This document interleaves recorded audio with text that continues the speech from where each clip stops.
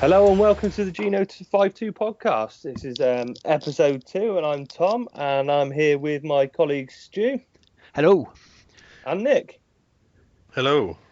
So we're back. We survived one episode and for some stupid reason we decided, that was all right, let's do another one.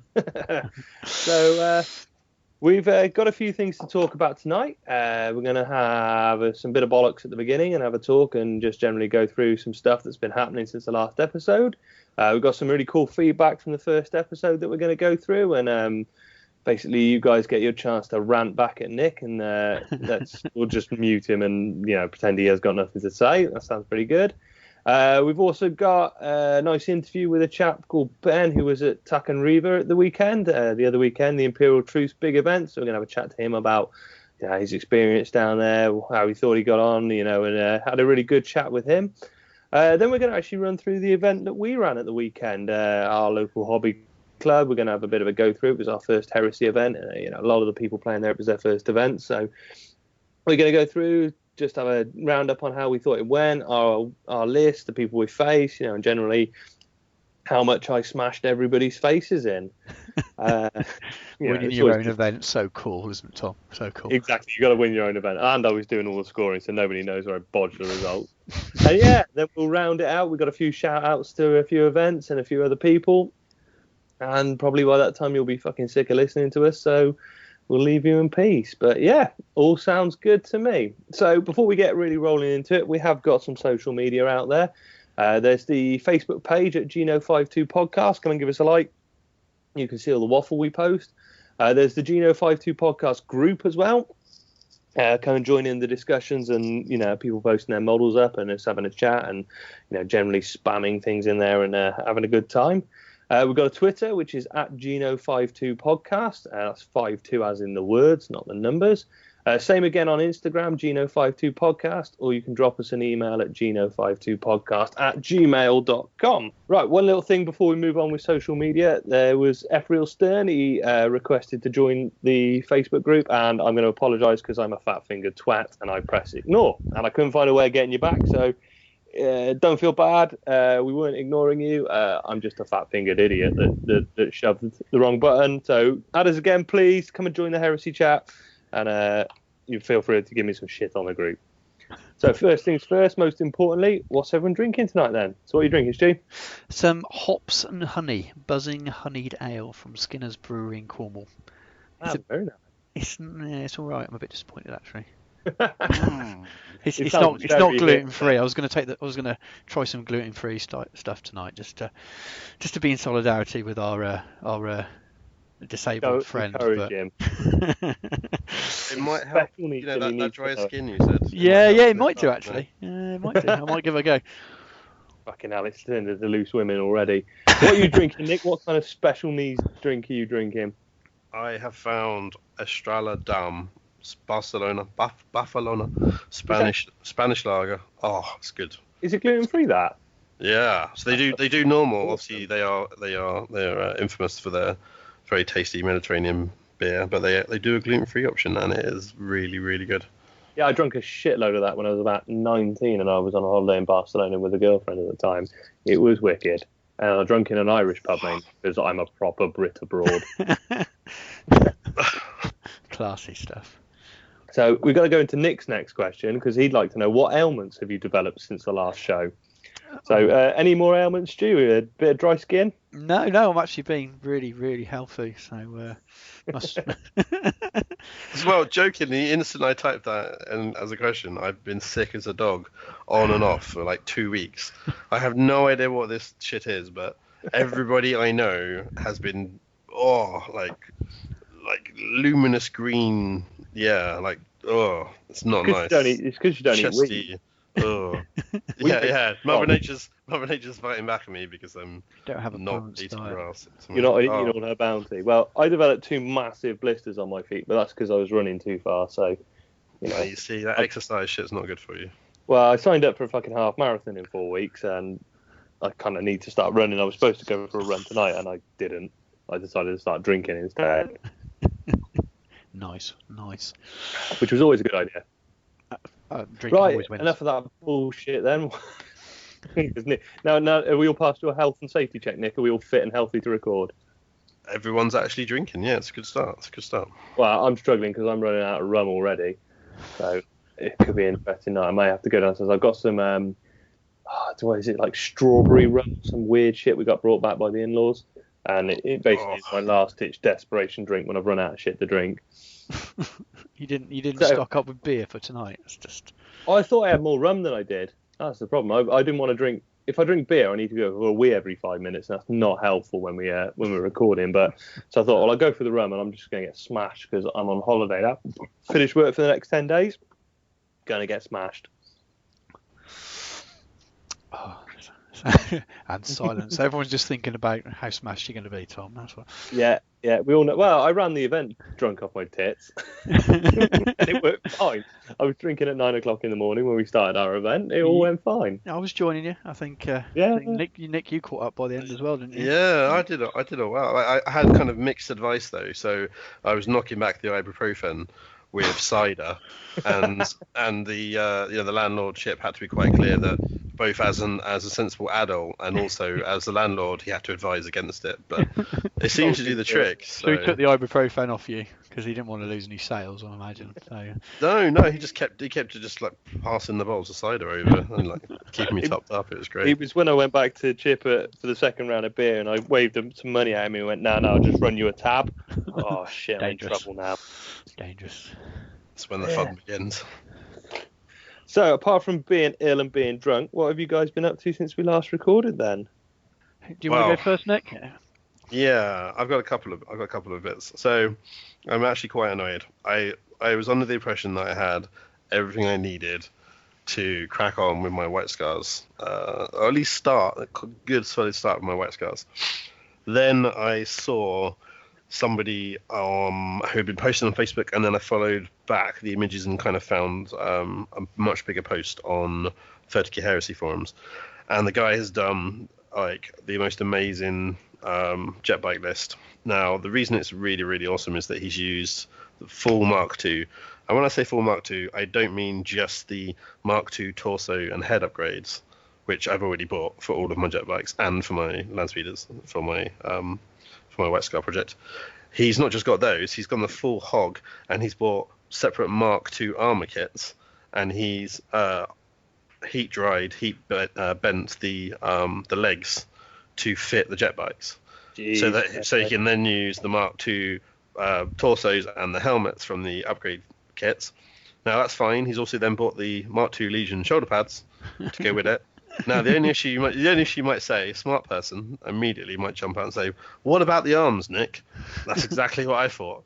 Like, fuck, he's done the arms as well. So he's got the arms from the Mark II armor, and it looks like he's chopped the hands off at the wrist, and then put those onto the. So it looks like obviously he's holding weapons. Some of them have got glaives, power weapons. Some of them only got one arm holding the handlebars. But then he's used the Mark IV hand from the jet bike kits on the rest of it. And you can't tell, obviously, the hand is pretty much the same across all of them, but some of the arms are noticeably different. So if you look at it and it's all Mark II and then there's more Mark IV arms, then if you're, really OCD like me, you're going to start chewing your lip and like twitching a bit. But he's done the whole lot, and I just sat there looking at it, just really angry. Not that it looked really good or that he'd done it before me, that it now meant that I have to go and order all the Mark II kits to do the same as him, because if I don't, I'm going to feel like I'm only ever going to be like 80% as awesome as this guy. Do it all in Mark 7, it would look great. Oh, get fucked. Right. So I did. So I've got it now, and I'm looking at it thinking, yeah, it looks amazing. And it is what most people have done. Most people have bought the jet bike kit, the Scimitar jet bike, which isn't actually anywhere referenced as being like a Mark IV jet bike. It's just a Scimitar. It is a pattern of jet bike. Yeah. To say it's quite a. I don't think it actually says it's a popular one. I think it just says.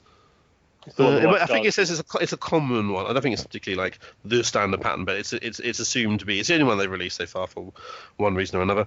But it comes with Mark IV riders. Now the issue with Scars is obviously for the vast majority of the Crusade they were off on their own, and then if you fast forward to the end of the Crusade, they were definitely on their own, cut off as a purposeful spoiler. They were cut off from the rest of the Crusade on purpose by Horus and whatever else. So you only ever really see them in Mark 2. They don't really do like solid kind of chunky slow breach actions, so they're not really Mark 3.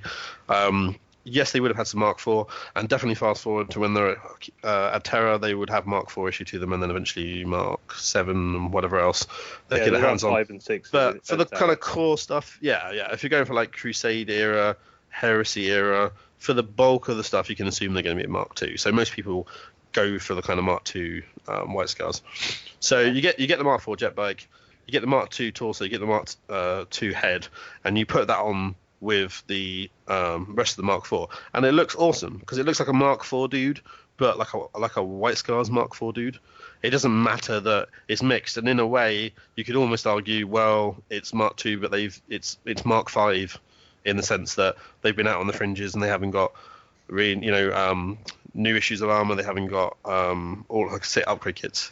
Forge World haven't sent them the upgrade kits. They haven't been reinforced with all the new kit, so that makes sense, and actually it still looks awesome. But now, because I've seen this guy and his amazing work, I'm going to be sat there like this little itch in the back of my mind going, your army shit, it's not as good as this guy's one. You didn't do it properly. You didn't do the full Monty.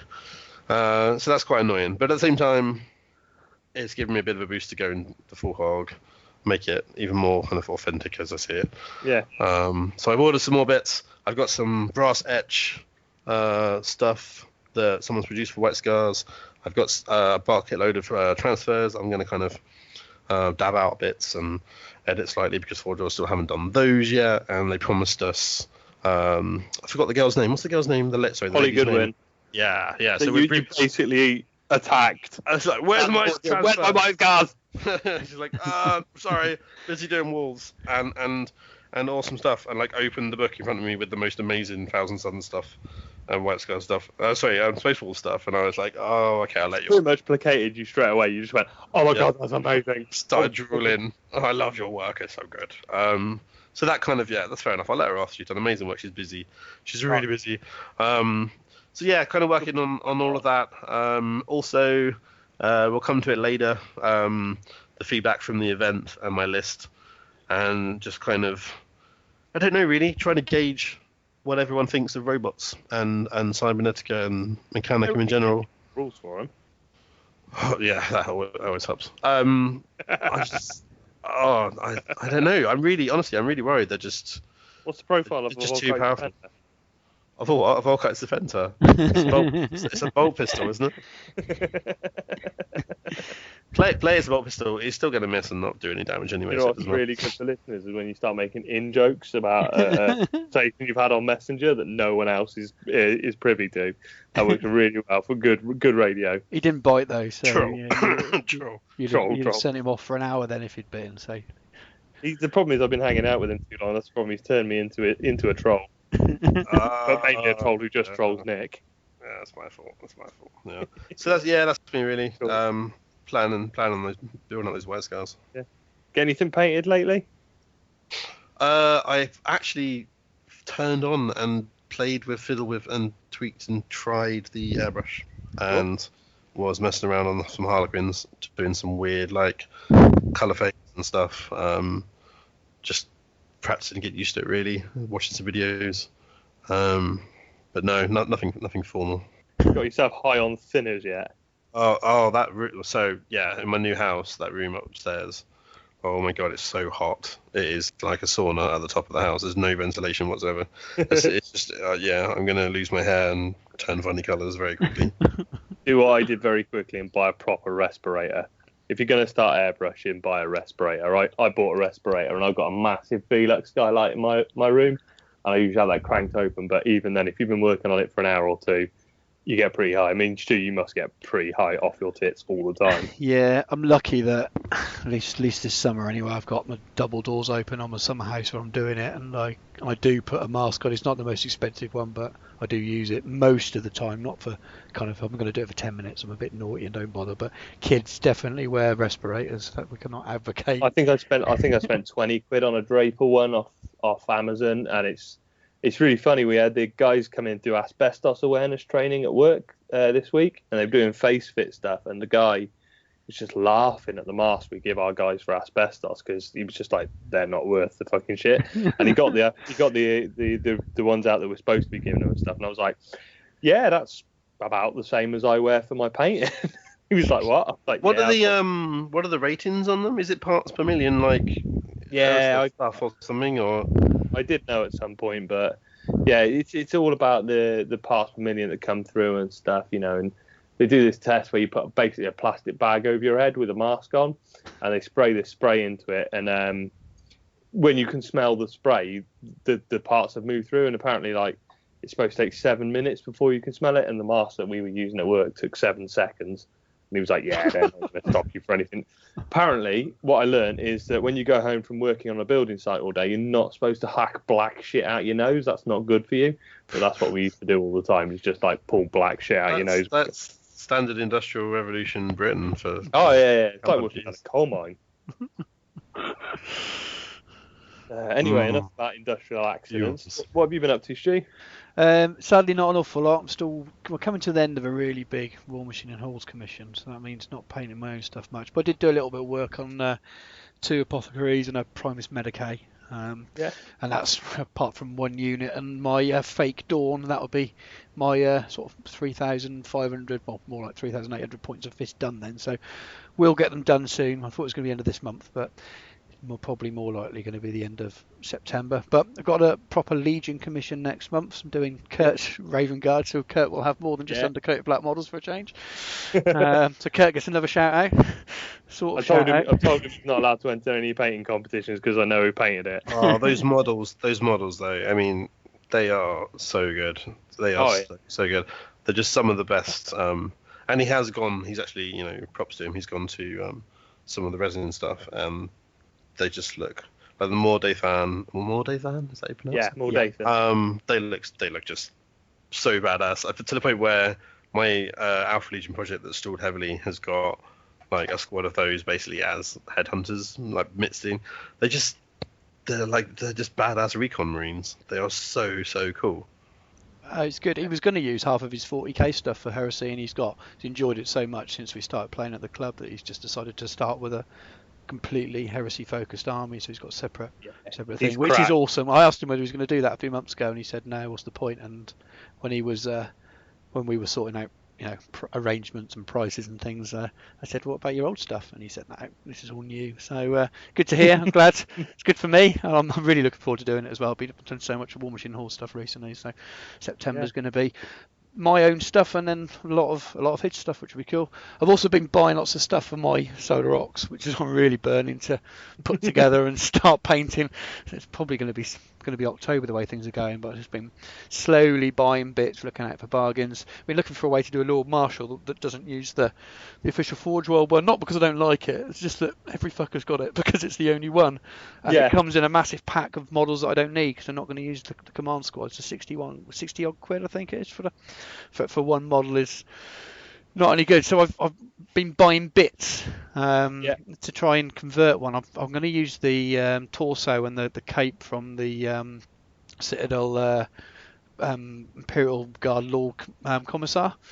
I quite like the kind of the breastplate, and it looks like it'll fit in with a little bit of hacking and green stuff and things. And I'm going to cut his legs out and cut the head off and use one of the spare heads I've got from the Las Rifle section commanders, and change it a bit, add a bit more hair with green stuff or something like that. And I've got some Scion bits because they got lots of lot more armor on, and I'll just file bits off and do some green stuff and see what I can make. If he's shit, and I'll end up buying one. But I want him to look different. I want something different, and if I spend 20 quid in total rather than 60, then great. So we'll have to Nick will have to approve it obviously before I'm allowed to use it, just in case there's too much 40k on it. But we'll see what he says, and if he says send yes it for approval. Yeah, if he says yes, then I'll be able to use it. I'll save a few quid. There's a bit of a backlog, but get the quest in, and we'll see what we can do. Ooh, okay. I'll send you a parts list now, so hopefully you can pre-approve them before I build anything. Nick is the conversion master. Nice. Well, I've been bubbling along. I'm just carrying on with my Ultramarines. Since I got, you may have heard on the Varangian that I kind of screwed my list up a bit. I didn't realise the Logos Lector couldn't deep strike, which was a bit stupid. But Anyway, made a few changes to the list. What's that? Sorry, what kind of deep strike? The logo selector, the Ultramarine Throttle War. You can't take any unit that arrives by deep strike. So the plan to take the Charybdis was a bit of a shit idea because I couldn't bring it in via deep strike because it's got drop pod assault. So even though it's a flyer, it has to come in by drop pod assault. So I couldn't take that, which was all right. It was a bit of a bummer, but it was all right. I therefore had a rethink and decided that I was still working on my policy of I don't want a Spartan, even though my Spartan is filthy and it kicked serious ass at the event. It's just I just didn't want to be another dude with a Spartan. I think Jody on the Varangian was having a similar conversation with Mark about just not wanting to be another dude with another Spartan.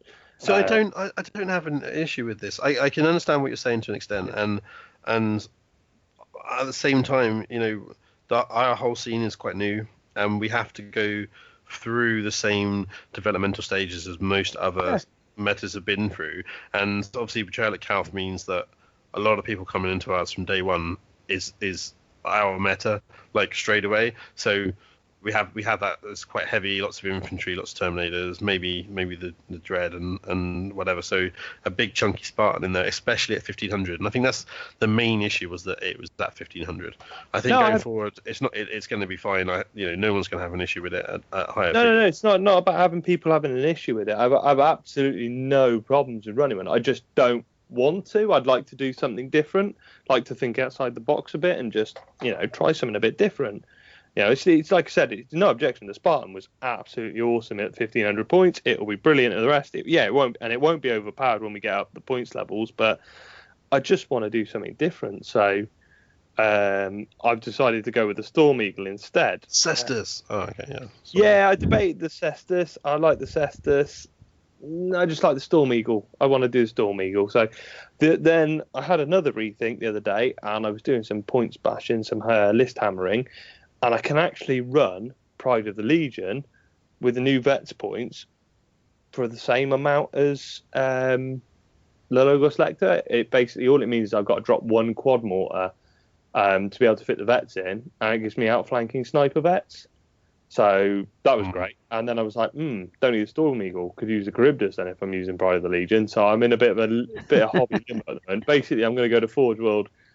Tomorrow I'm going up to Forge World. It's Friday night as we talk. I've managed to blag it in the holiday that I'm making one trip to Forge World and basically dropping the wife and the child off at the in-laws in Derby and blitzing to Forge World. And it may just come down to what I buy in Forge World depending on what happens. So we'll see how much the credit card cracks in Forge World. But so that's kind of put me on a bit of a delay because I've been thinking about what I'm doing. But I kit bashed up a chaplain. When I say kit bash, it wasn't that hard. I just got some Assault Marine Mark IV legs to give him a bit of a dynamic pose. Used Ultramarines upgrade torso, or Ultramarines upgrade head. Bought some wicked axes from Cromlech Miniatures. So he's got a massive axe to use as a Legantin axe, but it's basically like the size of his chest, the axe blade. It looks dirty, great power axe, yeah. Yeah, so we're going to use that as his axe. Done that, and I've been working on the Venator. I posted a couple of work in progress pictures up in our various social medias. I've been it's a Venator. For some reason, I thought it was just a Sicaran. Oh, tank destroyer, tank killing power. So that's really what I've been up to. Not a huge amount. So I've been too long. My time's been taken up with running the event and getting stuff ready and trying to get work ready for going on holiday as well. So that's been pretty busy. But yeah, that's pretty good. So should we rattle into some news then? Firstly, I guess, and probably most importantly, for somehow we've managed to pick up a sponsor already. As we probably mentioned before, we all game at a club called Pork Chop Gaming, which is run out of Incom Gaming. Chip, the landlord at the pub that we play at, owns Incom. He's trying to great centre for tabletop wargaming in Gloucestershire in the UK.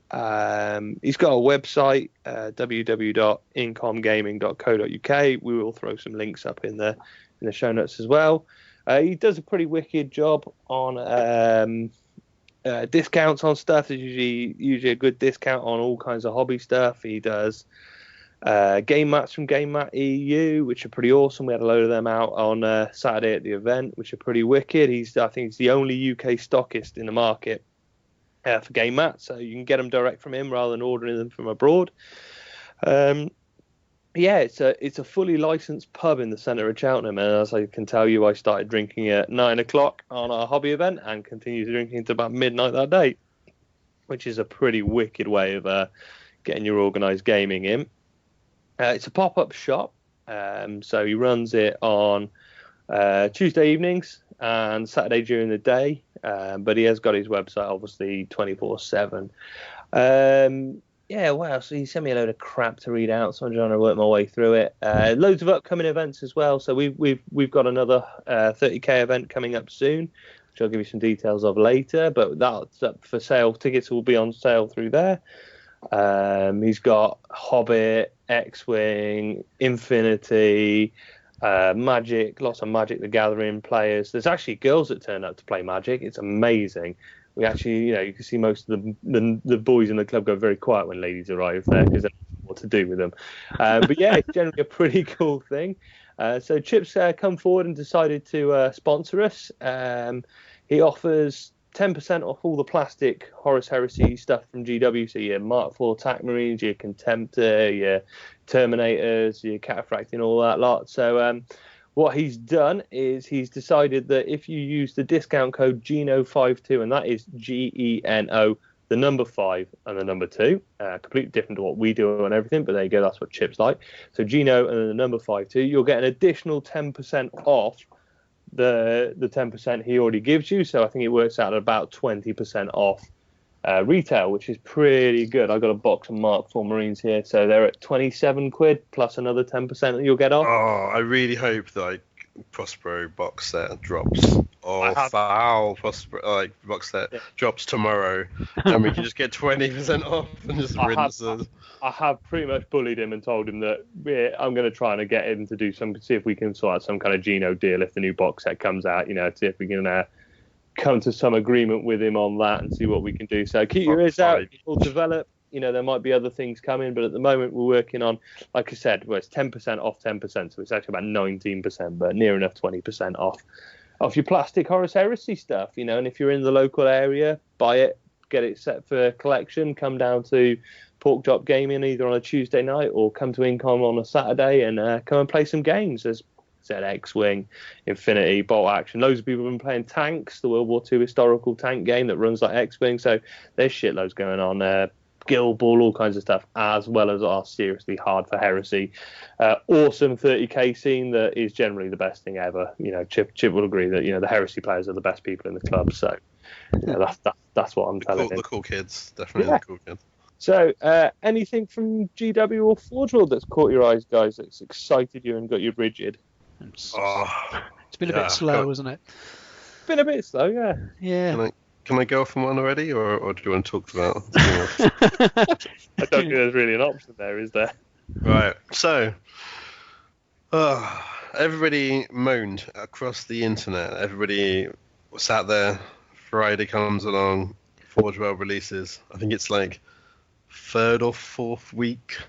Everybody sat there waiting to swipe their credit card, and there was nothing new. And then everybody across the world, a big collective sigh as we saw this weird, tactical, I don't even know, a bundle. I'll call it a bundle. So you get 20 TAC Marines, you get 5 torsos, you get 10 heads, you get 20 shoulder pads or something weird. Yeah, a bunch of it does work out as actually you do save money. So if you were to buy those individually, it does save you money. So nobody can do the usual shill, nonsense, blah, blah, blah. It actually saves you money. So it's quite a good bargain. If you were going to buy those and you want the upgrade kits, you want 20 TAC Marines, whatever. So that's awesome. Somehow, loads of people across the interwebs managed to miss that they also released the Forge World, what are we going to call them? Decals? Decals? Water transfers to stop stickers. arguments. What? LSD tabs. What? LSD tabs. LSD tabs. LSD tabs. Okay. The Horus Heresy, Space Wolf, and they are Space Wolf, not Volca Fenrica, Space Wolf water slide transfers. Is that what the water slide transfers? So again, go back to earlier, and all praise to was it Holly Holly the lady. Holly Goodwin. Amazing work. But there has already been some angst and some teary eyes. There were some tears shared across the interwebs today. It seems to be a very much a split divide between the pre-Forge World producer models, like the old school, the old guard, the real cool kids of Heresy, and a lot of the newer people, myself included. There's also a split in the Space Wolf community though, because there's a few issues with some of these transfers, right? Forge World have made some very clear decisions with this. Okay. Yeah. Firstly, if you look on the banners, it says Space Wolves. Yeah. It does not say Volca Fenrica, okay?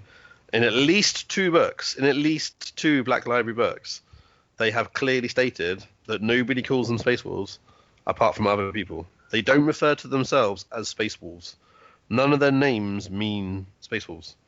None of their, they don't have High Gothic or Fenrisian. None of it translates as Space Wolf. That's not what they call themselves. That's not what they refer to themselves as. Why would they have a banner, their own banner, that says Space Wolf on it? Okay? So Alpha Legion infiltrators. So a lot of people have an issue with that. Yeah. Believe it or not, I actually don't give a fuck because I don't really care about Space Wolves. I think they're awesome, but I don't think I'm going to do Allegiance. I don't really care. This might be, you might correct me on this, but as I understand it, the Volca Fenrica is the name they sort of give themselves, amongst the hearth, and that's what they refer to themselves as. The Space Wolves is what everybody refers to them as. That's the terms other legions, other parts of the Imperium give them, and they are quite happy to play up to that name and that connotation and that, and they are quite protective of their culture within the Legion. Is it Prospero Burns where they have the chap who goes from Terra to the Legion and becomes the remembrancer for them. They give him a slightly different name, but he's their remembrancer essentially, saga teller. And they basically know he's an infiltrator from the Thousand Sons to begin with. But the impression I get is they have definitely got two cultures. The impression they give to the outside world, which they're happy to play up to the Space Wolf and the brutal executioner. And they're more considered and tactful and private side to them is kept within Fenris and kept within the Legion. So maybe it's a ploy. They're happy to use the cognomen Space Wolf outside of on their external banners they give out to keep that up. You might come back to me and say no, that's complete horseshit, but that's to me how I understand it. Be interesting to hear what Forge World have to say about it if they were questioned, wouldn't it? Yeah, definitely. I mean, but again, they must have made a conscious decision. There's no way one of if not, I'd maybe go out there on a limb and say the biggest, most popular Legion. I think they're probably tied. They're probably tied with Blood Angels. So maybe they've been told, no, you have to call them Space Wolves. Yeah. Well, that wouldn't surprise me at all. Do anything on a whim, which would be a shame. I can see that being done. Again, ultimately I don't really care, but it was just an interesting thing that I saw people discussing, and some of the hardcore guys were like, "That doesn't make any sense." Like if we're talking about Forge World release, we're talking about being in line with the Black Library, which is what majority of it aims to be. That is not, and somebody has made a clear decision to do that, which is fair enough, but. The main topic of discussion I've seen from today is the actual painting of the models they've used. So that's the second point. Yeah, the second one was it's very clearly a completely different studio scheme. Wow. The guy that painted this and did the transfers, it's completely different from the tactical marine that we've seen with the upgrade kits. It's completely different from the Dreadnought Contemporary Dread that we've seen painted, and it's completely different from the color plates. They were all very dark. Grimy, gritty grey, and this guy with the transfers on is a very traditional Space Wolves 40k blue grey. The discussion and what the conversations I've been involved in today have shed some light on it, that it's actually the staff armies, it's not the painting studio armies. So these are the armies produced. You know, a lot of them are the armies by just sort of regular staff members. Hence, they're not of the style that we've discussed. You know, they're done by other people. You know, they're done in the way they want to do them. That's at least what I've been informed, and it does make sense. You know, that it's not done by the painting studio. They definitely, some of them that are closer to the sort of, I say, official original paint schemes that were brought out. So the ones that were showing off the transfers that was released today, that's someone's staff army. Yeah, so you've got the 20 tactical squads, all the bundles, and there's a picture with each one. As far as I believe, they are staff armies. They're not official. No, I don't say not the word official, because that's not right, because there is no such thing as the official paint scheme. They're not done by the studio painters. They don't really have studio armies Forge World anyway, do they? They're not the same way as the main. They don't have a big enough team to do that. I phrase it this way: it's not the Matt Cain painted stuff, if you know what I mean. Yeah. Try desperately not to just bloody name drop again, but it's not. So again, the previous ones we've seen that were photographed and have shown off the torso upgrades, and the ones that are at the open days and a number of events were matched in the color plates. Yeah. And this one doesn't. So again, somebody would have had to have made that decision. Somebody would have had to have approved it, you assume.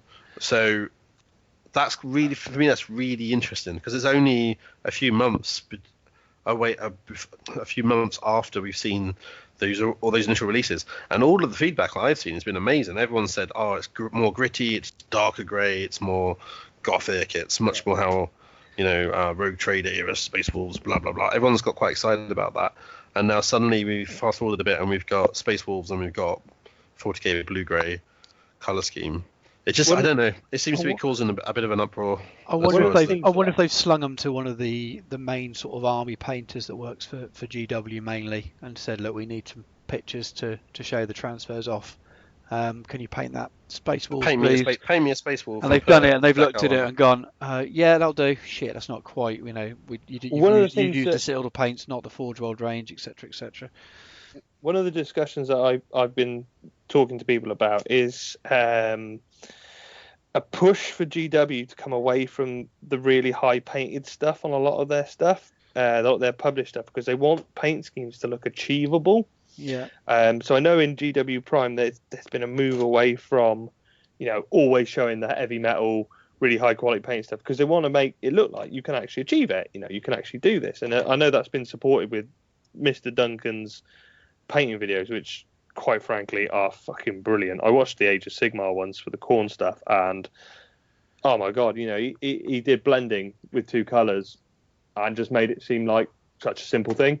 A really nice, easy method. The quality of the video and stuff was fantastic. And actually made me go, I'm actually probably going to take the Incom Gaming Khorne Age of Sigmar stuff home to paint for Chip, because I actually really want to just do it like he's done it, because it looked freaking brilliant. And I think there's a push towards that, making stuff means more achievable, which I don't kind of agree with Forge World, because I think if you're buying a Forge World kit, you are at, you're expecting to work at a higher level, if you know what I mean. You kind of, the modelling's more, the painting's more and stuff. I don't think. What's the chap's name from those videos? Duncan Rhodes. He's my hero. Duncan. For some reason, I cannot see. I can't remember where I first saw it, but when he first did one of his videos, somewhere on 4chan TG or somewhere, someone had done a meme with him and Fry from Family Guy.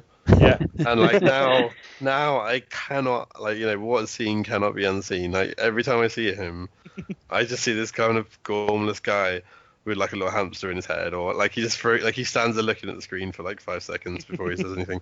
But yeah, his videos, we've talked about this a lot before in private. His videos they're fantastic. They're Whenever somebody talks to me about wanting to paint an army or where to start, especially people who are getting on the road with painting and want to really start getting moving with it, I point them to them. I say, go and watch them.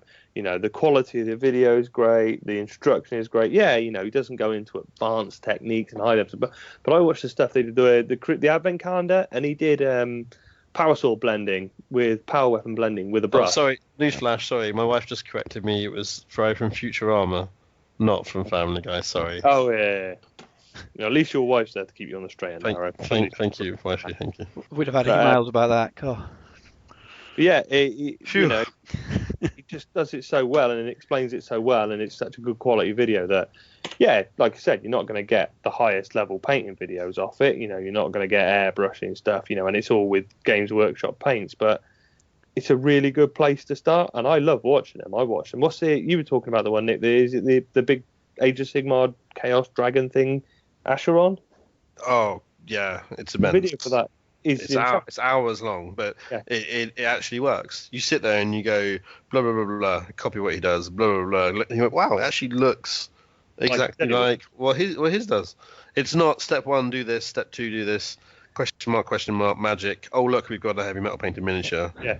using different paints and different brushes and different techniques than we just told you how to use. It actually is, and you can watch it, you can pause it, you can do what he just told you to do, and then he shows you a comparison shot, and you can think. And as you say, it's about accessibility. It's about people actually feeling like they're progressing and learning and being able to do what the guys on the screen are doing. So yeah, so I think some of that maybe translating over how to their, they're displaying the Horus Heresy stuff. They're maybe pushing for a slightly more accessible level of paint scheme. Because it's becoming more mainstream. It's got a GW release. There are more people playing it now. Maybe that's what it is. I'm not saying that's the answer, and that's why they're painted like that. But that to me seems like would explain sort of why we're seeing slightly different paint schemes and a more 40k style of 30k model, being displayed. I'm all up for I like the older way of doing it, the heavy weathering, the more gritty, grimier stuff. But in the end, each to their own. And if you like painting something your way, paint it your way. There is a line to say, it is future historical wargaming. There isn't a push towards not accuracy. I've got the pages from the Tempest book with the Ultramarines, shoulder pad markings and the helmet markings up on my wall for when I do my stuff, because I want to, kind of give it that feel. What really pushes that for me is I want someone to come along to some of these events where people go, oh, it's your hobby, man. Just relax, bro. Do what you want. I want someone to come along to those hobbies with a full Hello Kitty, bright pink and white army themed, or like, I don't know, Teletubbies or some shit. Painted really well and modelled really well, but just nonsense crossover and be like, dude, it's my hobby. Yeah. Play against my army and then see the look on their face when they just don't enjoy it and don't get immersed in it because it's fucking ridiculous. Yeah, like I said, I think I tread a fine line. There's a fine line to tread between doing what you want, your take on things, and not spoiling the immersion. Yeah, 40k, you've got the thousands of chapters and scope to do whatever you want. In Heresy, there's legions, and if you're going to play a main legion, there is documented evidence of how they do things. Now, I do simple things like all in my army, all my infantry have the left knee pad painted gold, and all my vehicle have white markings on them in indents to the chassis, and that's my way of tying my army together. And that's obviously my bit of creativity onto what I'm doing, but I'm obviously sticking fairly close to the Ultramarines. There is a scope now, especially with the Black Shields, to go and do a bit more of what you want, if that makes sense. You Black Shields is your creativity. If you want to do a fucking Hello Kitty Black Shields, fair play to you. Yeah, like you said, it's probably not going to suit the tone of the Heresy in the game. So you mentioned the Black Shields. That does give you that scope to say, this is my chapter. This is my band of pirate marines who've been cut off, and they've said, what, fuck you all. There's 5 different Primarchs trying to say they're in control, and there's this Second Empire, and there's Horus, and God knows what the fuck else is going on. There's 20 of us on a transport.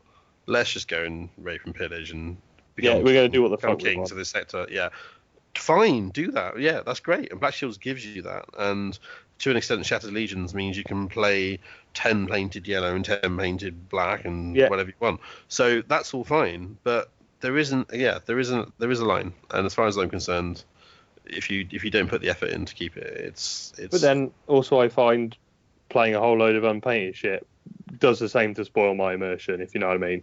Totally. Unpainted Spartans, they ruin my immersion. Hey, it wasn't unpainted, it was stealth. Spartan. Raven Guard Spartan. Yeah, for when we get to later, I decided to make my decision to not run a Spartan too late to change what I was doing for the event, so I ended up with a unpainted Spartan, and after hassling everybody for weeks to play fully painted armies, I turned up with a non-painted Spartan, so fuck the lot of you. I was happy. Basically walking around town with what do they call them? The cheese boards? What do they call the big double-sided like poster board things? People get paid for advertising. Sandwich boards. Sandwich boards. You were like Mr. Fully Painted is for closers. You were like naked, like in what's that? Die Hard or whatever it is. Yeah. Where they make him go to the ghetto and he's like, has something about blacks, whatever. He's gonna get shot, and that was you. You were walking around for months, fully painted for closers. You're all noobs, blah blah blah blah, and then you turn up without a fully painted army. Yeah, but asking for it. Yeah, but I won the event, so screw the lot of you. Cheat.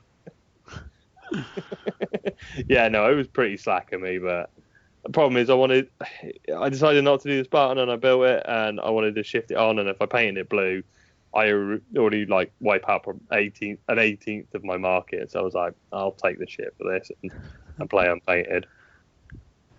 To go back to what you were saying anyway about the sticking to colour plates and things, I think there's so much variance you can do anyway without really breaking away from what would be considered acceptable Legion colours and things anyway. I think there's so many different versions of where people put accent colours, whether that's white on Ultramarines or black on Imperial Fists, and I think there's loads and loads of variants there, and I don't think it really matters, to be honest with you. I'm not so worried as long as you can kind of get a general idea of what it doesn't bother. I'd rather see it painted. But... Dude, don't get me wrong. If you turn up with any variation of grey, any my wife's telling me off again. Apparently, I can't tell my colour. I can't tell between colours. Apparently, I'm colourblind in some shape or form. If you turn with Space Wolves and you're on the grey spectrum, then you're probably going to about look at them and go, "Oh, Space Wolves." You're probably going to have plaited Space Wolf pubes all over them as well, so you'll be able to see that they're Space Wolves. That's not too much of an issue. But if you turn up with yellow Space Wolves or white with black shoulder pads or whatever, you better have a good reason, and it better be cool, and it better be from like a book that someone's released or some story of some sub awesome elite group who like once smashed some orcs and built a tower out of them that looked really cool. So Lehman Russ said, "Wow, you're allowed to paint your armor white because I think you're funny," or something like that. Like there has to be something. Or you come up with some really really awesome fluff that actually makes sense, not as in they were a bit dirty and they found a pot of yellow paint and they thought, well, it's better than nothing. Yeah, it's close enough. They were all, due to the genetic mutation, nobody realised that all Space Wolves are actually colourblind. So if they don't have anyone around to paint their armour grey for them, they end up just using any colour, and therefore this is why my army's yellow. Doesn't fly. You don't really see much of that anyway, though. I don't think it's a major issue, to be honest with you. No. I haven't seen anything heresy related that's as extreme as the Hello Kitty kind of stuff. No, it's just said. The main thing is, I think that people are saying the miniature on Forge World isn't right. It's like, well, no, it is okay. It's just somebody's take on it, and then there is a line between somebody's take on it and somebody sort of not getting the theme and the sort of general ethos of heresy and what the game and the community is trying to achieve, with maybe a bit more historical accuracy and a bit more sort of lines down that way. There is reason, if you want to go nuts, the occults and militialists, you can just do what the hell you like and come up with your own paint schemes and go nuts. A Hello Kitty militialist, fine, whatever, but it sounds like people are thinking too much into it, to be honest with you. I honestly believe that paint scheme on the website is they needed something quick to show off the decals on or transfers on a model, And they're a small team at Forge World. They don't have the luxury of having studio painters who are going to do whole armies that are going to be in white dwarfs and things like that. They just need someone to paint it, and I reckon that was find someone to do it. We haven't got the manpower for there to be an official Forge World colour for every army with all in cabinets in Warhammer World. They just don't have it. So I just think it was a matter of find someone that's reasonably good, paint them, paint some wolves, stick the decals on, and Give us a take a photograph, and away we go. is.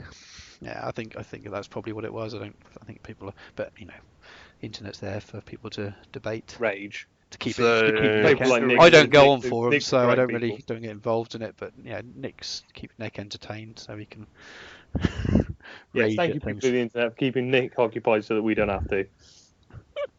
Done. Let's put the wolves out so they can go and piss up against a lamppost or something. The other, it's not actually out, but the other absolutely amazing release, which I am smiling about, and I've been looking forward to for a long time. Does anyone know what this is? It's out tomorrow, Saturday, the 20th. Black Library. Praetorian of Dawn's out, isn't it? Oh my God! Praetorian of Dawn by John French. How many relation. Marines is he going to bitch slap across the Phalanx this book? Oh, it looks so good. Just the cover art. Oh yeah. God. I seriously need to catch up seriously so I can read that. About 10 books. Legacies of Betrayal, but I don't have it on audio, so when I'm painting I don't get to listen to it. I've got the next sort of 4 afterwards on audio, so as soon as I've ploughed through it I can start listening. I can read, listeners, it's just that I don't have an awful lot of time. I sort of get to bed about midnight and I'm asleep 10 minutes later, and it's very hard to read a book traditionally at the moment with the little one and with working every free minute that I can, so audio's been awesome for me, and I just don't have Legacies of Betrayal on audio, and I'm not going to go and buy it because it's a short story book, and as well it's all right, it doesn't sort of super excite me. So Don't believe him, listeners, he's illiterate. Shh. No, but you're gonna. I thought you were going to read it to me anyway, Tom. I invited you yesterday. You didn't say no directly, did you? So I think you should read it to me over Skype. Invite. Yeah, just read it to me over Skype while I'm painting. I know I said I'd do it in my best Stephen Fry voice. I think that was actually my response. Yeah, I think we went on a bit of a tangent after that, though, didn't we? Stephen Fry voice. And then I think I started sending you inappropriate Harry Potter audio clips. I didn't know Harry Potter porn existed, but apparently you did. Oh, God. Like I said, I think I was on a bit of a dark side of the internet day, especially with that Pikachu dance as well. Well, apparently Stephen Fry does like them young, so. Parody national treasure, Nick. Sorry, yeah, that's slander or something. Well, it's not really, is he? Because his husband is a lot younger than him. That's a fact. He likes Harry Potter porn. Moving on. Back to Praetorian of Dawn. Oh my God! So have you been reading the short teasers they've released each day for the last week or so? I think so. Yeah. It looks. Oh, so good. So we've definitely gathered that it's obviously set in Sol System. It's all about the Alpha Legion having realized a lot earlier than, by the looks of it, anybody. I mean, this goes back to a lot of the earlier books, but Legion they knew long before, didn't they? Yeah, literally years before the heresy, and by the looks of it, even before the word bearers were like sorting out their own house. And I think the word bearers were on their vision quest, weren't they, at about the same time as Legion? Yeah. So, but it looks like, again, there's going to be more explained, hopefully, not necessarily in Praetorian of Dawn, but in other Black Library novels. It looks like it wasn't just the Cabal warning Alpha Legion and them being aware of stuff. They seem to be aware of chaos and other worldly stuff before everybody else did, for some reason or another. So that might be explained later on as well. So that's quite interesting. Well, I remember reading Legion, and the impression I got from the reaction of Alpharius and Omegron wasn't of, oh my God, there's chaos. It was more kind of, oh my God, the Emperor, and Horus. They seem to be perfectly aware of chaos, especially when they were battling the people they were fighting in Legion. They were quite aware that they were chaos worshippers, but it was more the revelation of the Civil War that seemed to be a shock to them rather than the actual revelation of chaos. So I think But then we don't know where Alpharius and Omegaron were before. They may be, the civilization they were in before they were discovered was aware of chaos, because there's definitely, is it the Interex in one of the first books where where it basically all kicks off for Horus and all shit goes tits up. They seem to be quite aware of chaos. So there's clearly other civilizations out there who are aware of chaos. It does seem like pretty much everybody else apart from us, for the most part, the dumb humans blindly spread out amongst the stars. Well, blindly. They're shielded and kept kind of naive by, purposely by the Emperor. So that's one major reason. But so you got that angle. You definitely got that angle. Yeah. But it's years earlier. They sat there, and they're not just the secret police. They're not just intel gatherers. They're not just putting people in all the right places years before, whether they are knowing in like space marine operatives in other legions, or whether they're actually human covert agents, or they're brainwashed people who are waiting for a code word to Jason Bourne style to activate them. So one of the earlier teasers, I think it was about 2 days ago, was talking about how there's different levels of operatives. There's ones who know absolutely nothing, and then they'll get a code word with their lunch. They'll be eating their Chinese, and then they'll get to the fortune cookie, and they'll open it up, and it'll be it'll be red octopus, and they just flip out and kill everybody in the restaurant or something, or they go and assassinate the local head of the KFC, or I don't know. They have a mission to do something, but then there'll be counter missions. So there might be 4 different phrases, and they'll be activated to do one, and then partway through the mission something may change, and they'll get a second code word somehow, which actually completely changes the parameters. That was it. Yeah, the parameters. Yeah, that was it. And it's just, it's typical Alpha Legion lies within lies and secrets and bullshit. Oh, it's awesome. So we're going to see the Alpha Legion years before, definitely years before the Heresy. Years before probably the end of the Crusades proper as they were. They're already in place. They already are planning for if shit happened, not necessarily the Heresy, but if they ever needed to, I don't know, if they ever needed to take down Sol's defenses, if they ever needed to take control of Mars, if they ever needed to make a way for somebody to an invading force to get to Terra quickly. They're building this shit in place. They are putting people in place already. Years before anybody was even considering this stuff. Everyone else is marching around going, yeah, Space Marines, and these guys are just go, yeah, put that guy there and bribe him, and it's going to be so good. And regardless of whatever else happens with all that cool kind of espionage shit, at some point we might actually see what we think is Alpharius beat the shit out of Dawn, which is or get his ass kicked by Dawn. No, not a chance. I can't believe you're rooting for Imperial Fists in that lineup. Ugh. For Stuart too. Even as a Fist player, he's a bit of a dick. I'm hoping that I don't think he's become a likable character, but I'm hoping that he'll be developed into a character where at least people understanding a little bit more about his personality and the way he is.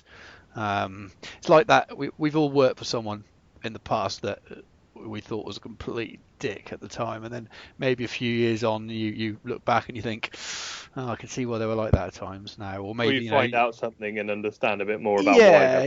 You might be, you might move on and do their role or something, do their job, and then you realise, they're like that because they wanted to achieve this. I'm hoping we kind of learn a bit more about his character. I don't want him to change. I don't want him to suddenly be cool, popular. I want him to be, I don't see that. I can see why people play up on that. It's a bit of a joke though, isn't it? It's a bit of a meme. Well, how many kittens? Isn't it funny? Yeah, how many kittens is he eaten, and how many first in line is he smashed across the room with the back of his fist or whatever. But I quite like he's a no nonsense Mr. Stoicism. I don't think he needs to be likable.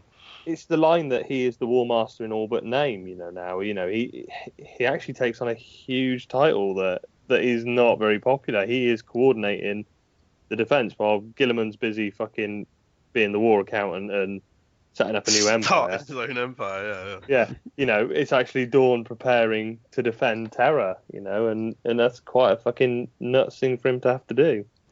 yeah, it's I don't know. We'll see, but I agree with you. I don't think they're gonna suddenly change him to be a different character. I just maybe they'll open him up a bit more and explain a bit about why he is like he is, rather than just Daddy doesn't love me as much as everyone else, or the usual excuses.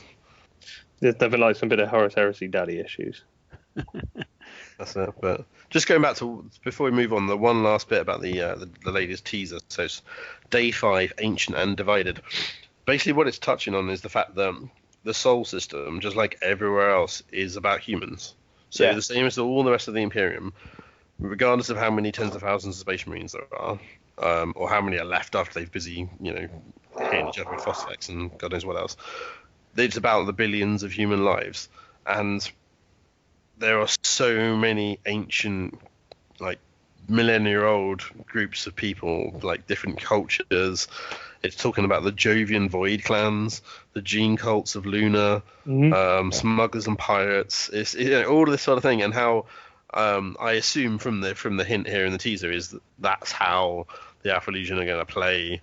They're going to play things. Obviously, they're never going to do anything direct. They're going to get the pirates to piss off somebody, to not pay off somebody's debt, to sleep with somebody's wife, to kill someone's pet dog, to mean that the postman's late, and all this kind of shit, ultimately leading to somebody turning off a planetary defense weapon system or something. They're not going to do anything straightforward, and all of that is all about having these right people in the right place, and all of these cool different kind of the exploration of the human side of the Sol system and what it actually is in this timeline. And we haven't seen much of that. We haven't seen like who humanity are in that kind of part of space or that part of time. Yeah, definitely. Cool. Anything else then we're excited about, heresy-wise or non-heresy-wise? Or I think we've covered quite a lot of the exciting shit coming up, haven't we? 40k, Harlequins. Oh my god. No, sorry, moving on. Yeah. Cool. Anything you want to mention, Stu? I've been looking at since we started last month, and I thought with Nick's lovely sort of rant section, it'd be nice to sort of share some of the more positive things that we see on the groups and things. Meant that tongue in cheek, of course, but I don't really go on forums and things too much, but I do frequent a lot of the Facebook groups, and there's usually so much cool stuff on that. I think the standard of hobby in heresy is across the board. I don't think I'm involved in lots of games. I don't think I've ever seen a standard overall that's as high. Usually get the odd good painter in other systems, but heresy stuff, it just seems to be that people are putting their heart and soul into it and lots of time to make sure their stuff is spot on. There's some really good stuff around, but I spotted a couple of things. One's a blog that someone links a lot on the Facebook groups. I think his name's Rob Hill. If it's not, apologies. He does a blog called 30k plus 40k, and it can be found at 30k plus 40k equals affinity.blogspot.co.uk. But it basically takes a unit each time and reviews it. And as a newish player, I find it really useful. It just sort of there was a one for the Lord Marshal for the Solar Auxilius, so obviously drew my attention, and he just breaks it down, talks about the options and what's good and what's not, and I just think it's a really useful thing. So if you haven't come across that, search it out and have a little look, because he reviews lots of different stuff all the time.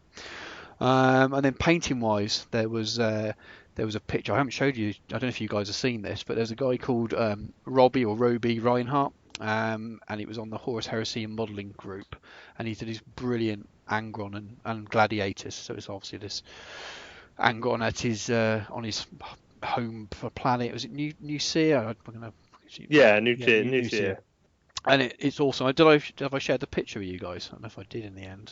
No, I think I saw it because I'm part of that group too as well. And there's some just thought it was. I don't know if Nick's seen it or not, but it looks awesome. It reminds me of some of the barbarians and things that you saw in the Rogue Trader days, where people would have barbarians fighting against Space Marines and things. Yeah, a lot more of that somebody kind of stuff back then. Somebody put awesome. it in the Oh, did you say the painting Horus Heresy painting and modelling group? There's a few groups like that, but yeah.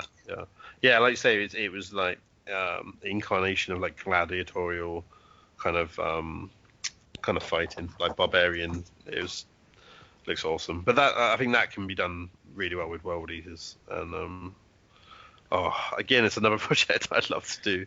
Really, But I just thought that's cool. There's no, it was really different as well because most of the stuff you see is standard Legion stuff, and I just thought that just reminds me of oh, there's a lot went old into school it. stuff, Yeah, and yeah. it just loved really good paint job as well. Not just the conversion work and things. It just looked old school, but looked really well done. The guy's obviously a good painter, so I'll be looking out for his work.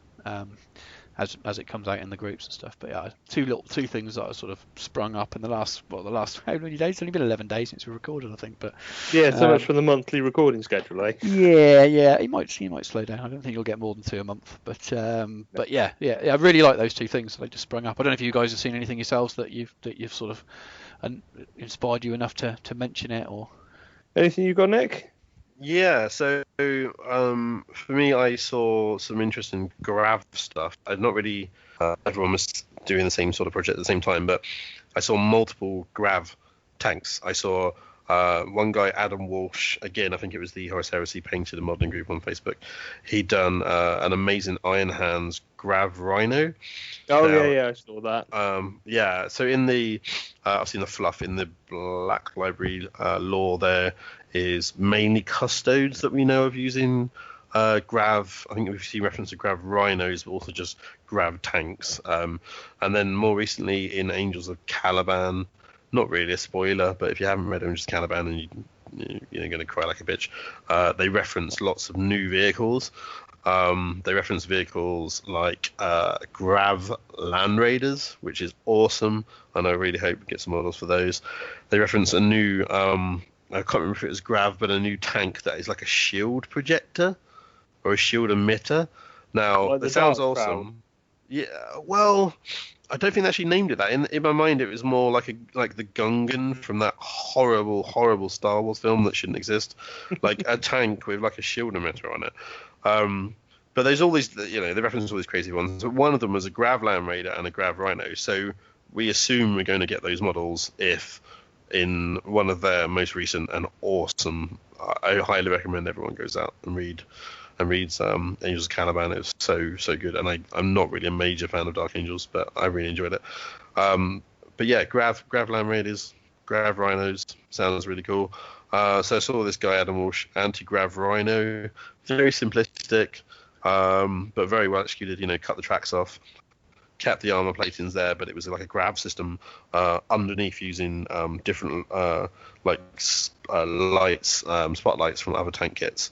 And then it had like a lightning kind of blue grav backwash and some OSL. Again, very simplistic, but it looked really cool. Like it worked really well. And I remember just thinking a while ago, why have we not got the earlier Crusade stuff? Why have we not got anti-grav rhinos, anti-grav land raiders and stuff? So seeing people do really cool stuff like that is pretty inspiring. Cool. So yeah, Adam Walsh, you get the thumbs up Nick seal of approval for your conversion. Awesome, nice. Yeah, some good stuff about in there. I mean, I've seen loads of good stuff lately. I've been pretty hectic, so I haven't thrown anything down. But the Horus Heresy Paint and Conversion Modeling group, really good group. 1 hour a night, I really like that group as well. There's some good stuff on there. Not always heresy stuff, but it's quite a good community. There's some Crusade and Heresy stuff. There's some really good groups out there, on the Facebook that you can get involved in. So I think we'll move on to some listeners' responses then, shall we? So, too much fucking wolf. Hashtag too much fucking wolf. Seems to have kicked off a good debate. So I'll start with some listeners' responses and I'll let you guys come back on what you think with that, yeah? Go for it. So the first one we got was from John in Brisbane. So we've already made it to the Australian scene already, which is frankly nuts that somebody in Australia has listened to our bullshit. But he wrote in, he said, just listen in the car to you guys. The word for out-of-time objects and concepts is anachronisms. Is that right, Nick? You think was that the word? Yeah, that's the one. Yeah, cool. Yeah. So awesome. So loving the podcast. 5 out of 7 would list again. I love a 5 out of 7 rating. It's definitely the best rating you can get. As a kit basher myself, I try and find some matching pieces. I've found a lot of characters are actually much more underwhelming. Only the Primarchs tend to stand out massively. Was gutted when the 40k 40k Apothecary has the crux on his shoulders. Spent a long time grinding down Marines from Dark Vengeance sets.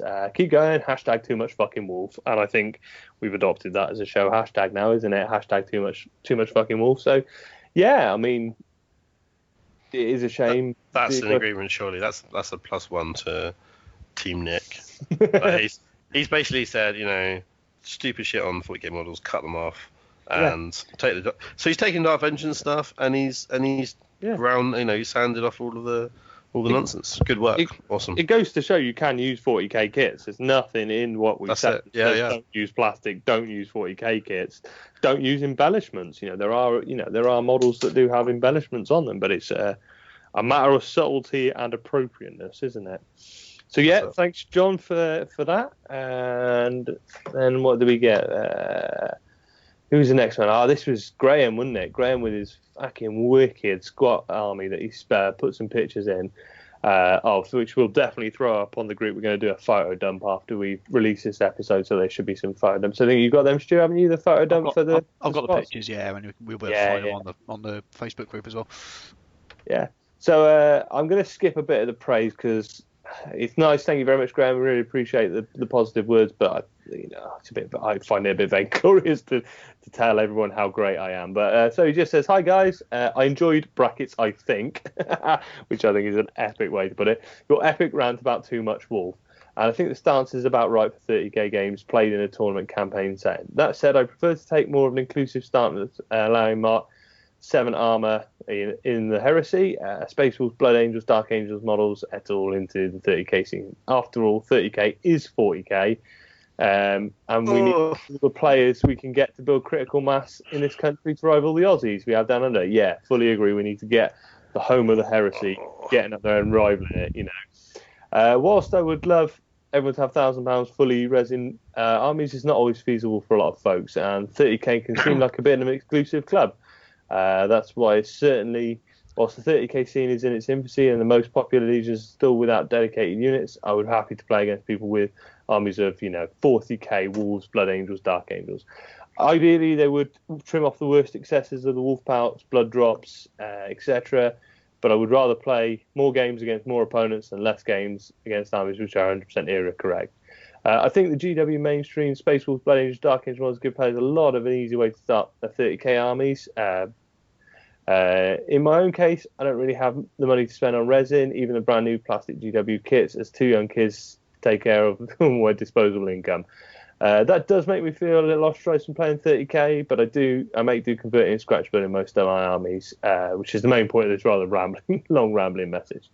How do you feel about playing against heavily converted armies and counters models? 2 main forces are Space Wolves Unification Era veterans and Squat Solar Auxiliaries, and he's stuck some pictures on which we'll definitely bash on.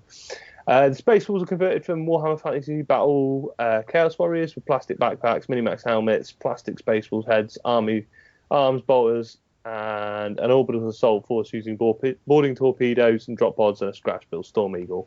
So I've got a cut in there. So that's shut up. There's like 3 more lines. Okay. Let's give the man his chance. You had a whole episode to rant.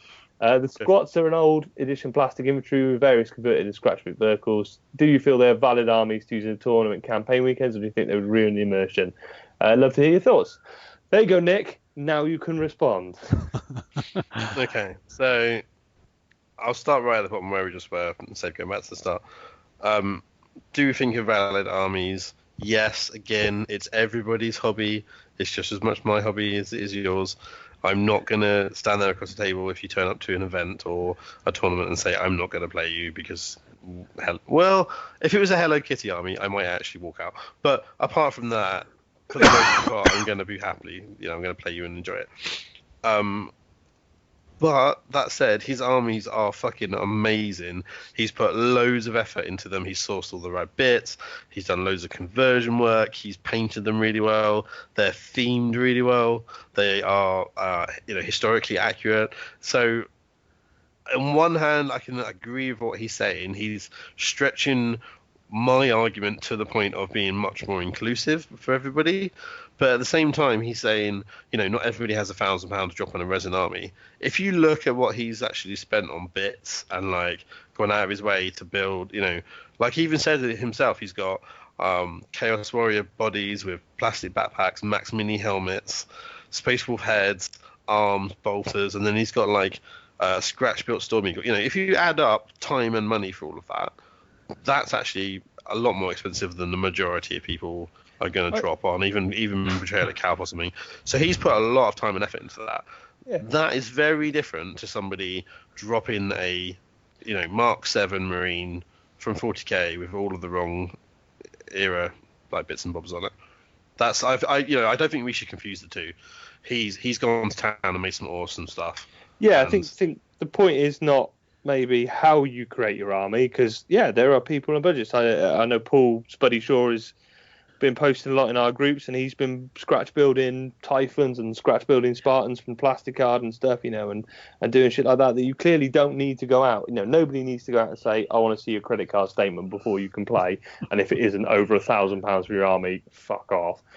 I really think the kind of point we boiled it down to, and I think in discussions we've had since then, is it's about the appropriateness of what you do, and maybe not appropriateness is the right word, thinking about what you're doing, looking at the gaming atmosphere and stuff. And like you said, not just drop in, right, here's my super duper, all the shit dangling all over him 40k model. I've found this 40k model, I'm going to use him to build it, I'm going to take some time to look at the model I'm building and the things I want to do with it. Like we've given Kurt a shout out a lot already, but going back to him, he took the decision, I think, because he started to fall in love with like I have and others have, the amazing 30k models, and just realised that the Raven Guard stuff was too good to pass up. Now, he could have just used his 40k stuff. While he was considering that, he was asking questions. He was like, is this appropriate? Will you guys have issues? And we were like, no, it's fine. Like, even then, I was replying to the Facebook post saying, it's absolutely fine. I will play your 40k stuff. It's all black, painted Raven Guard. Iconography hasn't changed that much, whatever. He was going down to the detail of like, but are the jump packs wrong? And I was like, well, they're on. He was pointing out that they're Mark 6. Like, he'd gone to the trouble for his 40k army to make sure they were in Mark 6 armor for his Raven Guard. This is the sort of cool guy that you've got at the club. He was potentially worried that it was going to ruin our immersion that his Mark 6 Marines had the wrong jump packs. Now, when you point out that actually there are subtle differences, but basically the Mark 6 and the Mark 7 jump packs are almost identical. But that's the sort of cool guy you've got. He's thinking about it. He's thinking about his immersion. He's thinking about his models. He's thinking about the person he's going to be playing with and against, and the rest of people in the group. That's great. That's what we want. What we don't want, and again, we're not going to ruin anyone's game. We're not going to tell them, we're not going to point and laugh at their models or whatever. But what we don't want is someone to just literally rock up with a 40k army and go, oh, I want to play this, because they're not actually getting involved at all. And that's what mainly I think most people have an issue with. If you walk up with your Mark 7 and you've scraped off all the shit and you put the correct markings on and you paint them the right colour and it all looks amazing, no one's going to have trouble with that. Yeah. Like, no one's going to have trouble back to the point of inclusion. I mean, I've quite happily said to many people at our club who've got 40k armies, look, if you want to play 30k and have a go at it and see how it works and play a mission and use the rules, bring your 40k stuff. That's no problems. I will play your 40k stuff as 30k models, because I don't want to say to somebody that you're going to have to go and drop 200-300 quid on models before I even play you. I'm happy to play it, because I think when people get in and play it, and we've seen it at the club, haven't we, where people have played a couple of games and gone, that's really fucking cool, I like that. I'll go and spend some money on this now. I'm quite happy to, like, before people go and jump in and play it, I'm happy to play a couple of games with them using proxy models and stuff, so they can have a go at it and have fun, because it wants to be inclusive and people can enjoy it. And I like to think that once people start playing it, they suddenly go, this is fun. All the models are really nice.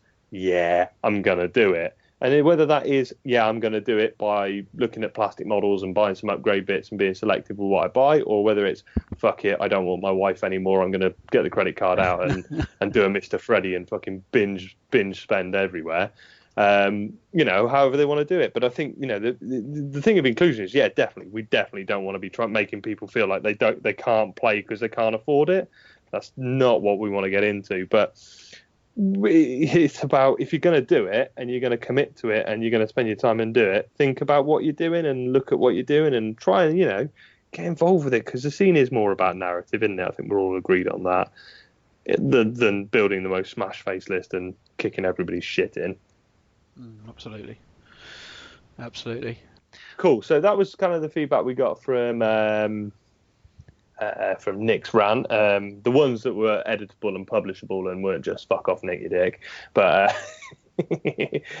we've got some feedback on our high concept section. We definitely seem to kick the ball rolling with the whole, what could Forge will throw out there to really shake up the meta. The first response we got was from Alex, who's a dude at our club. He's just getting into the heresy stuff. He's looking at getting involved, and he played our event and is kicking off. Again, I'm going to skip the sort of praise at the start because I'm not an egotistical bastard. We'll jump into his point. He said, so as to killing Primarchs, he said, what if it was Gilliman who died, but Omegron, who is in stasis... Sorry, hang on, I can't fucking read it. What if it's Gilliman who died, but Omegron, who is in stasis chamber, and Alfarius lives? So it's actually Alfarius alive, Gilliman's dead, and Omegron's actually sat in the fortress of Macragge. It's very much hinted that Omegron is the Primarch original leader of the Grey Knights, plus in the Seventh Serpent one of the Alpha Legion says, which one are they with? This suggests Omegron stayed truly loyal to the Emperor, but led a secret war against the traitors from the shadows. Plus, in The Beast Arises, which I haven't read, Vulcan apparently gave a fire to Drake Tooth the Elder to show his trust and respect to one of them. He did put fuck Vulcan, then kill him off. He's an Eldar lover. And see where we go from there. So, any other thoughts on that, guys? I think it's interesting, isn't it? I don't think it's you could go anywhere with these, couldn't you? That's probably why we've had so many different responses from people with lots of different ideas. I think it's so open at the moment, you can come up with anything you wanted. Yeah. So what about Gilliman being dead and it actually being Omegron sat in the stage? I mean, shit, I don't know how up are you on. I'm not as far along as you are, so. Well, I meant on your 40k fluff. Do you know the story with Gilliman? Or is it worth me? Go for it. If it's So bore the listeners to tears because they probably all know. But yeah, go for it. Yeah. Post heresy, they get to a climactic battle. Gilliman Sosei kills Alfarius, and instead of the Alpha Legion falling to shit and going all kinds of crazy when they can't, they lose their Primarch. They continue to fight and withdraw systematically and keep going, and because at this point still nobody knows there's two Primarchs at this point. So he's hinted that Alfarius is dead. Then Gilliman gets his throat slashed at some point. I can't remember who by, but he ends up with his throat slashed, and he ends up in a stasis chamber on Macragge. So in the 40k universe, Gilliman is actually still alive, but in stasis, but sat on the stasis. I mean, the thing is, they say the wound is healing and Gilliman will come back. I knew about the stasis chamber, but I didn't know how he got there. But... So that's kind of where they're at. I mean, you can see how you could interweave that. I think that's definitely a viable story. As we've seen, there's some other good ones as well. It just shows how much room there still is in the story for twists and turns and changes, and people we don't really know what's going to go on, even though we know the end, which is that shows how well they've done in the novels up to now, that we're still guessing on what's going to happen. Well, they started a story where everyone kind of knew the end at the beginning. Absolutely. Horus dies, the Emperor is on the Golden Throne. You know the end of it. What can we do to spice it up along the way? Yeah, and they're going to get 50 plus books out of it probably by the end of it. So the rest, they're going to go in. So, should we move on to the man who seemed to get a lot of attention then, Mr. Korax? There were a couple of things thrown at us for him, weren't they? First was from our good friend Jody on the Vangarian Heresy podcast. He was quite excited by the discussion. He seemed to think it was quite a brave thing to go for the jugular in our first episode and throw something big out like what would screw up the heresy completely. His suggestion, he said, what if Korax falls to chaos and becomes a demon prince? He's so wrapped up in grief that he falls. The whole nevermore line is a view on the Imperium and his fathers and his brothers rather than, anything else. He goes, fuck this lot, you're all dickheads. I'm pissing off. Come and get me chaos. What do you think of that? Because we don't really know what happens to Korax at the end.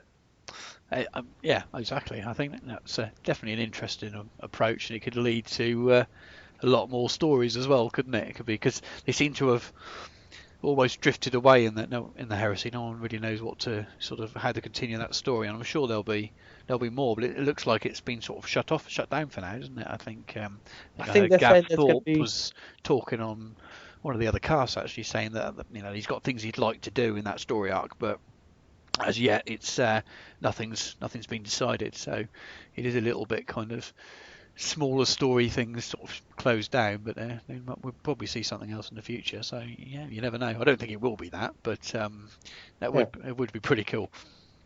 Yeah, I mean, I think this might be complete bullshit. I don't know where I remember it from, but I've got this vague memory of somebody saying there's going to be one more book about Korax and kind of bringing his story arc to an end. Maybe that's what I heard. Maybe that's the same interview, and I've just remembered it wrong.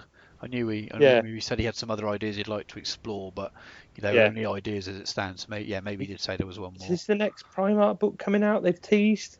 Because Russ is out next. I think they've teased that he's going to be the one after, isn't he? In the Primarch series that they're bringing out. Yeah, which is pre-heresy stuff, isn't it? But the origin stories, isn't it?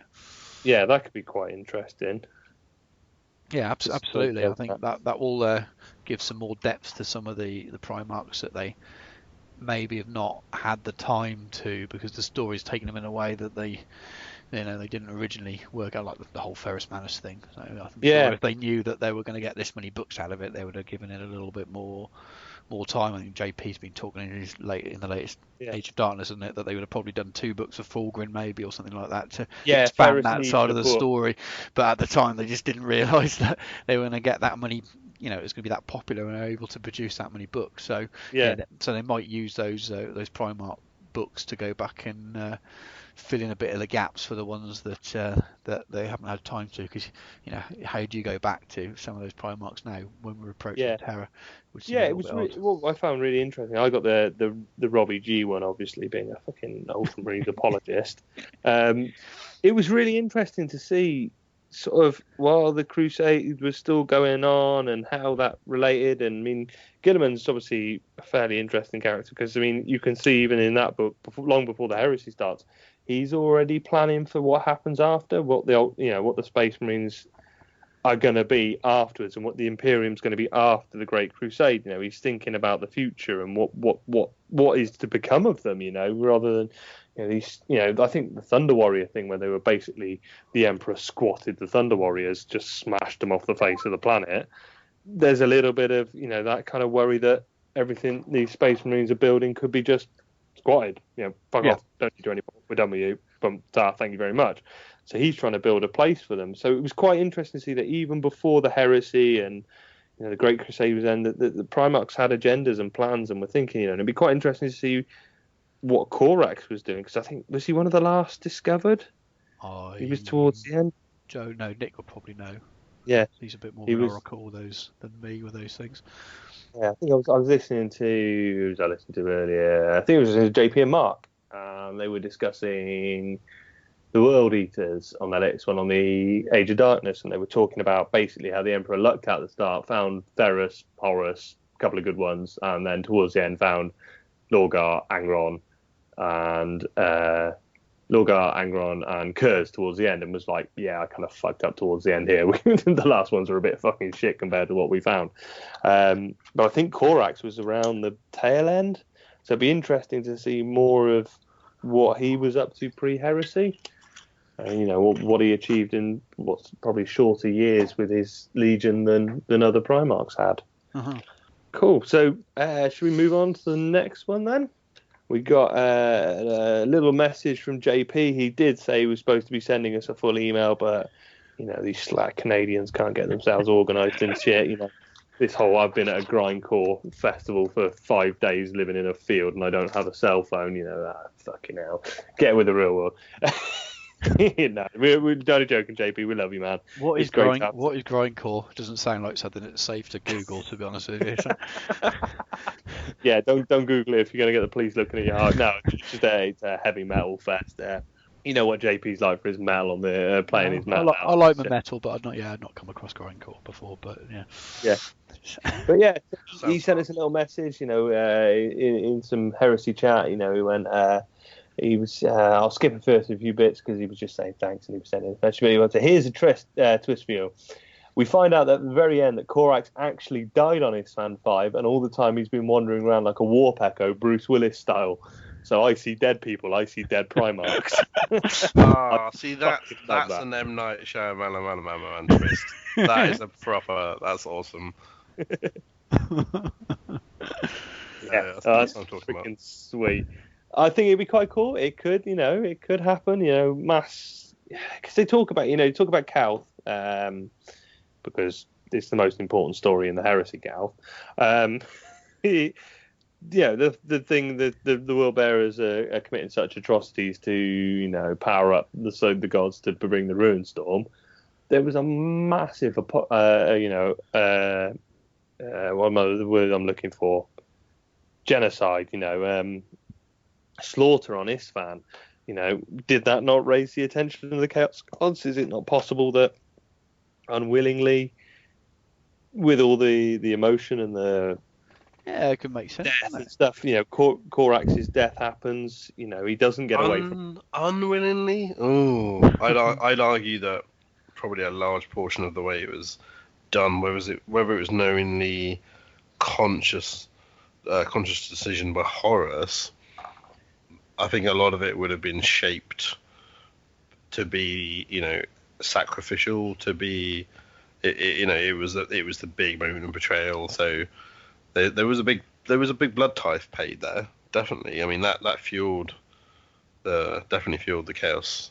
Could it have fueled the warp echo that kept Korax wandering around as a malign entity of the Chaos Gods without knowing it? And he's actually a dead body on Isfan, and when he goes nevermore, it's actually his body, his soul returning to the warp, wisping off into the ether. It would be really cool. It'd be interesting. I think he might well send us I think he'll probably still send us the email. It'd be interesting to see what detail he goes into on his theory. What's the Raven Guard's first captain? The one that was left behind. What's his name? One left behind defending. Maybe Mr. Sniper Headshot Man. Yeah, maybe he discovered Korax while potting. Like in Ghost, maybe he was making a pot, and they embraced while making a pot, and that's what brought him back to life. Oh, who knows? Who knows? I imagine JP will probably come up with something different. To that, come on, JP, get off your finger. We love the communist discussions and the craziness that I wake up to when you've been on one in the middle of the night. So get your finger out, get us an email in. Really go for it, buddy. Let's see how far you can twist this. Somehow Stu made that erotic. I'm not really sure how, but Stu loves Primarch porn. No, well, it's better than Harry Potter porn. But... possibly. We'll have to do a compare. We'll come round and watch each together, shall we? We'll do a podcast with you. Not sure we should watch that together. Maybe we should report back with notes. I'll do a video. Right. So on that weird and dark note, let's move on because I feel a bit dirty now. So basically Nick realised the other day he felt bad for bashing the shit out of people on the internet, and he's had one of his remorseful troll moments, and he's decided he's going to run a little competition for everybody. So do you want to go into it, Nick, and give us a bit of detail? Yeah, sure. So as you said, it wasn't just the Wolfie McWolf I was getting angry about. It was a bit of Dark Angels as well, a lot of Blood Angels. It seems to have shifted. Like, all of the people out there that are doing really over-the-top, stupid shit with their walls, is kind of the annoyingness is kind of, the essence has shifted into Blood Angels. So every single Praetor. Look at my whip on my Blood Angel Praetor. Every single one I see is basically a Sanguinary Guard. Like every single model I see has double Sanguinary Guard wing shoulder pads, a Sanguinary axe or sword, a Sanguinary Inferno pistol, Sanguinary Guard head, body, legs, jump pack, wing jump pack. It's way over the top. So anyway, I felt really bad. I felt really bad because all I've done is basically type that hunched over the internet going, oh my god, like for a couple of weeks. So what I'm going to do is we're going to do a competition, and we're going to give away 10 Blood Angels Breacher Shields. Now, these aren't any, like, they're not normal Breacher Shields that I've done some really bad painting on. They're not official Forge World shields. These are produced by a company called ML, it's Mike Lima, ML Shields. And this guy produces loads of really amazing laser cut accessories for 30k models. He does breacher shields, boarding shields, combat shields, which are all different shapes and sizes. So there's like Terminator size ones. There's breacher shields for like your normal power armor guy. There's really cool big round, like there can be combat shields for all different types of models. He also does vehicle doors that are compatible with all different GW and Forge World tanks.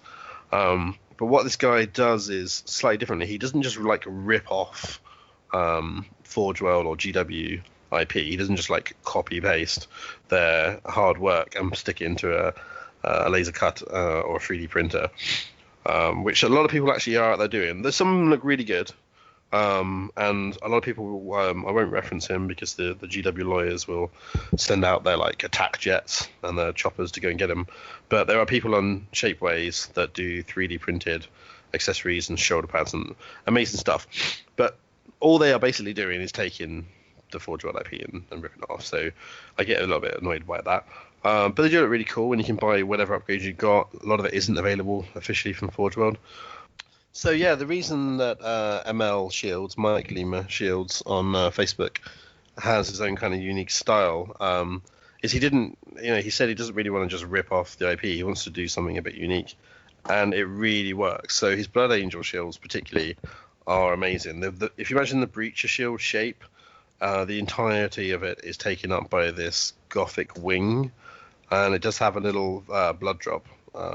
The emo blood teardrop sort of thing on it, but they look so amazing. They'd be great for command squad with shields or breacher shields, whatever you wanted to do with them really. You could take off the blood drop and use them for Dark Angels, Emperor's Children really easily, but obviously they are designed as like Blood Angel shields. So he's got his own unique take, makes them very, very appealing. He we'll have a group up on Facebook by the end of the month, I believe. So check him out, ML Shields. Just to be clear, though, he hasn't sponsored the show, and he certainly hasn't provided these shields. I'm actually providing them, the cost of them out of my own pocket. I did, however, buy some for myself for a different army, and I'm going to be getting some kind of Space Mongols, not White Scar themed shields for my White Scars. At some point, unless Forge World beat him to the chase. So big shout out to ML Shields. So get to the chase, cut the chase. Competition. Yeah, you can win 10 of these Blood Angel Breacher Shields. So that would normally be like 20 plus euro of laser cut shield awesomeness. We were trying to work out a really good theme for the competition and failed miserably. I kind of thought if we did a hobby-related one, it would only give people a couple of weeks to kind of really put any effort in, and couldn't really think of a theme, so we're really lazy. I've gone for listeners, you've got to provide your best poetry. And the poetry, right, I know this is awesome. It has to be in the kind of roses are red, violets are blue variety. So, as an example, I've come up... Roses are red, violets are blue, Fulgrim did a poo on you. Exactly. That probably won't win. But that is the kind of heights that I expect our listeners to aspire to. So if you can beat that, I've come up with Blood Angels are red, Ultramarines are blue. I love to orbital strike loyalists, and you do too. If you can, that's the sort of thing that I want. If you can beat that, I will personally post you 10 of these absolutely awesome Blood Angel Breacher shields by ML Shields. We'll get a link to them on our Facebook group soon, but check them out. They are really cool. So when are we calling deadline on this then? How long have people got? We're currently recording on the 19th of August. So I guess if we're aiming for once a month before the end of the show, if we give people 3 weeks, should we say the 9th of September? Yeah, that's cool. That'll definitely easily get in before we record the next show, even if we do end up not keeping to our 2 monthly ones. Entries into the Gmail account, or send us a message on Facebook. So come and find us at the G52 Podcast Facebook, or email us at excuse me, rum's kicking in, G52podcast@gmail.com. Yeah, that's got some listeners gone, hasn't it? It doesn't count as hobby sound, though, does it? It's not hobby noise. It's not hobby noise. It's not hobby noise. Drinking is a hobby, but it's not hobby. It's not a hobby, it's a lifestyle. It's a lifestyle choice, and I'm currently crippled by it. So anyway, email Nick at Gino52podcast.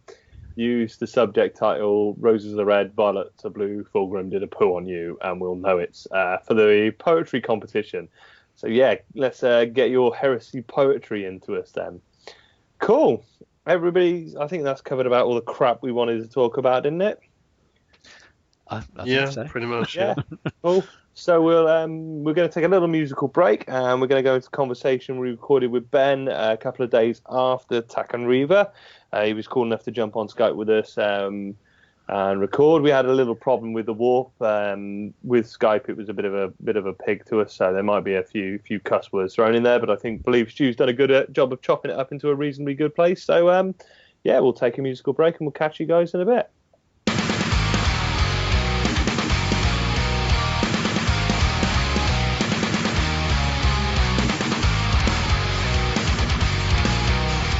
Welcome back after that musical break. So we're going to pile into our first section, and we're lucky enough to have Ben, who was down at Takara Riva down in Firestorm Games at the weekend.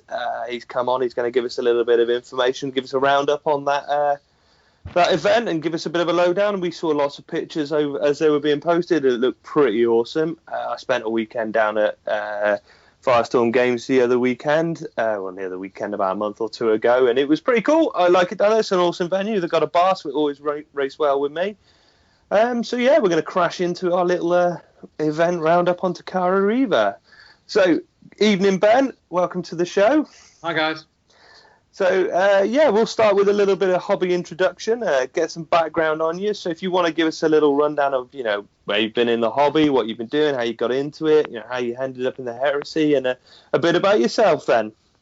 Sure. So the first thing to say is I'm approaching 40 now, so I'm a pretty old school gamer. I've been playing on and off for about 25 odd years. So I originally started playing 40k back in the old Rogue Trader kind of days. I found out about it originally because I played D&D. I started reading White Dwarf back then because it had role-playing material in for various games, and then came across Citadel Miniatures, came across Warhammer Fantasy Battle, and I was really taken with both the 40k and the fantasy ranges.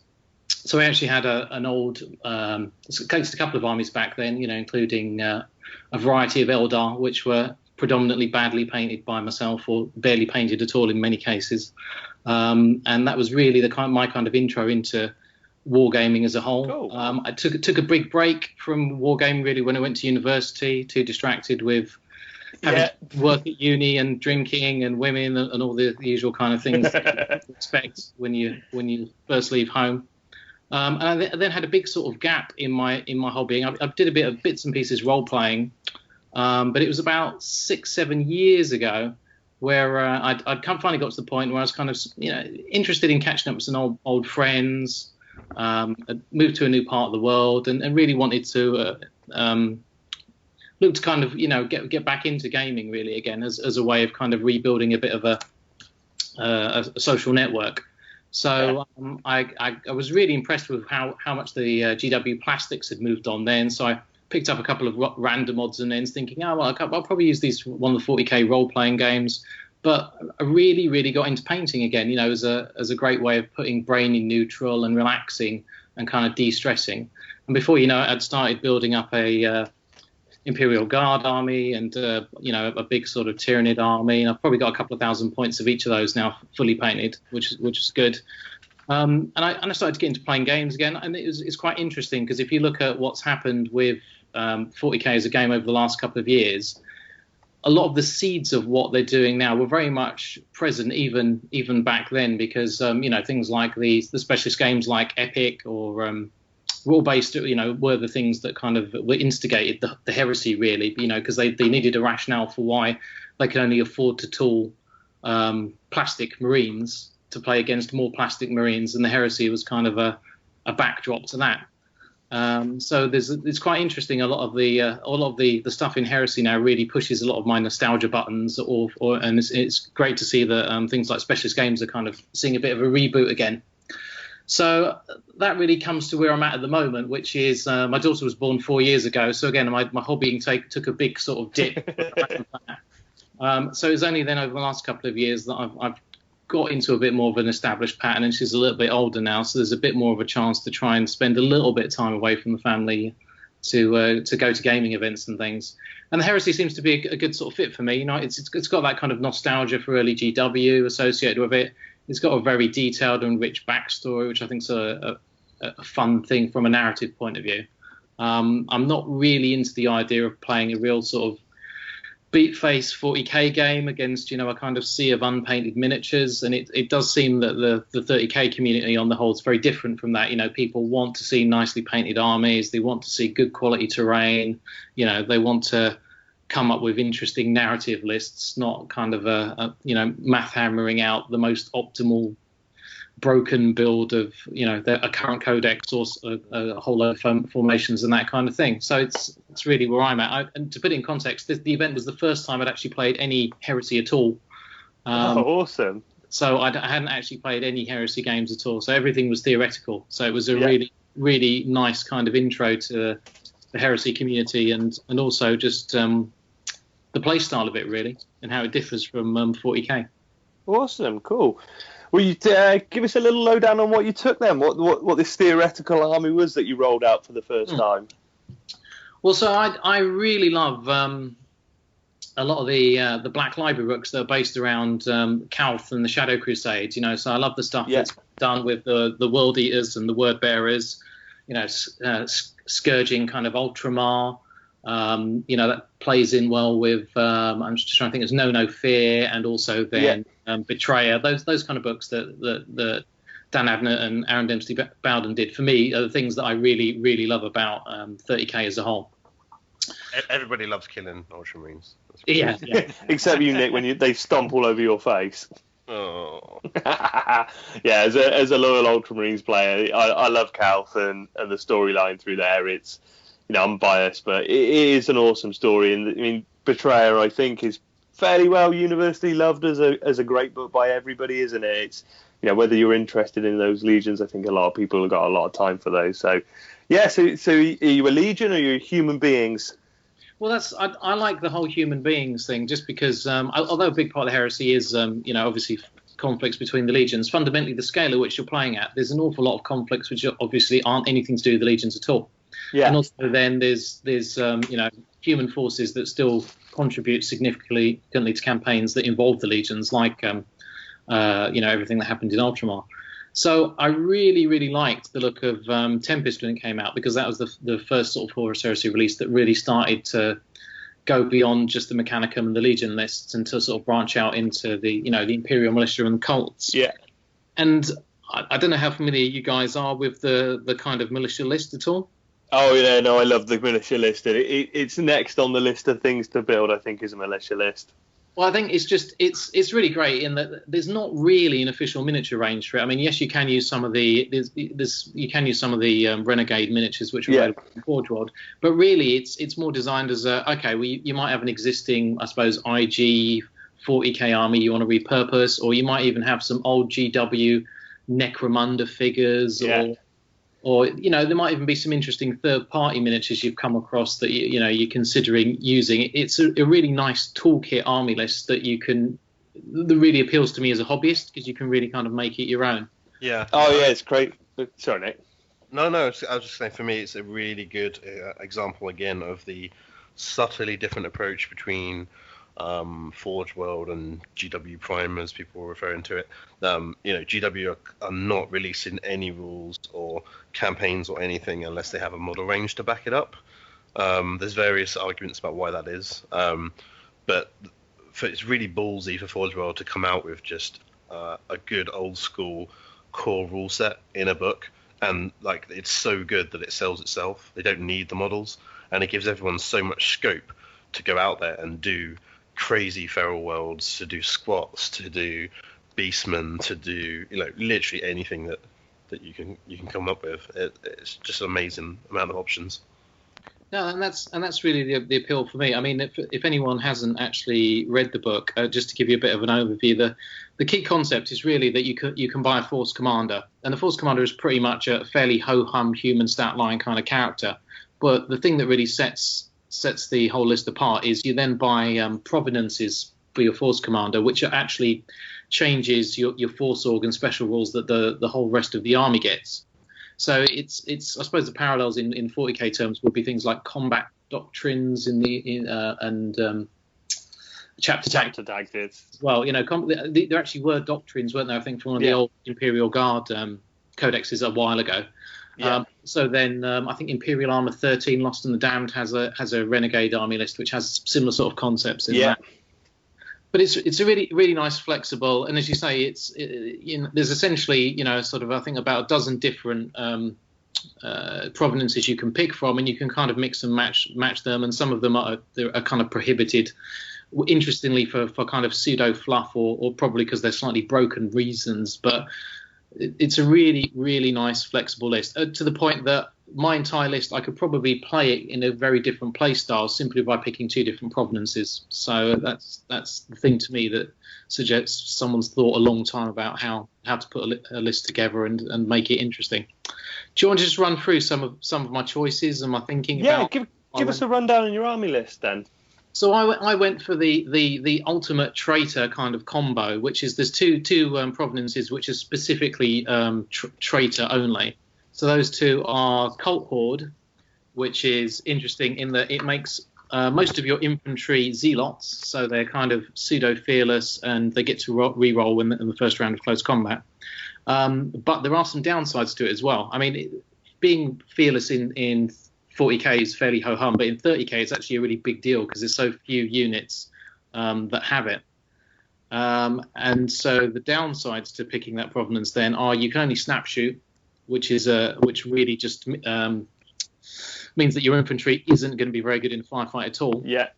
Also, you absolutely have to attempt to charge into close combat if you are able to as well. Yeah. So that encourages you, I suppose, to play a fairly orc-style army. It's going to be an infantry list that's just going to plow on into the enemy pretty much regardless. It also then does place some restrictions on you not being able to take certain units, which are usually the more sort of elite units in the list, like Grenadiers and so on. Yeah. And again, there's further limitations in terms of not being able to mix it and match it with some of the more high-tech provenances, and that kind of makes sense. Your Cult Horde is really for debased, raving fanatics, not for anything that's got any degree of sophistication. It's a swarm of raging chaos nutters. It's the militia list I've been looking at as well, and I think I got 200 inducted levy in the list at the moment. Just raging nutters with no guns, just knives. It's amazing. That's an interesting. I'm just looking at the rules now. It is the first time I've actually fully read through them all, rather than kind of skimmed through the provenances. But the restriction there on being taken alongside some of the other provenances, does that read to you as it applies to both of the traitor only provenances? Because I read that restriction as being only on the Tainted Flesh one, rather than the I'm reading the electronic edition, and that particular reservation seems to apply specifically to the Cult Horde one.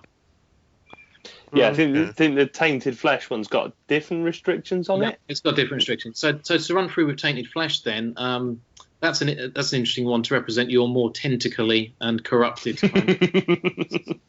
So for that, the units cause fear, which again would be a pretty ho-hum bonus in 40k, but actually there isn't and they shall know no fear. So most units are susceptible to fear, which makes a big deal in 30k. They get 6 up, feel no pain, which is a pretty minor bonus, but a nice one when you've got a large enough cult horde. And the real thing that makes this a very deadly provenance is that it gives rending. So even your most pathetic strength 3 levy potentially can rend up to AV12. Yeah, if he gets a 6 to wound, he's got a rend. You know, it suddenly starts making a difference when you're going into power armor units of 20 dudes, and suddenly you've got 20, 30 attacks, and you come out with 6 or 7 rends because you'll break the Marines and they'll run and you can sweep them. Yeah, exactly. So again, there are some limitations associated with that. So you essentially have to make your compulsory troops choices from the inducted levy. Troop type, and also then you can't have more non-levy troop types than you have in your other infantry choices. So again, does place some restrictions, but ultimately, you know, it's quite interesting because a lot of these restrictions are sort of semi-fluffy, semi to prevent people doing anything too broken, which is nice. You know, it seems to reinforce the theme, the game, and the gameplay style, which is good. Yeah, that's the provenance I was looking at. Sorry, not the Cult Horde. Is a Tainted Flesh, because that's the mandatory inducted levy one that I've filled up all my troops with max levies. You know, and I think it's something like you've got 50 dudes in a squad. They've got 4 attacks each on the charge with rending. You know, if you get a squad into somebody, you're just going to throw enough dice that it's going to go. You could go for the absolute max out of that, which is that you'd actually have 300 odd levies on the board. Yeah, it's nuts, isn't it? I don't think that there'd probably be a limit to how fun that would be. A and B, painting. You know, I had enough fun painting up 100 of the buggers, let alone 300. That'd probably be my hobby commitments for the next 3 or 4 years, let alone. Yeah, it's what's stopping me now. I'm deliberating buying painted Cult Horde units off eBay, you know, the Dark Vengeance ones that a lot of people are using, and kind of regardless of their colour, you know, their painting skill, you know, even if they've been painted really badly, a couple of washes on them to make them look really washed out. And you know, when you've got 5 dudes with a bad paint job in the middle of a group of 50, as long as the bases tie them together and things like that, but it's one of those armies where you probably want to say to somebody, look, if I'm going to play it, I'm bringing 200 levy. Have we got a long time to play this? I don't think you want to drop it at an event on time limits. I mean, that's ultimately why I decided sticking to 100, and I couldn't paint that many more in time. And also, there is a limit as to how fun it's going to be. And also, just you're never going to finish a game, you know, if you get much more than that. And I'll talk about that in a bit, because I think actually around 100 is probably a good sweet spot, that it's a bit non-vanilla for people who are used to just fighting against Marines, but it's not so many that you know, it's completely ridiculous. You can easily play that with that number. And one thing that was worth noting was, I mean, I did say up front to everyone I was playing against, look, I'm going to be fairly fast.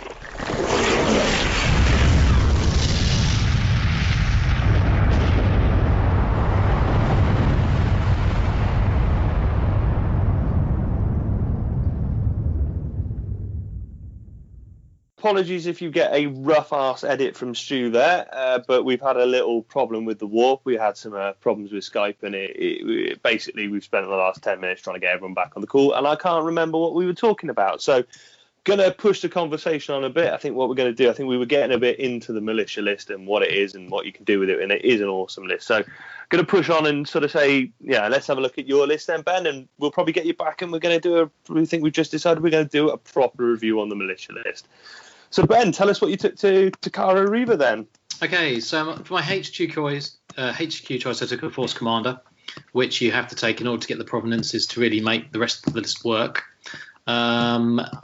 He I threw in a couple of things really just to burn a few points I had left over, just to round it out to a dead-on 3,000. But he basically had, you know, Cyber Familiar, digital lasers, melt bombs, power armor, and a power fist, which I just modelled as a kind of flaming blue warp fire kind of skull on the actual figure. Nice. No intention of actually getting him into combat, but that'll be revealed later in the list. But a key thing that's interesting about the if you've got the kind of tainted flesh kind of provenance, and the cult horde one is that it basically becomes a cult demagogue, which basically means he's got a 5-up invulnerable save because he's basically a demon. Yeah. And also he actually has preferred enemy loyalists, which is where it has some fun uses. And I'll talk about that a bit later. For the other HQs, then I decided to go for a Alpha Psyker, which is basically a level 2 Psyker, and a Rogue Psyker, which is basically a level 1 Psyker. And the only reason really to have those is so you can have some malefic demonology. Now, these guys aren't demons, which is the key thing, so they will explode horribly when you try and cast anything. But that's more for the fun. I did decide just as I say, to kind of in keep with the theme of the list. I didn't want to try and summon anything that was kind of horrible or broken, but quite a nice thing to supplement, I think, in 30k games is actually Plague Bearers, because if you summon Plague Bearers, again, they're quite a good tar pit unit. Obviously, they count as troops, so you can use them to kind of hold objectives. And actually, they are quite resilient. And another nice thing they do get is the kind of touch of rust special rule on their plague swords. So even though it's not likely, you've got some chance of destroying vehicles by glancing them to death. That's awesome. So there's nothing more fun than someone piles in on you with their incredibly expensive Spartan with their Death Star type unit, and then all you do is you summon up some Plague Bearers that just sort of stab at the Spartan and slowly glance it to death over a number of turns, unless they spend time killing Plague Bearers, which is ultimately not really what you want your 300 plus points of Spartan Death Star plus probably another 300 points of troops that you've got kind of in it. So I thought that'd be kind of fun. There is a real fun rule you get with the Rogue Psychers as well, which is basically if they die, there's a chance that they basically come up back as a mini possessed demon. Yeah. And that's more likely to occur if they die due to perils in the warp. So I distinctly tried deliberately to kind of throw as many dice as possible to try and A, successfully summon stuff, and B, to kind of try and cause them to explode in just about all my games. That's amazing. For my troops choice, I was very boring. I just went with 4 levy squads, and really this was just limited by what I could realistically get painted and what I thought was practical to try and get done in a sort of 2-hour, or slightly over that kind of game slot. So I just went with 4 blocks of 25. Those are basically my troops choices. Just went for bolt pistols and close combat weapons. That way you're effectively getting three attacks on the charge. You may as well get frag grenades just so that they're not striking at initiative 1 if you have to charge anything in terrain. And I think that's a pretty solid core. And being practical, if you want to actually get a game that's finishable, you probably don't want to go for that many more squads or much larger units. Yeah. A key thing really just to mention is you have to be fairly unemotionally attached to being very precise with your movement. And in a lot of cases, I said to my opponents, look, I'm going to move this guy to here to indicate he's moved 6 inches, and then I'm going to get my dustpan and brush and nudge everything up just behind it. I'm not trying to be gamey or anything, but just to ensure we get through the game, you have to be a bit fast and loose. And everyone who I was playing with were absolutely fine with that. But they all understood that that's what you're doing in order to get a game in. And I finished all my games, even with 100 cultists, so it's perfectly viable to do it with 30k. Is that because you got absolutely swept off the table at target No, practice? I'll go through my games in a bit. No, I actually ended up winning 3 out of 5 games. So nice. Good job. Too bad. Given it's the first time I'd ever played any heresy, and I had no idea really what the meta would be like or how viable the list would be at all. Cool. So what did you have after your levies then? What did you have? I know you had some big stuff in there. Yeah, as well. so elites is where you get into some of the fun stuff now. So I went for 2 small squads of Ogryns. And then again, Ogryns are fun because they get the provenances rules as well. So they all get basically a 6-up feel no pain. They all cause fear anyway. They all end up with the cult horde kind of fearless kind of benefits. Yeah. But where the Ogryns get interesting is you can buy power weapons for them, and you can buy carapace armor as an upgrade. So these guys are a hell of a lot more resilient. So they're toughness 5, 4-up save, 6-up feel no pain. In both cases, I did 2 squads of 3. In one squad, I basically did power mauls, and in the other squad, I did power axes. So the nice thing about the power axes is effectively on a charge, you're getting 15 attacks, re-rolling due to hatred in the first round, or hitting on initiative 1, strength 6. But the key thing that people often miss out is because you've got rending on top of that. So you've actually got the chance of rending up to AV 15 potentially. Jeez, yeah, you will do.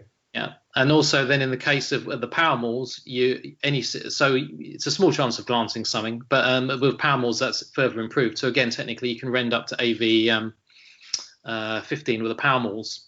So you can potentially smash up someone's Spartan if they're not really expecting you to try and pull that trick. That's And actually, I did that in a couple of games. Yeah, and there's nothing cooler than imagining a dirty, mutated, massive Hulkrim beast with like a lamppost that he's ripped up, just smashing your Spartan a tank to bits. That's awesome. Cool. Yeah. So what do we have after the Ogrins then? So then we've got an engine sear, which is basically a pretty standard kind of tech sear, and I bulked that out to 3 of them and kept that in with 4 servo automata, which are basically like servitors in 40k. So basically, you can repair buildings, you can repair vehicles.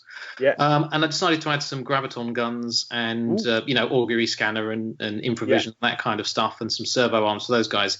Now, there's a whole reason why you have these units, and this is the thing that's worth mentioning. All the infantry in the list suffer from the problem or have the benefits rules. The exceptions are the psychers who don't have that rule, and also the engine seers. Yeah. So I was intending to take a fortification and use the engine seers to shoot, and they wouldn't have to snap shoot like the rest of the infantry does. Yeah. So that's the major reason to have the engine seers. Also, because they've got graviton guns, they've got a bit of extra anti-added vehicle if anything gets too close to them. Yeah. So then it comes down to the heavy support choices, and this is the real heavy lifting part of the list. I went for 3 Malkador Annihilators. So I don't know if you're familiar with the build of the Annihilators. Yeah, I'll go run through them. So they're basically they're mini super heavy tanks. So normally they're kind of AV13 on front and side and AV12 on the back, but you can actually buy the upgrade for them, which gives them AV14 on the front, which I did to give them a bit more survivability. Yeah. They got 6 hull points as base, and if you go, and the loadout I went with was they basically have side sponsoon las cannons, turret twin linked las cannon, and then a demolisher cannon.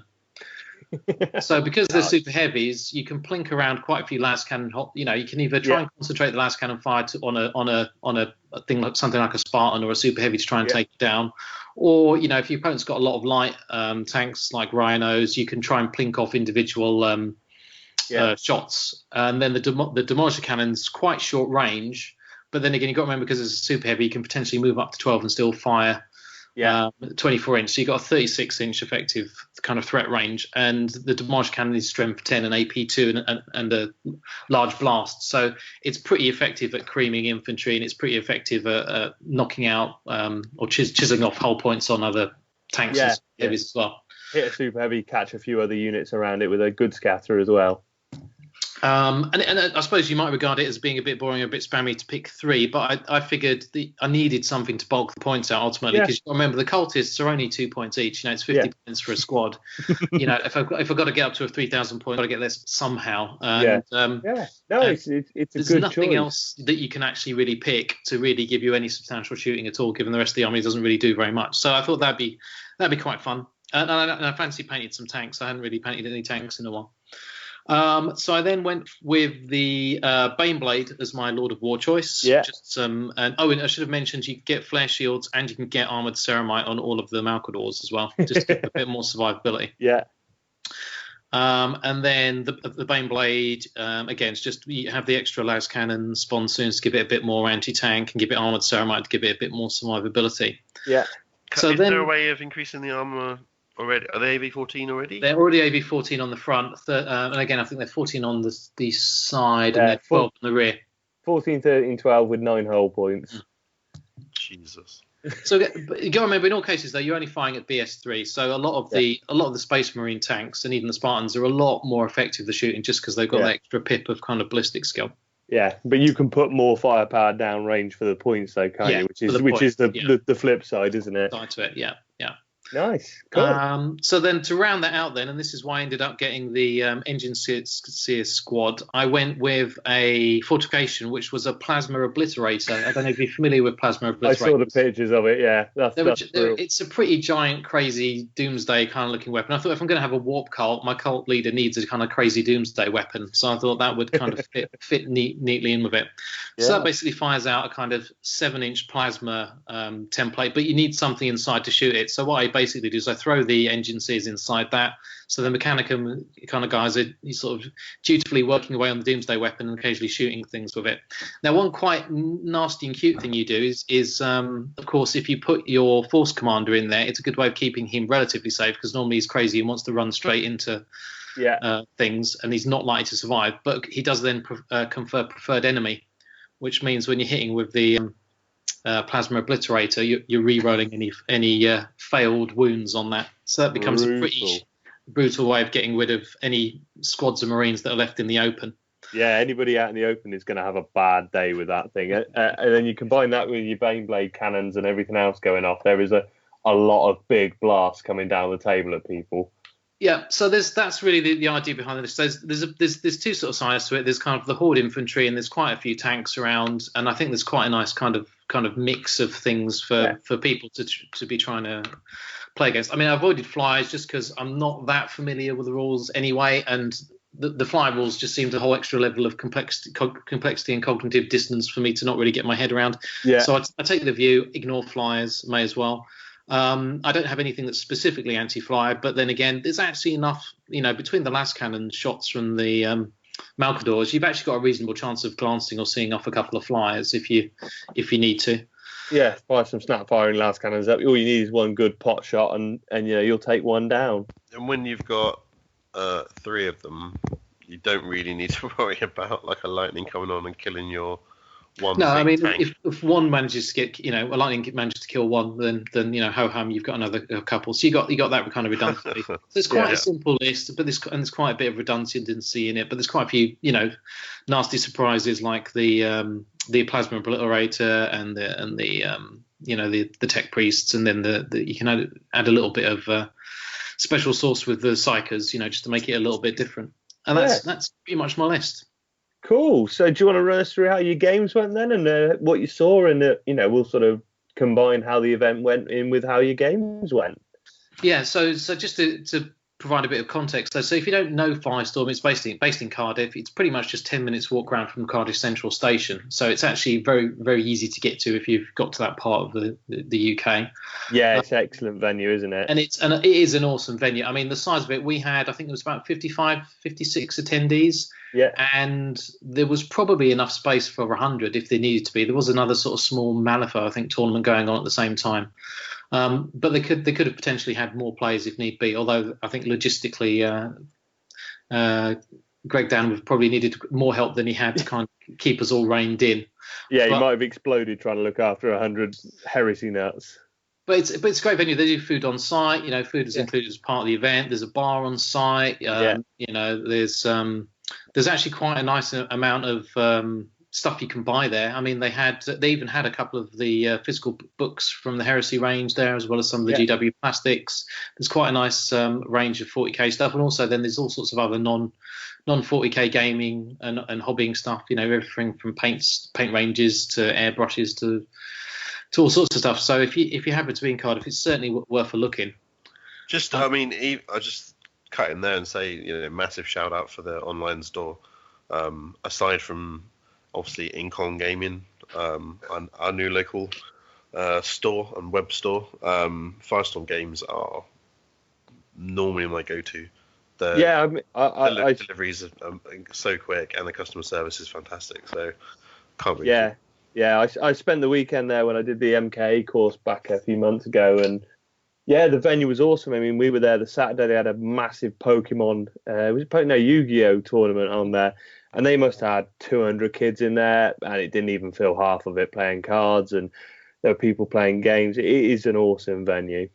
So in terms of the actual event itself, so just to so people are aware, it wasn't a competitive event. The idea was it was very much a kind of narrative event. So there were going to be very sort of themey scenarios, and then and basically there were 5 different scenarios. Everyone was split up between the loyalist and kind of traitor factions.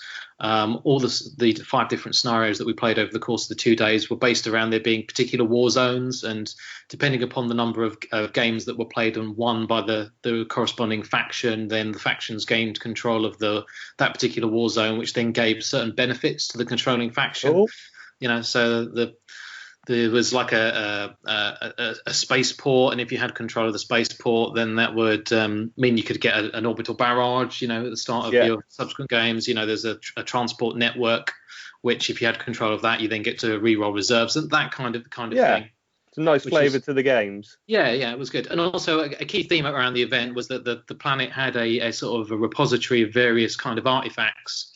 So alongside all the sort of standard objectives that were associated with each of the missions, there was then kind of these additional relic objectives, which if you had control of those, you could then claim relic points at the end of the scenario. And depending upon how many relic points that your faction had accumulated throughout the day, there were basically relic buffs that were given out to by the faction commanders, which you could then give to your special characters and things like that.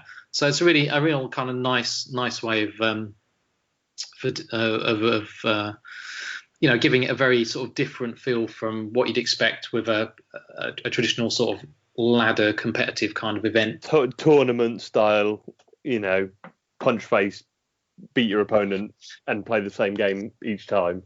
Yeah, and I mean, it wasn't there weren't kind of classical random pairings at the beginning. It was very much a case of there was a couple of people who brought very specific lists that could potentially upset people or be interesting challenges for certain people, but not others.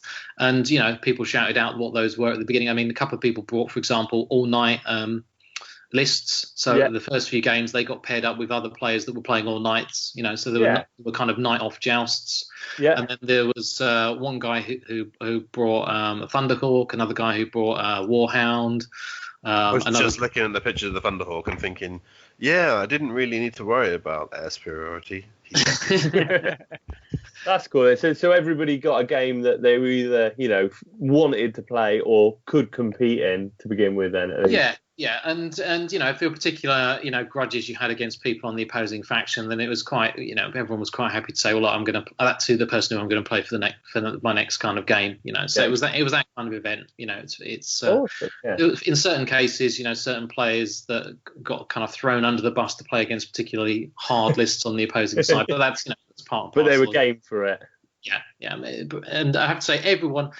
Win or lose my games, I have to say everyone I played again was really friendly, really open to just being laid back about playing.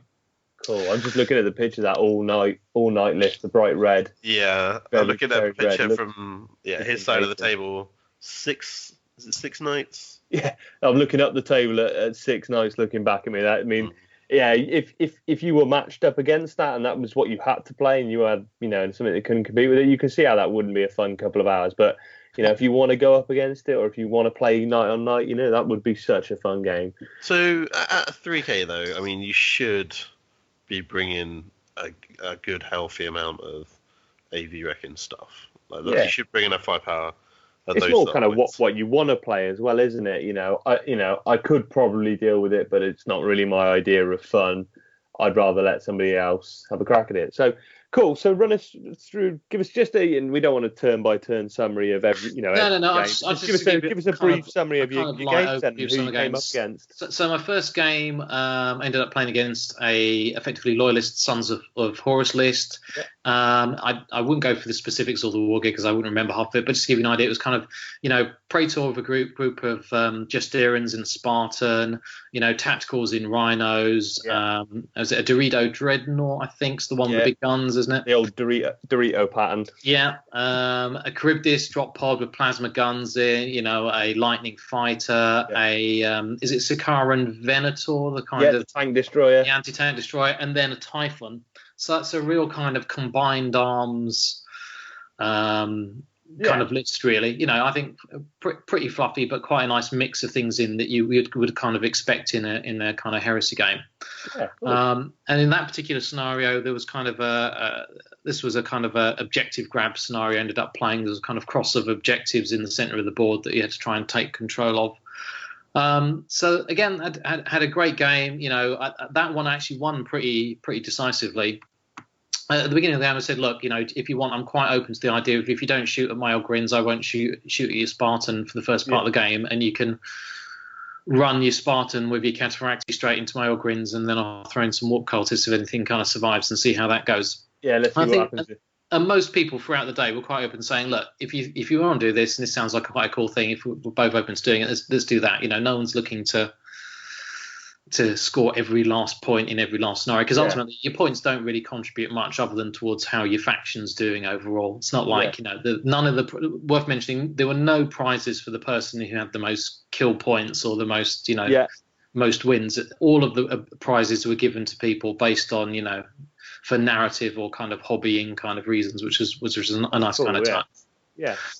I mean, a fun thing for that then was that it did end up being a kind of 3-round punch-up between the Ogrins and the Warp cultists and these Justirin. And obviously, again, the cultists have actually quite a big hit when they initially charge in, but then it's really a case of they just get ground down, but they just don't run away. So in most cases, people have to have something that's going to whittle them down pretty quickly.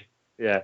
You're losing 7 or 8 or 9 cultists a go, but there's 20 of them. When there's 25 of them, and you've got to kill them to a man to get out of the combat. Yeah. Or you've got to lose and flee, but not get run down. So, the main thing I was worried about than that actually is actually the Typhon, because it's quite hard to deal with a Typhon, and if that gets in your face, that can pretty much, it's got a good chance of wrecking your tanks pretty quickly. And if it doesn't, if it's not wrecking your tanks, then it can probably take off an entire squad of cultists quite easily, given the size of the template.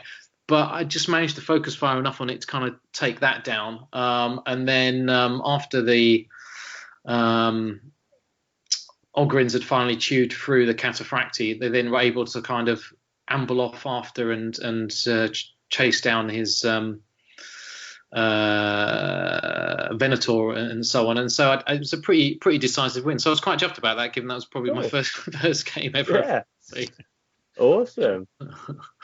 And that felt like, but it did feel like a pretty two-way kind of game. It certainly wasn't a game where I felt like I had a resounding kind of advantage at any point. And there were certain bits where I think if it gone slightly differently, I could have easily lost it. So I was chuffed. That's the kind of game that you want to be playing. Yeah, you always felt like you could actually interact with each other's lists. There was always something you could do, and something, there was always a chance it would go wrong here or there, and you actually managed to keep going. So my second game, then, I actually took a view that because my first game was running a little bit late, largely because I was just finding my feet, that I'd try and stick with the same table, stick with the same scenario, but just rotate player. And there was enough other people that really wasn't an issue.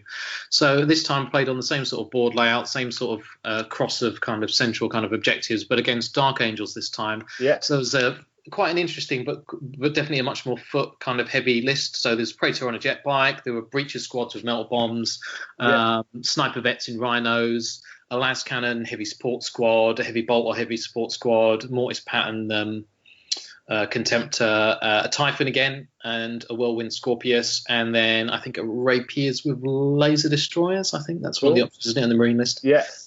Now this game I think was actually I had much more of an initial advantage just because he didn't have that much sort of anti-armor really. So I really had quite a big advantage for this one compared to the previous game.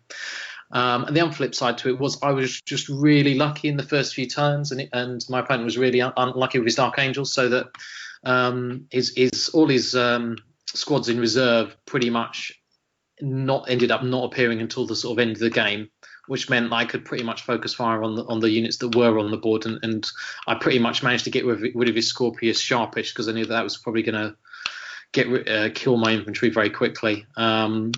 And then again, I was able to use the sort of big templates to mow down big chunks of the heavy weapon squads. And again, the heavy bolt was pretty nasty against the cultists, and you'd expect the las cannon squad to be pretty effective against the armor. But just because I could use the sort of superior weight of fire to whittle them down quickly, it pretty much meant I got a pretty quick advantage on him. But this did have one of the funniest results actually, though, that I played in the game. Despite all of this, he actually successfully took down two out of my 3 Malcadors, because he did a kind of Hey Mary 12-inch charge against one of the Malcadors and made it. Plowed into it, absolutely blew it to bits. So I thought, okay, that's fine. I've lost one. I can accept I'll lose that. I'll counter charge with my cultists the next time.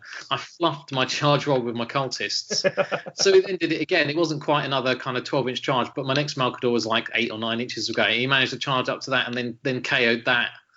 So pretty much this one breacher squad managed to demolish, the better part of 700 points worth of my force in 2 turns. Fair play. You mentioned the laser destroyer, the rapier. Did he drop all that in, or was it just in that back corner somewhere? No, that was just sat in the midfield. So again, it was one of those ones where I had enough other things that could kind of shoot it to get rid of it quickly. And it was probably a little bit too close to the last cannon, the heavy bolt squad. So anything that kind of missed, anything that was going to hit them had a good chance of hitting that and so on. So it was pretty easy to kind of take that down.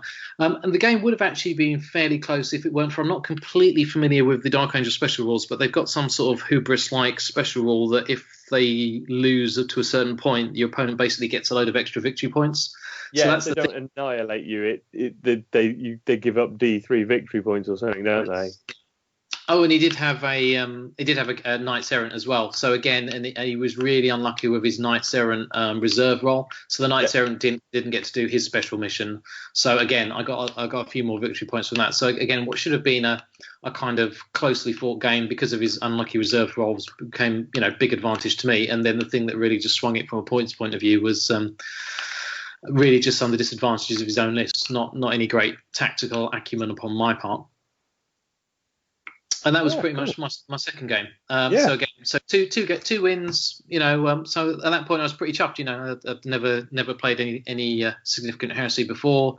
Felt got my feet kind of wet, which led me on to my third game, which was probably one of the toughest games I played the entire weekend. At this stage? Was there much kind of team camaraderie going on? Were you discussing with other players how the games have gone or what bonuses you might be getting in the next game? I mean, there's a good chance to have a drink, have some food, and catch up on people's games. I mean, I went there knowing nobody, and I ended up chatting with a few people. I've got some sort of peripheral experience with two particular hobby clubs, which I don't know if you're familiar with. One is the Overlords, which are based in kind of East London. So I work in London still, but I used to be based over in East London, and now I split my time between Worcester, where the family are, and London is work. But when I was based more in London, I did manage to go in there. So I'm slightly familiar with a couple of the guys over there, and they had about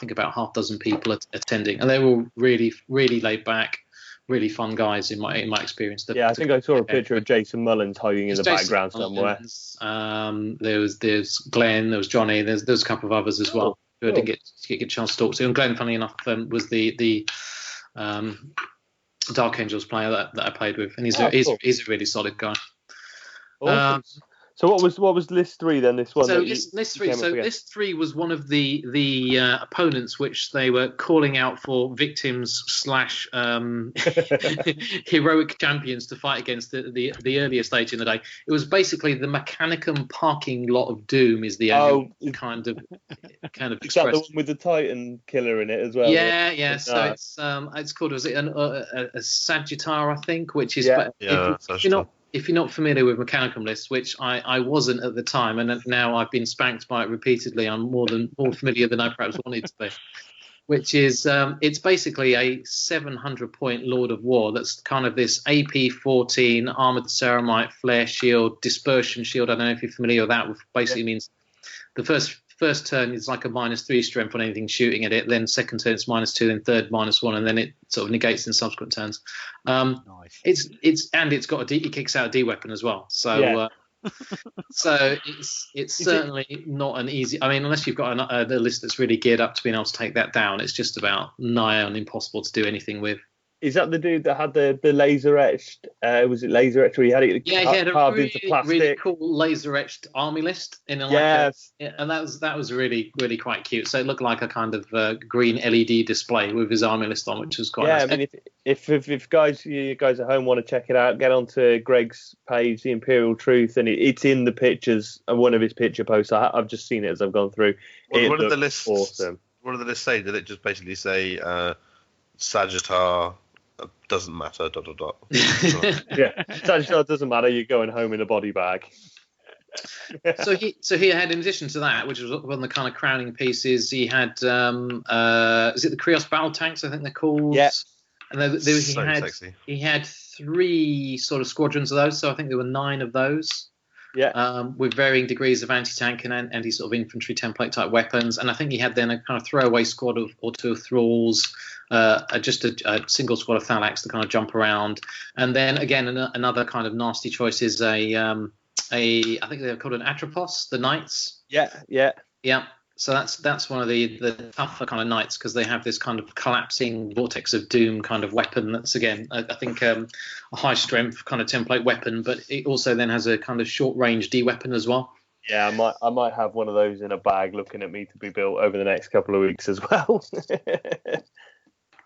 So I have to say, even though I think his name was Adam, even though he had a really, really potentially very, very tough list, he was a really friendly guy, really helpful, really open to kind of explain what everything did. And, the 2 of us, he was quite open to me being, fairly fast and loose with my movement, just to make sure that we got our game in. And again, was that this kills you really badly? Yeah, the D we pretty This much killed you. the D weapons between them just pretty much took out, with a couple of supplemental shots from the tanks, pretty much took out all of my super heavies and my fortification. And at the end of the game, I still had quite a few cultists left, just because the majority of the fire had been concentrated on my super heavies to get rid of those. The highlight of that for me, though, was the kind of Pyrrhic victory of getting one squad of cultists managing to tie up the Atropos for a couple of turns. So he's got this like 400 or 500 point knight unit that gets tied up, trying to kill 50 points worth of cultists for a couple of turns, and didn't really do anything else of significance in the game, other than I think it managed to damage itself a couple of times with its own weapon. You crazy cult dudes, go and just charge into that great big knight thing and just hold it there for a bit. Hold it there, yeah, while it destroys itself with its collapsing warp vortex doom, a weapon of doom. So and that was I mean, the couple of things that made that a really tough game actually was it was a kind of diagonal quarters deployment, which you've got that much infantry in that small space. It's really, really tough to not be incredibly bunched up. Yeah. And also basically pretty much my cultist spent a good few turns just trying to desperately run into his infantry and tanks to try and get close enough to do something. So so that was fine.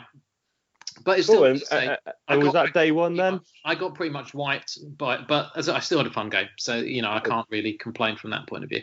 Yeah. And that was day one, pretty much done. And by the end of that, I think there was a sort of narrow lead by the end of day one for the traitors, actually, if I recall correctly. Cool. Another cool thing that did actually narratively was I think it's Miles from Little Legend Studios. He'd kit bashed up, modelled and fully painted 2 really nice models to represent sort of agent of the War Master, agent of the Emperor. Oh, this was the crow dude and the crow character and the ghost, and those were basically characters that were kind of parachuted into kind of key games to play on different sides. Cool. That's a really cool idea. They basically were using the rules from the Knights Errant, so those were pretty pimped up kind of characters with extra psychic abilities and special rules and stuff. So that was a really nice kind of idea, I thought. So various sort of pictures and kind of reports of them running around doing things throughout the event, which I thought was really cool. So by this stage, had the narrative elements and the effects you mentioned that could be obtained by either team kind of come into play much, or? Yeah, I don't think none of them were things that were going to decisively change a game. And I got to confess, in a couple of games, people completely forgot, or it made a slight difference to a couple of reserve roles, that kind of thing. But it was just to feel that you're part of a larger kind of conflict, as well as chatting to people. There was some sort of effect on the games that you were playing out. And that was the end of my day one. So day two then. So my next game was then against Blood Angels with a Warhound. So this was probably one of a pretty nasty kind of matchup. So the list had kind of a Praetor jump pack. There were various kind of drop pod plasma squads, some drop pod tactical troops, and then a couple of Leviathan Dreads. Or was it a Leviathan Dread and a Contempt or something like that? And then a Lightning Fighter and is it a Fire Raptor? I think there's the Space Marine. With all the guns, the big gunship with all the gun barrels pointing everywhere. Yeah, all the guns. So this was one of those ones where, and initially everything of his started in reserve other than the Warhound. Yeah. So And again, the objectives for this were primarily in the centre of the board. So, there was one in the centre, and then there was kind of one in each person's kind of deployment zone. Yeah. And again, this was kind of the diagonal kind of deployment. I don't know if you've played with that game. So again, I was just unfortunate with the terrain on this particular board because I ended up being really boxed in and not really having enough cover. So when the Warhound started to let rip with a big plasma template and the D weapons, he pretty much could target one of my super heavies, knowing that it would then also hit a significant number of cultists and or you'd be taking things off by the handful. Yeah, so that was going to cause me a lot of pain very quickly, and then I couldn't really ever again the cover wasn't very conducive to me kind of hiding too much, and then the other flip side to it was when he started to drop pod the dreads into the middle of my guys, I really had to try and focus fire on those quickly to try and make sure they just didn't chew through all my super heavy tanks straight away. So this was one as I was really on the back foot once everything started to really come down in earnest, and ended up desperately hiding cultists and these few surviving Malkadors I had behind what passed for terrain and waiting for the Warhound to slowly amble its way towards wiping me out. There were some quite fun things though, because actually he had the ghost special character was on the loyalist side in this scenario, and so that did kind of drop into the midst of my cultists. But the only moral victory I got out of that was actually managed to kill him by trying to sort of weigh him down with a combination of plague bearers and cultists, and after he'd already sort of beaten up most of my Ogrins. But then the funniest thing was actually in attempting to shoot one of his flyers, I actually scattered with one of my ordnance barrages from the Malkadors, and it actually scattered onto him, and he failed his invuln, so he ended up getting flattened by a big tank shell. by a scattering tank shell. That's awesome. And I should mention there was a reasonable amount of kind of collateral damage, because most people thought it was quite funny that if I had a cultist squad that was slightly close, I was quite happy to kind of risk a shot at something that was closing on the cultists, just because I knew that if it scattered, it would probably not killed that many cultists in the scheme of things. Yeah. But I got a bit looser with that as the games kind of went on. Proper cult demigod leadership. Yeah. Let's just blow them to pieces. Started off tighter, got looser and looser, and less bothered about them as I went on throughout the scenario. That's awesome. So at the end of that scenario, I had a great game, but I still ended up losing that pretty decisively because I just didn't have anything that could decisively deal with the Warhound really. Yeah. So then after we played the five kind of Warzone kind of games, it then ended up being the last game, and everyone played the last scenario for the very end of the game. And again, that was pretty much pick a board that you like, pick any opponent that you haven't yet played that you've been chatting to and that you fancy doing a game with, and run through the last scenario. And I ended up playing against actually what was a really interesting and different list, in that it was Salamanders with the Dreadnoughts as troops, right of war. The Fury of the Ancients. Yeah. So it was pretty much a Spartan, a group of Cataphracti, a Praetor, and I think a medic. Yeah. And then nine dreads. There was a couple of Leviathans, a couple of Contemptors, and a couple of. How cool is that? That sounds awesome. And I think it was Andy, the guy who brought that along, said, do you want to play against this? Because I don't think you cultists. And I said, well, yeah, I really do want to play against this list, because it's ultimately something really different from everything else I've played. Yeah. And ultimately, the part of the kind of chess game against that kind of list is you can still bog down a lot of these really powerful Leviathan dreads with cultists if you're not careful. So I thought, okay, that'd be an interesting list to play against. And that ended up being a really fun game from the point of view. We ended up with this massive fight between, I think all my cultists and my Ogrins and his Cataphracti and his sort of pimped out Praetor, which had Eternal Warrior, that pretty much lasted 4 turns. Amazing. And then I just had more firepower, more guns to bear, because I just managed to whittle down the basic box dreads pretty quickly. And then slowly kind of chip away at the Contemptors. I managed to take down one of my Malkadors pretty sharpish. But then I just kind of consistently bogged him down with cultist speed bumps, chipping off a couple of hull points here and there. Yeah. And then I got lucky with the because he managed to I think one of the bonuses in one of the kind of narrative bonuses was you could deep strike in and kind of drop ship in some troops. So he had a couple of dreads that ended up dropping in pretty much into my deployment zone. So I had this kind of desperate, turnabout face and with all my tanks to try and kind of wipe those out, and just about managed to pull that off, up to the point the Leviathans got up and close for my tanks.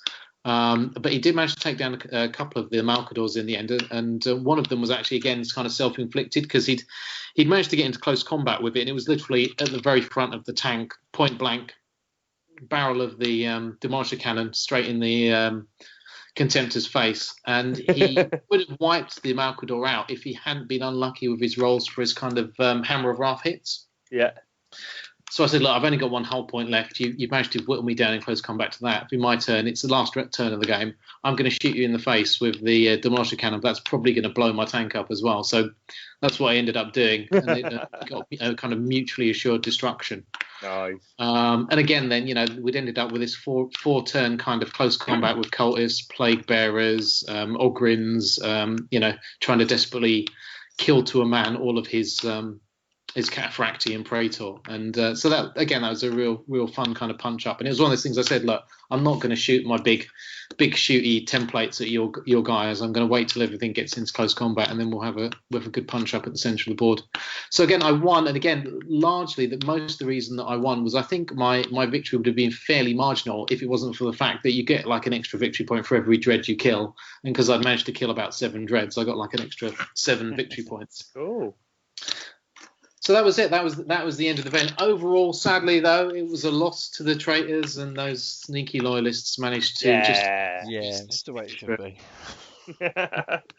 Awesome. It sounds like you had an awesome time down there. I mean, the pictures have looked amazing. I've just been going through sort of the pictures that you sent in our little Facebook chat with the Worcester guys. I have to say the quality of painting was pretty awesome. I mean, I would have. I'm a fairly average painter, but I would have said, there was easily, of the 50, 60 people there, probably a good 50 people who had much better painted armies than I do. If I remember rightly, there's a Golden Demon winning Ferrus Manus running around the table somewhere. Yeah. I think he had a scrap with Fulgrim, didn't he? Yeah, no. There were several people. There were several people's miniatures there that were stunning, and I'm sure that there were quite a few people who could have entered painting prizes with our armies. Yeah. No, so it was absolutely fantastic to see. Because again, one of the things that my pet peeves against kind of some kind of competitive 40k events is, you see this sort of beige sea of resin and plastic, and that just takes me completely out. More than anything else, that takes me completely out of, I really want to have a kind of fun cinematic experience.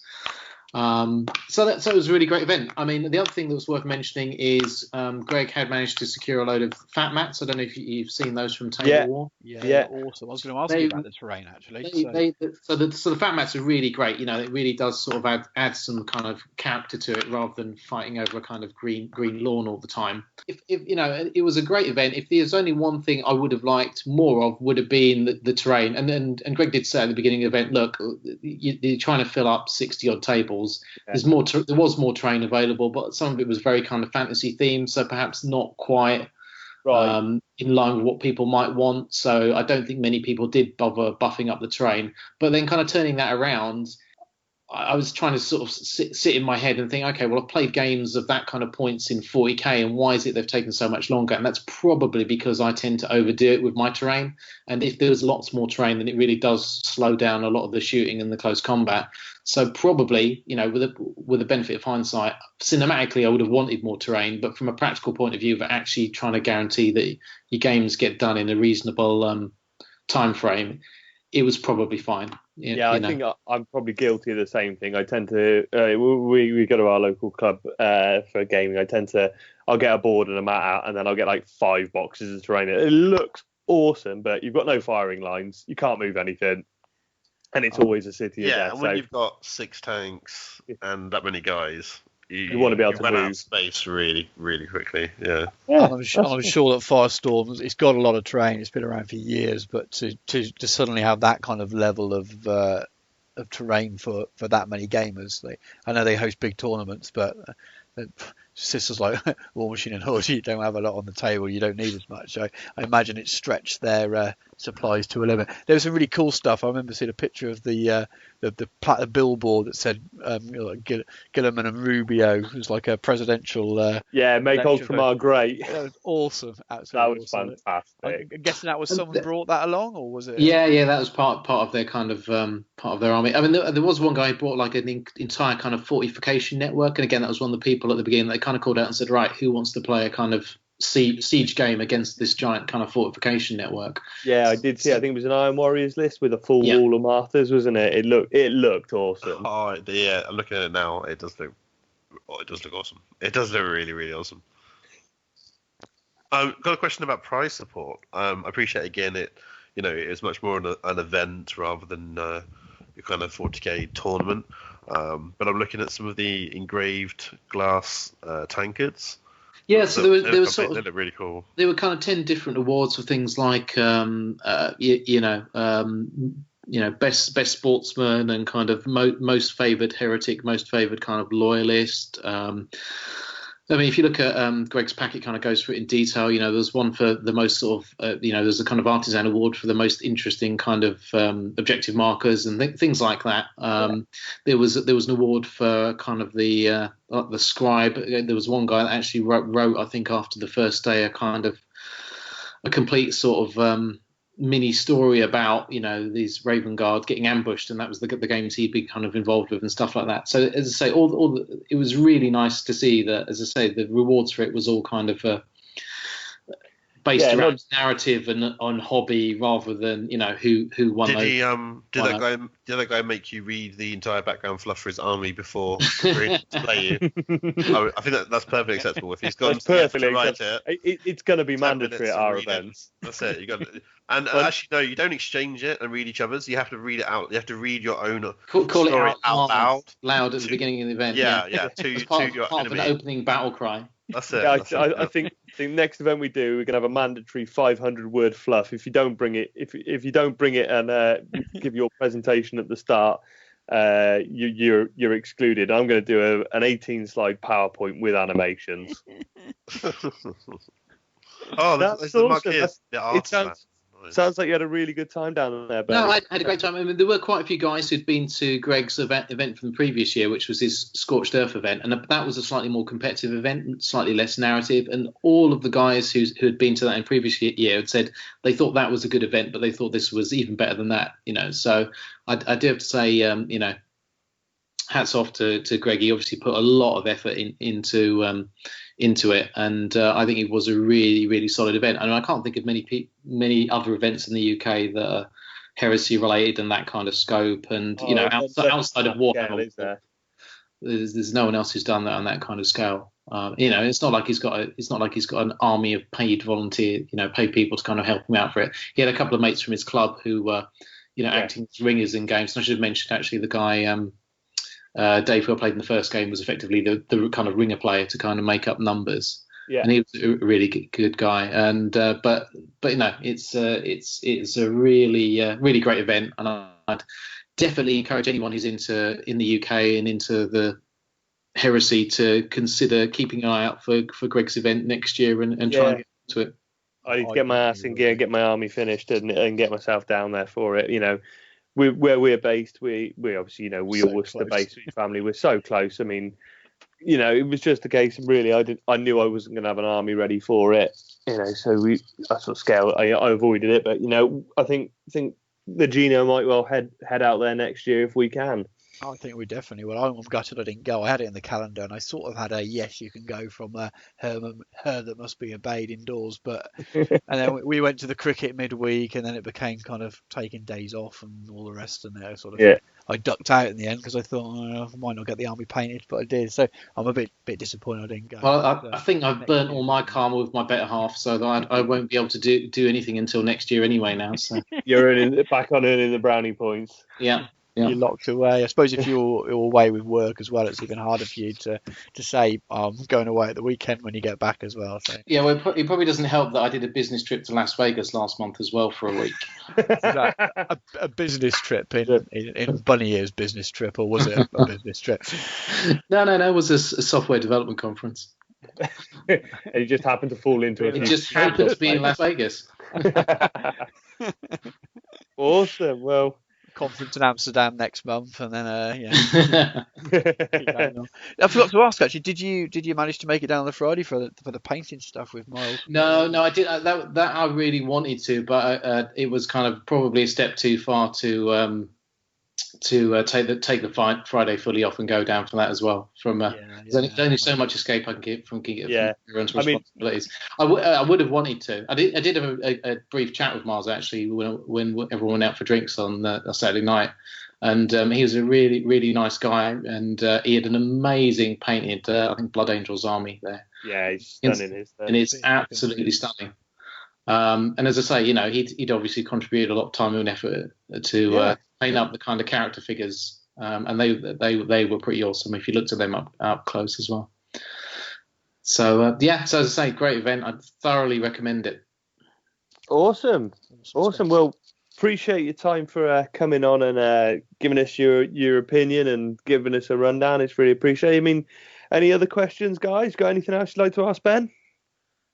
No, I think you've covered most of it from my point. I was interested in the painting bit, but something I'll have to attend myself next year, I think. Get your finger out and get down there. Absolutely. Yeah. The only thing for me really was a bit more about the list and what you thought worked really well and what didn't. But we can save that if we do, if we get you back and if you'll be nice enough to come back and discuss the list. Yeah, maybe we do the militia review and we'll use your list as a focal point to work around. Yeah, no, that's no problem at all. Look forward to it. Awesome then, guys. Well, I think we'll probably call it quits there and take ourselves off to a musical break then.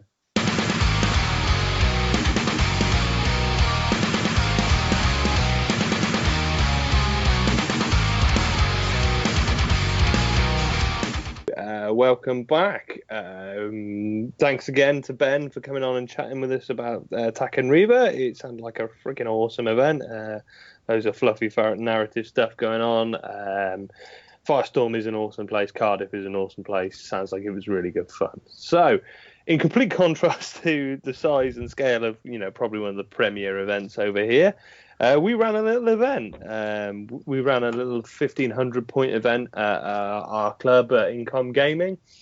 The premise behind it was just basically to give everybody some focus. I know me, Nick, and Stu were all kind of building armies and ambling along with it, and we were kind of like, right, let's give ourselves a target to work towards. A couple of the other guys as well were like, yeah, give us a target, we'll aim for something, we'll get that we'll get that down then, and it gives us a point to focus at. So we set 1,500 points. We started for a day's gaming, 3 games during the day, themey, fluffy event that was more about getting people to play 3 games. For a lot of people, there were quite a few people that only played a couple of games of Heresy before we started.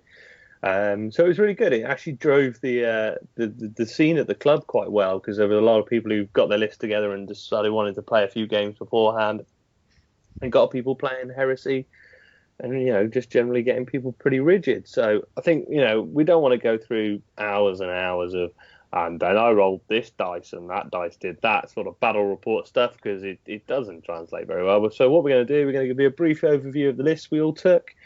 And then we're going to give you just a brief run through the games and the things we did and the fun things that came up and the stuff we kind of enjoyed from the event. So I'll go first. I'll run you through my filthy list that I took. I took Praetor with 5 Suzerain. So Suzerain Boarding Shields and Filthy Ultramarines Legantian Axe. Praetor with Artificer Armour, few other bits and pieces, and a Legantian Axe as well. So they were a murder death squad. They rode in their unpainted Spartan party bus, trucking around and just generally causing havoc. I took Pride of the Legion with that, so I took 2 10-man vet squads in Razorbacks, in Rhinos, all putting 9 dudes with bolters, and a sergeant with Artificer Armour and a combi Plaz, times 2 of those, and they had sniper and outflank, which is absolutely filth, which is brilliant. When there's lots of infantry on the board and they come out and they start rending shots at everybody with their bolt guns, it's pretty brutal. I also took Temptor Mortis dual Keres, which was my little anti-air just in case. We don't think we actually had any air power in the end, but just generally 12 shots is pretty filth as well on a Dreadnought. And a quad mortar as well, sat in the background with shatter shells, shelling the crap out of stuff. So that was my list. What do you want to run through your list next, Stu? Yeah, why not? So I had Pollux leading the army. Nice little named character there. Sounds a bit cheesy at 1500 points, but he's not too much of a massive beat stick really. He's more of a buffer. Casual Spartan at 1500 points. No, he's not. He didn't do anything that much in any of the games, to be honest with you. For troop wise, I was running Stone Gauntlets. So troop wise, I was running Breaches. So there was 2 identical squads. They're 10-man squads.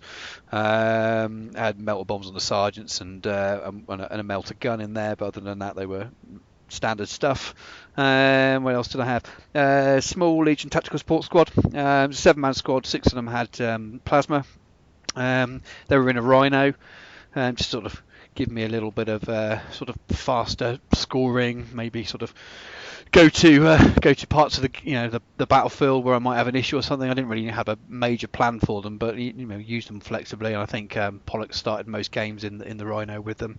Then the filth started, so I had a Leviathan with a grad flux, but a casual Leviathan in a 1500 point friendly environment with a grad flux bombard and a siege drill, and of course took Phosphex Discharger as well. So he was pretty good, to be honest with you. We'll find out when we talk about our games a little bit. And then a casual Sakaran Venator as well, because I thought I needed something, needed phallic replacement on the tabletop, obviously. So but that was my 1500 points. Sakaran penis extender. Absolutely. You're painting one at the moment though, so. Yeah, I am. I've got my penis extension sat next to me. That was pretty brutal, yeah. So with the conversation me and Stu had beforehand is, what's more of a dick move, bringing a Spartan or a Leviathan? And I kind of went, I'm already bringing a Spartan, so probably the Leviathan's not so bad. So the Loyalists definitely had some filth on their side. So what did you bring, Nick? So I was on the Traitors, the darkest of Dark Mechanicum. There was a really interesting list, actually. So a lot of people that I've spoken to were saying if you play Cybernetica, then obviously you want to bring support for that, whether that's a kind of buffing HQ or some kind of elites that keep the robots in check. I didn't necessarily follow that advice, but I didn't really go for anything too complicated either. So I went for Archmagus Prime rather than a Dominus. So the Prime is your regular Archmagus dude. He's not like the Cybernetica one, but I spent all the points, like completely buffed the shit out of him, and I think he came to about 280 plus points. He's got like a Paragon Blade, he's on an Abeyant, he's got some shooty capability, he's got 2+, 3+, he's like bonkers. It turns out his weapon skills are very good, and he hasn't got very many attacks. So he wasn't much of a beat stick as I thought, but he's still pretty mean. He's durable as anything, and he's a tough nut to crack, yeah, for sure. And then a second HQ is a regular Magus Dominus. Both HQs had augury scanners to fuck with infiltrate and deep strike and that kind of stuff. Troops, I had the 2 compulsory Castellax. One lot was just your normal bolters, and the second one was Darkfire cannons. And then for the next 2 slots of troops, I had some Phalanx squads with plasma fusils. Generally, the plan with those was I just left them in reserve, and if the mission had some kind of objective capture requirement, then they were my only kind of scoring unit in the robot list. So I had to keep them and hope I could drop them in place. Maybe do a bit of shooting, medium range shooting, but use them as a scoring troop really. And then the rest of the list comprised basically of a Thanatar. Thanatar. Which was interesting actually. He was a lot better than I expected. Well, when he deleted an entire suzerain squad in one shot. Yeah, he's brutal. he did some ridiculous shit like that. I mean, all I'd heard from people was how the Thanatar was not necessarily overcosted, but he either did a lot or didn't do anything. And Yeah. if people had a unit that can delete shit like that, if you have a unit that is, I think the go-to one is like a plasma supports or tac squad in a drop pod of some variety, and you're like kind of, point and click delete sort of thing. You're like, go and kill that unit, bang, X amount of AP2 or AP3, whatever's required. Sometimes it's even against a Primarch, it's like, bosh, destroy that. But at 1500 points, obviously, nobody really seemed to have that. So it just meant that he could sit there and just fire off these ridiculous plasma salvos. I didn't need to move him. I made sure that he was in range of my Cortex controller guys, so I got control of who was shooting, and he didn't like just wander around like a fucking idiot, going beep, beep, beep, beep, beep, like walking in circles or whatever. But he was pretty filthy. Yeah, I mean, to be fair, like in our, we'll get into our games in a bit. The first 2 rounds of shooting, he didn't do a lot, did he? And then he smashed the suzerain in 1 round and paid his points in that 1 shot, really, didn't he? Yeah, so I suppose, in a way he did exactly what people have kind of said. He either scatters and doesn't do anything, or he brings his points back in 1 shot. Yeah. So it's pretty cool. Cool. All right, then, do you want to... we sort of segued quite nicely there. Do you want to start running through your games first then, Nick, and talk us through who you played and just give us a brief sort of summary how the game went and what you thought of the mission and the general game itself? Yeah, so the first game was against yourself. I had to... Podcast throwdown. I can't remember the exact mission, but it was something like kill all the Ultramarines. It was something along those lines. Capturing territory in the opponent's deployment zone was worth so many victory points. The middle ground was worth so many, and that was it. Yeah. Your own deployment zone was so much, but you had to completely clear each zone of the opposing player's scoring units, wasn't it? That was it. So it kind of came down to, I don't really have... I have durable multi-wound models, but I didn't really have that much scoring. So you had your vets, all your vet squads that were scoring, your suzerain. Yeah, they got implacable advance, so they're scoring. Well, yeah. So I did the usual pretty basic shit. I focused my heavy weapons and my low AP stuff on your Contemptor, and tried to take out your artillery and that kind of thing, and pretty much ignored your Spartan and got scared to death about it rocking up into my deployment zone and disgorging the scary death axe guys, which are just there's nothing more scary than that. I mean, I appreciate you were talking about not wanting to be that guy with another guy with a Spartan that just doesn't, but it really works. Oh it's so awesome. It's just this, and it's so it's so cinematic as well, because no matter what else you're doing on the table, there's this fucking great big unkillable behemoth rattling across the table, and it's going to disgorge something that's going to smash your face. So no matter what you're doing, you're like, fuck, that thing is coming to get me. Like, yeah. Oh, like what? What firing quad las cannons everywhere. Oh, and shit. Yeah. It was awesome. So screwed you over in the end as well, didn't it? Yeah. So the issue was that obviously that mission meant that all tanks were scoring, so it's all tanks, all special rules. Tanks. Yeah, all tanks were scoring, so the Spartan was scoring in that game. Yeah, so you just drove it up, parked in my deployment zone, and I was like, shit, I can dump a load of firepower into this that I should probably be putting into his dread and his artillery to get rid of that, because that can actually put out more punishment. And kind of accept the fact that you were going to put your assault squad wherever you wanted to put it. And that was how I played it. And then I was like, shit, if he parks that in my deployment zone, which he eventually did, I'm not going to be able to clear it out. And so that counted out my scoring unit in your half. Yeah. So I was kind of sat there, we both counted each other's scoring in our deployment zones. So the rest of the battle came down to who was controlling no man's land, who was controlling other parts of the board. And just there was some brutal shit. Like you already mentioned, the suzerains being wiped out. They come out of the Spartan. I think it took 2 rounds of combat, but that was 2 rounds of me putting shitloads of wounds on your your Praetor, your HQ, and him making 3-up invulnerable saves constantly. Yeah, and so me just whittling him down. You hacked at him for 2 rounds and eventually killed my Magus Prime. And then my Thanatar turned around and was like, revenge protocols engaged, and fired that kind of Halo style, video game style plasma shot that takes like 10 minutes to get to you. Yeah. And everyone's looking up at the sky at this big ball of plasma going, oh my god, it's going to hit us. And like no one actually moves. And it just lands and kills your entire Caesarian squad in one. Like, to be fair, what was hilarious was the Praetor was in the middle of them, all the suzerain melted around him, and he survived. Yeah, so you rush up in the spot and jump out, hack to death, like hack the legs off of my Magus Prime of his bay, and hack his tail off, hack his arms off, like hack him to bits. And then this plasma lands on your head, and then just this Praetor standing there going like, "What the fuck?" Like, where the fuck is melted Ultramarines all around him and melted bits of robot. It's just like, what the fuck?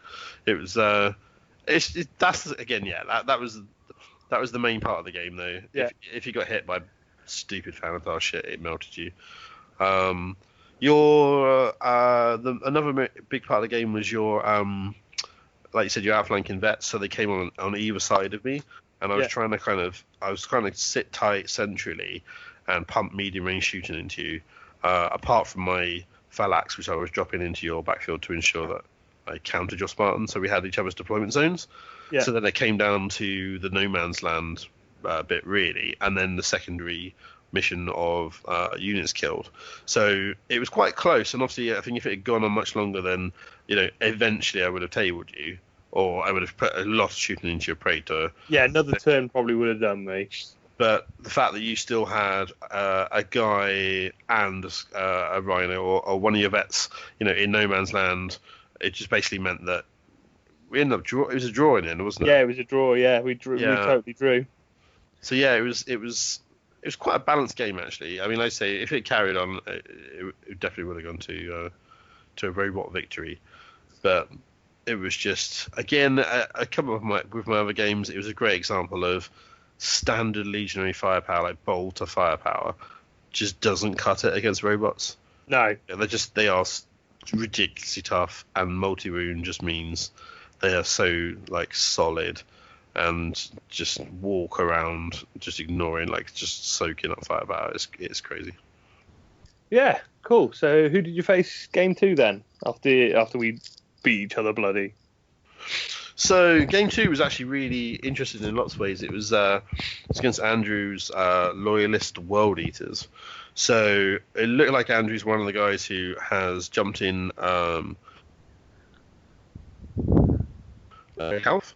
So pretty much his entire force was Betrayal at Calf Minis, and then he had a Land Raider Phobos in there as well. And he's gone for, let's say, loyalist world eaters. He's gone for a predominantly blue with a bit of white paint scheme, which looked quite cool. I'm not up on my fluff at all of loyalist world eaters. All I know is that I don't think they had like a purging of their ranks before Isfahan 3. The majority of it kind of happened then, although... Yeah, that was their big purge with the other legions. Yeah, but you mentioned earlier, like, there was some kind of guys that maybe were questioning earlier and had their face smashed in by yeah, although a lot of people had their face smashed in by Angron, but so Andrew at the time was playing loyalist, although we've since heard that he may have ordered Angron, who may or may not be in the post for the next event, which means he may have come in to suddenly bring the loyalists back in line for the traitors side, but we'll wait and see what happens. So Andrew, I say, was running a predominantly kind of Betrayal Calf type list, so it was infantry heavy. He had some Catafactory guys, Praetor, Terminator squad, a Vet squad with a few extra weapons, heavy bolter, a missile launcher, a couple of upgrades of power weapons and stuff like that. And his Terminators had a few upgrades here and there with lightning claws and power fists and stuff. Then he had a Contemptor, and he also had a couple of attack squads and then a Land Raider. Now, what was interesting about this game, and it became clear very quickly, is, and I think this hit a lot of the people actually, and you guys might have noticed it as well, a lot of the people hadn't made the jump from 40k to 30k very easily in regards to scoring units. Yeah, that only troops are scoring. Yeah. So and troops and implacable advance units. Yeah, and you brought this up a few times, and I did as well, and we tried to kind of, make it quite clear, just as a reminder to people that unless you have these specific rules, or unless your right of war enables it, or whatever, it's only scoring units, and that, for the most part, means troops. It's very specific. I think I was one of the only people with something outside of troops that had implacable advance. Yeah, so this hit a few people. And I try, and I clearly, remind Andrew, initially that his Terminators had it, so he started running. He was running Pride of the Legion, wasn't he? Which makes his Terminators troops. Yeah. So he had scoring Terminators, and he also had scoring vets. Now he was keeping his vets back in some ruins right at the back of the board, and I couldn't really work it out. So the mission was based on the Dominion standard mission. Okay, yeah. So it's based on objective scoring. So you score points for holding an objective at the start of your turn. And he was rushing everything forwards. Interestingly, he wasn't rushing things inside his Land Raider. He was using it as a screen. That's a whole different conversation. I mean, it kind of worked, but equally, you would think he'd have some things inside the Terminator inside the Land Raider, as well as using it as a screen for other units. But that aside, it kind of worked, and actually, he did get out of my face, and we ended up kind of smashing each other in the middle. But he kept his vets back in his ruins, and I was saying to him, like, "Are you sure? Every movement turn, are you sure you're going to keep your vets there? Like, they're not an objective, they're not scoring. You're popping off a missile here and there, but you're not really doing anything." And he's like, "No, they're fine. They're in cover." Anyway, long story short, eventually it turns out that he didn't actually know they were scoring. So he could have been either pushing them forward in a Rhino or something, or in Land Raider, or he could have been sat on an objective. And it was about the third turn, and he didn't realise. So, it wasn't a major. I don't think it would turn the tide of the game anyway. But it was a bit annoying. There's silly little things like that. One of the things with the event that we were running though was it was an introduction for a lot of people. It was the first time a lot of these people had played Heresy. So there was a number of, if you'd been going to lots of events, you'd have probably been thinking, God, don't these guys know what they're doing? But for most of us, we were all learning.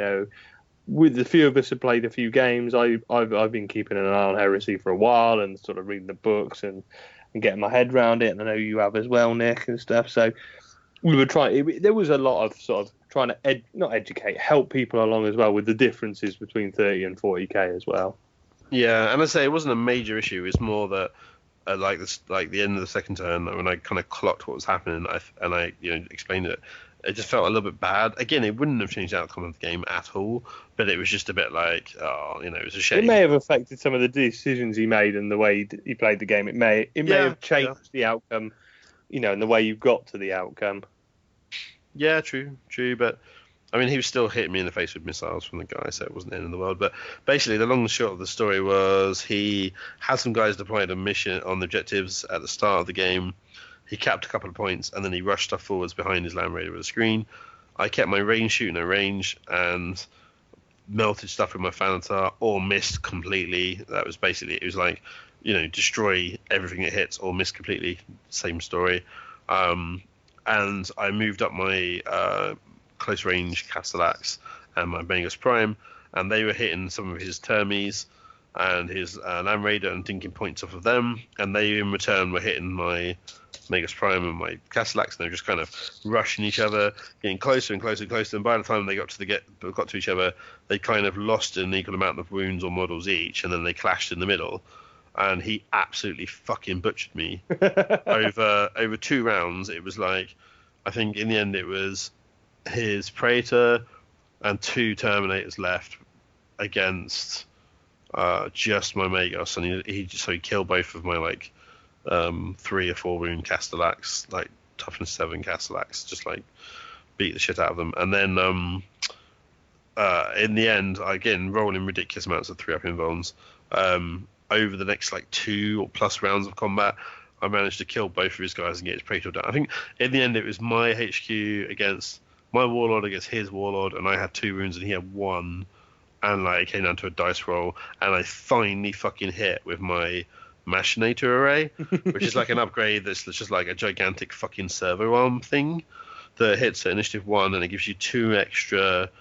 I'm gonna get the rules completely wrong. I think it's initiative 1. It gives you 2 extra attacks at like strength 8, AP 2 or some bollocks, and I'd missed with them the entire game, and then one hit him and just basically crunched his Praetor's skull and killed him. So then I had like Warlord.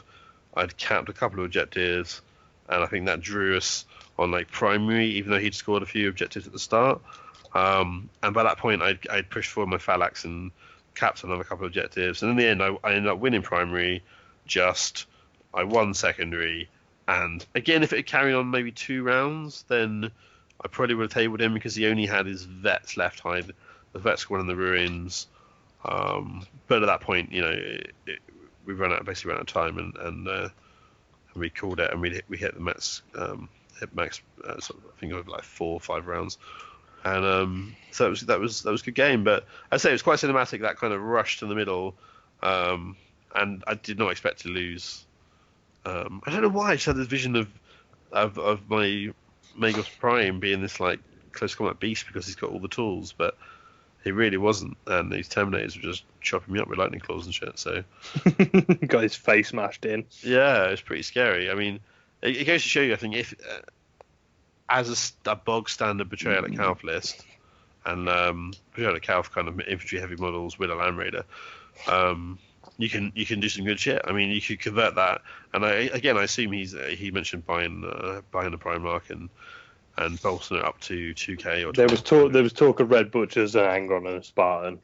Right, exactly. So if he boshes those in, and he puts his Terminators and his Praetor into the Land Raider or whatever, and brings Angron and that, and just rushes that forward and uses his other units wisely, like he was to cap objectives and dink off wounds at range and stuff. It's a perfectly competitive list. Like, yeah, I mean, that's, again, it may have only been a 1500. It may have only been like a relatively friendly kind of game, but he was holding his own. It wasn't severely like one-sided at all. And if he could have if he definitely got his Terminators in earlier, it would have been much more one-sided. And if you're talking at high points games, if he was also chopping up other shit with Angron or with another squad of Terminators, it would have been an interesting game. So that was good fun. Yeah. And then, what was your third and final game then? So third and final game was a little bit different. So I played Kurt with his Raven Guard, Loyalist Raven Guard, just in case anyone was unsure. I thought a lot of Raven Guard were 100% Puritans, but so he brought, according to this list I've got in front of me, he brought a Vigilator, all tooled up with sneaky camo cloak and stuff. His Praetor, fully tooled up with all the good stuff, and Paragon Blade and Artificer Armor, that kind of stuff. Running Decapitation Strike as his Rite of War.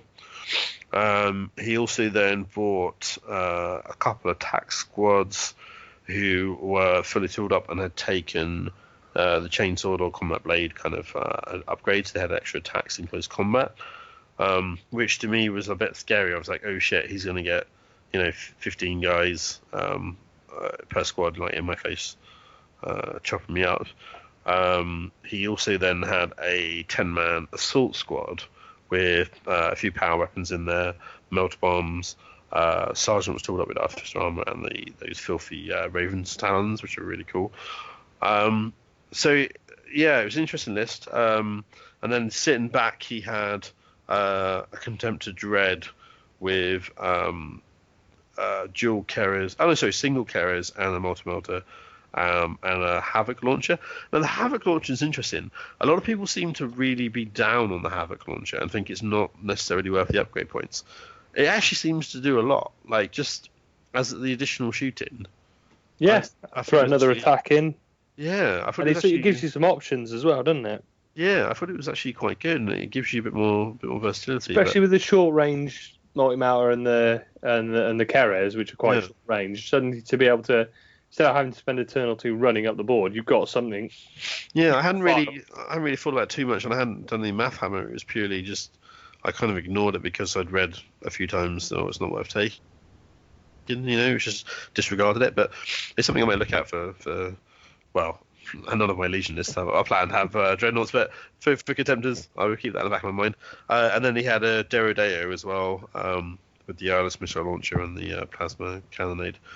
So he had some For it. decent ranged firepower, and he had some short range assault capability, and he had obviously Fury Legion options and lots of extra attacks.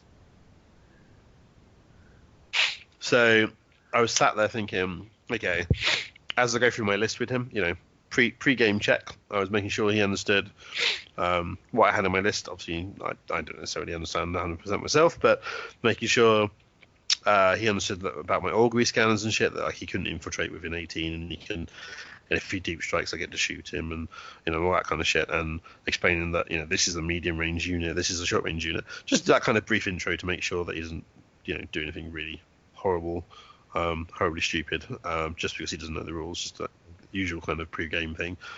And he kind of looks at me, and he's got his usual kind of, I don't want to call it smug because it's not smug. It's like confidence. Yeah, it's don't worry, I know exactly what I'm going to do, and it's going to fuck you up. I'll give some people some background. Kurt is very good 40k player. Been playing Raven Guard for a long time. You know, he's not a cheesy, spammy punch you in the face. Got to take the best list ever 40k player. He has a Raven Guard army. He knows how it works. He builds a good fluffy list, and he's good. He's taught me a lot over the years about, you know, what do I want to achieve with the list and things like that. So he does give you that look of, I've got a plan. Yeah, I like him because he doesn't, like you say, he doesn't just bring spammy shit. He brings, I mean, he could say, oh, it's easy to do a themed Raven Guard list because you just bring anything that infiltrates and deep strikes. But he does a good list with a theme. Yeah, but he does it well, and he normally, even if he doesn't win, he normally makes you like think and go, oh shit, that I didn't see that coming, or that spanked me really harder than I expeced. So that was quite cool. So he gave me that look, and I was like, oh fuck. Deployed. Normally, I was basically in a line within my deployment zone. It was the mission where we have to choose 3 objectives out of a list of about 6. Yeah, it was a custom mission I'd built for the event, where there was 6 missions that you could choose, 6 objectives you could choose, and you kept them hidden from your opponent till the end. So I think there were 2 objective markers on the table, and then one of them was hold one of them, the other was hold the other, and there were things like kill all your opponent's troops, or take their HQ out, or various different things like that you could achieve. Yeah, so you had a good mix of choices. You could say, right, I'm going to play to my strengths, and I think I'm going to rape a lot of his units, so therefore I'm going to go for unit kills as an objective, or I'm going to be really tough and hard to move off of the objectives, so I'm going to choose secure both of the objectives in the middle of the board, or you had kind of line breaker type ones where you control the enemy deployment zone, so you can really choose the missions to your strengths, or weaknesses if you're being Alpha Legion or whatever the fuck you want to play. So he started off a couple of objectives in the middle. I've got no idea what he's doing. He's got no idea what I'm doing. Deployed everything apart from my phalanx who are in reserve in a big long line. Phalanx on one side, Thanatar on one side is going to do his long range shooting, dark fire cannons and stuff, and then my beak stick and my close range Thanatar Castellax getting ready to move up the board. He then doesn't infiltrate because he's scared of the augury scanner. He doesn't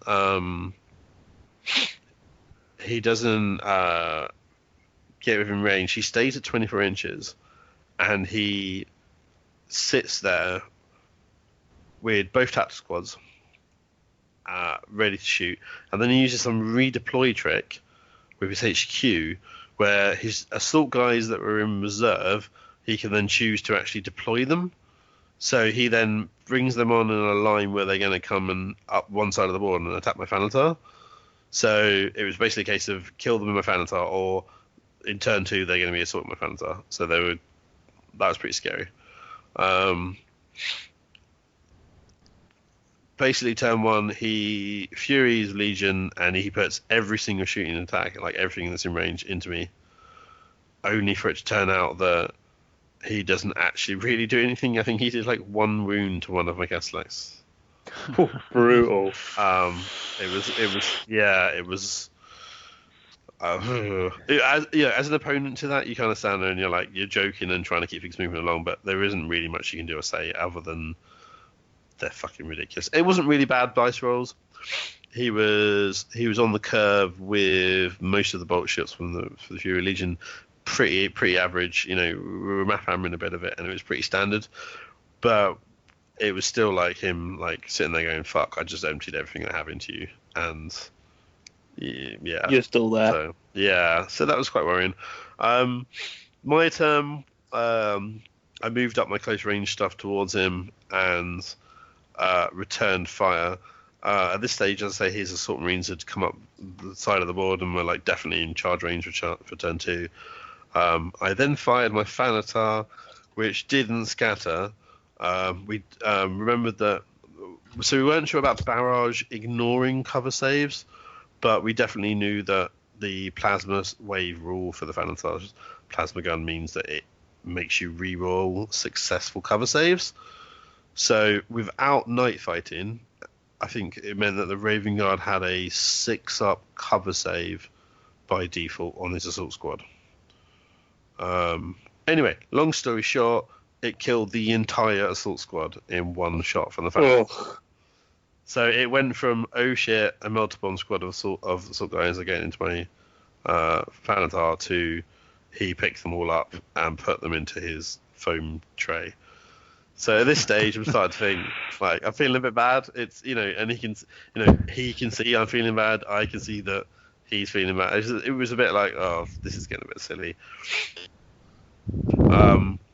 Then when my Mauler bolt cannons were in range, I didn't actually choose to fire them because for some reason I remembered that I'd taken the upgrade on my HQ, on my Prime, which gave him an orbital bombardment. Now, once per game, you'd think, oh, that's quite harsh if you know the 40k chapter master rules for the orbital bombardment. I can't remember the rules exactly, but it's pretty much the same, but it's D3 rather than just 1.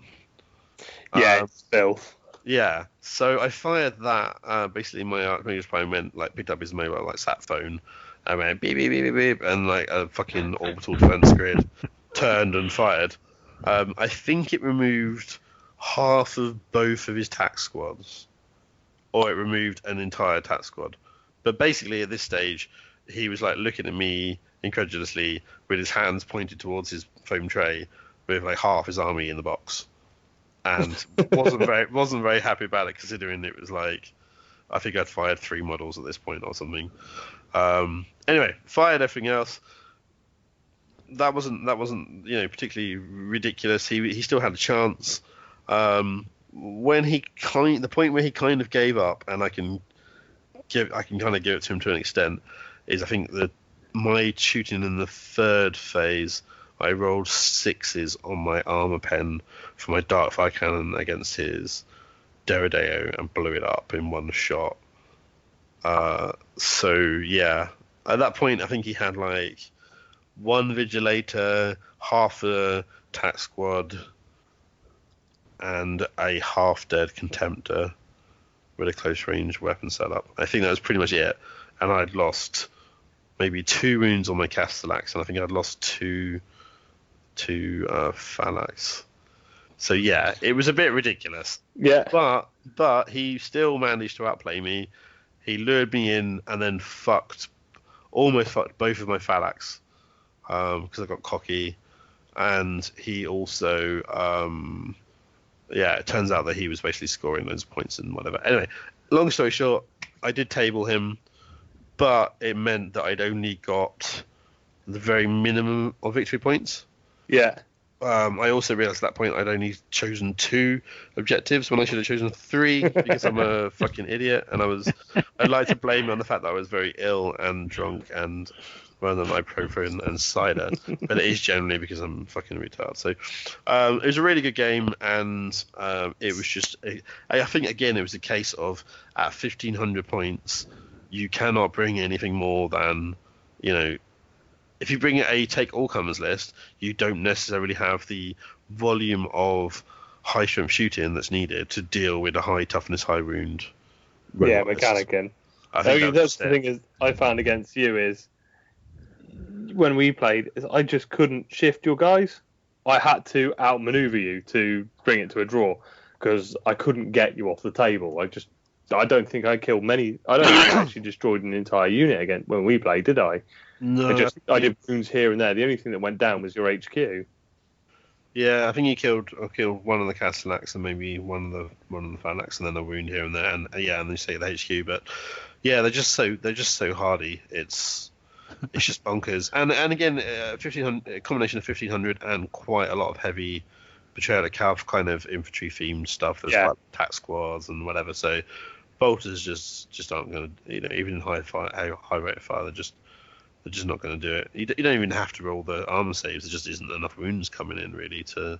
Yeah, you can't generate volume of fire. Yeah, so that was a bit of an unbalanced game, but we still had fun. Yeah. The highlight of the game actually was when a couple of chavs came into the store, and I will use the term endearingly because some people, I don't know if it's actually true, but apparently chav actually does come from Cheltenham, and it means Cheltenham average. Did you know? Yeah, there's many connotations, but one I've heard before is that chav is Cheltenham average, and it was I didn't know this. Ladies' college girls who are very posh, coining it about most of the town. See, I didn't know until I came to Cheltenham. But they were proper chaps. They had like luminous Adidas trainers on. They had like a Lacoste t-shirt, baseball cap, and these trainers. And they came in and they were like kind of wandering around the different tables, and they had a little look around the shop, and they chatting shit. Eventually came to me and Kurt just as we were kind of wrapping up, and and they started trying basically to belittle us and ridicule us, and they were asking whether or not we knew where they could buy Dungeons and Dragons. But they were saying it as if it was an insult, and me and Kurt were kind of looked at each other, rolled our eyes, and then proceeded to wind them up, saying things like, I think I said, I was basically saying, are you sure you want Dungeons and Dragons? Like, I'm pretty sure you can buy dragons here, but I don't know if he sells like dungeons.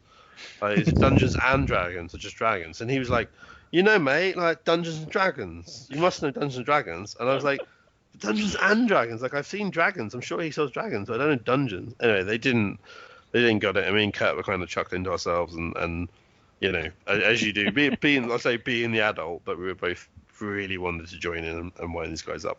Something grunting.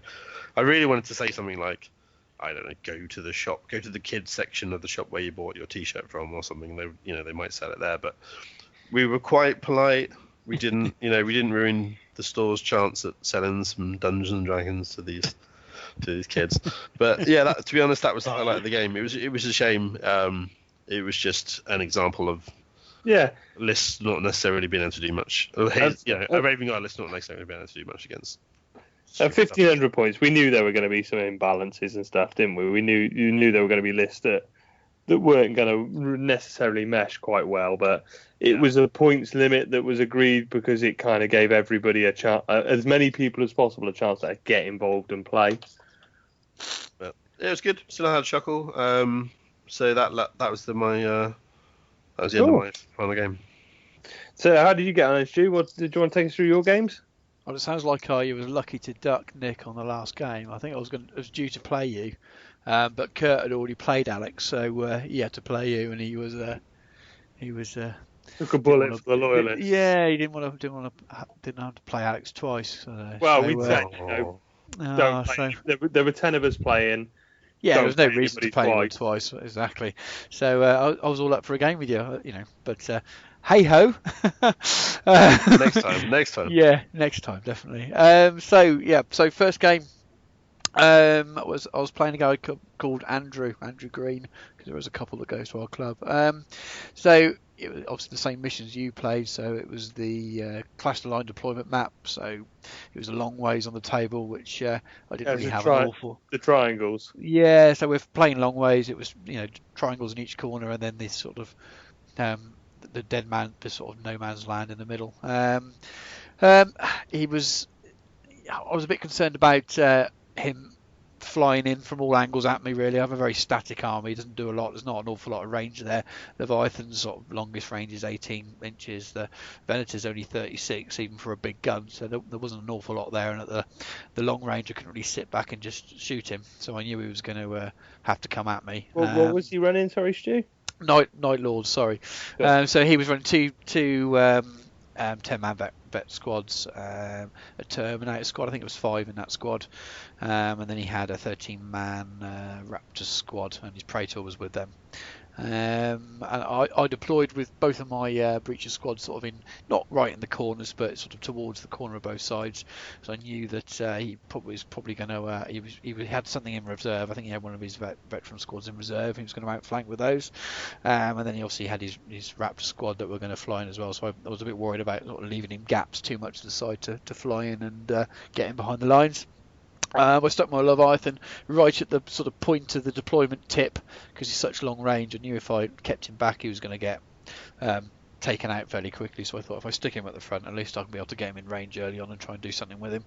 And then the Venator was fairly close to the centre as well, and so was my Rhino with my Plasma squad. He had first turn. It was night fighting, so I didn't really do much in the first turn. I think his Raptor squad flew up to the sort of centre of the table. His Land Raider managed to shoot my Venator. Now this is his third ever game, and he's not done anything really. I think he was taken off in the first turn without moving. After I was playing Kurt actually a couple of months ago, after Kurt stole initiative as well. I think you killed him in the first turn as well, Tom. Yeah, I dropped a contender next to him and mailed him to death in the foot before he'd even moved him, didn't I? Exactly. So at this point, he hadn't done anything. He'd not even moved. So I thought, right, I really want to, get him to do something. So he didn't die first turn, but he did take his big gun out. So his weapon destroyed, and I rolled the bloody main weapon. So again, come on. So I had a rolling heavy bolter, pretty much. But it didn't shoot.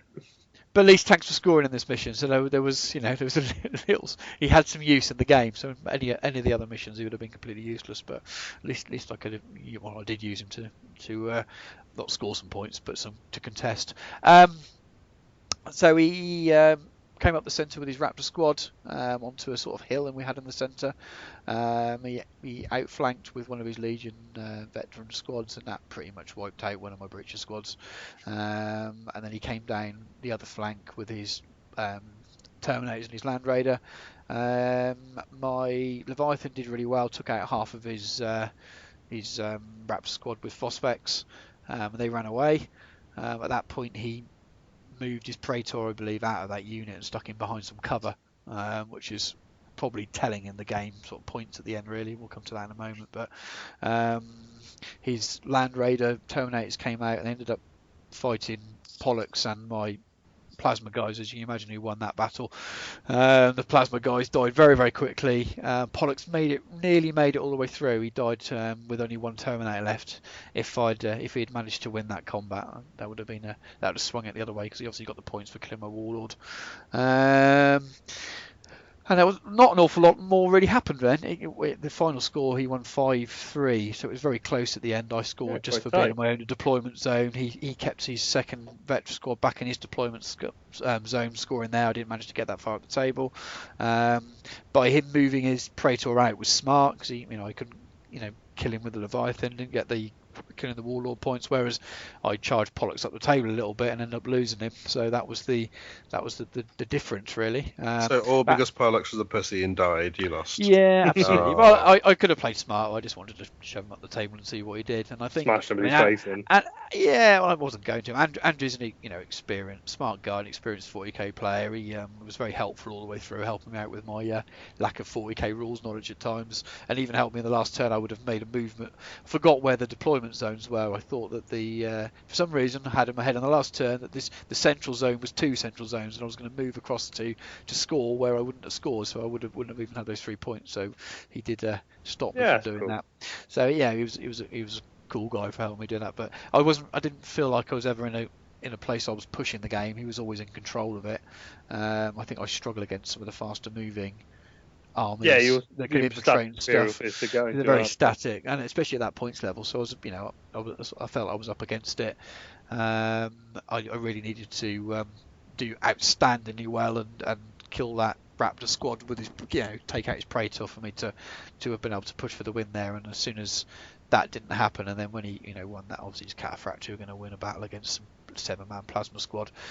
If Pollux had held out, then it might have been different, because we'd have taken out that Cataphractory squad, and I wouldn't have lost the points for the Warlord. So yeah, hindsight, I could have played defensive there and moved Pollux away from that unit and tried to hide him somewhere and maybe sneak a draw, but that's not what it's about. But the temptation to smash each other's faces. Yeah, and it was more fluffy. I didn't think my Warlord should be running in the opposite direction and saying, "Go on, you plasma guys, you take out the Cataphractory, you'll be fine." But yeah, it was good. It was a good game. Got me into the swing of things. Don't think I'd played for about 6 weeks before that, so it was a good sort of first game. Blow the dust off a little bit, and yeah, got me in the mood for things really. And then second game was still long ways deployment, so it's the Hammer and Anvil deployment, and I came up against Iron Warriors, and it's James Dawson's Iron Warriors. This guy's got about 4,000 points of Iron Warriors, and we've been a bit of fun smack talk on our own club group and stuff about playing each other, and I had to work with the fist playing the Iron Warriors really. So he had a couple of tactical squads, I think. Well, 3 tactical squads, and he had siege, Tyrant Siege Terminators. I think he had his Warlord with them.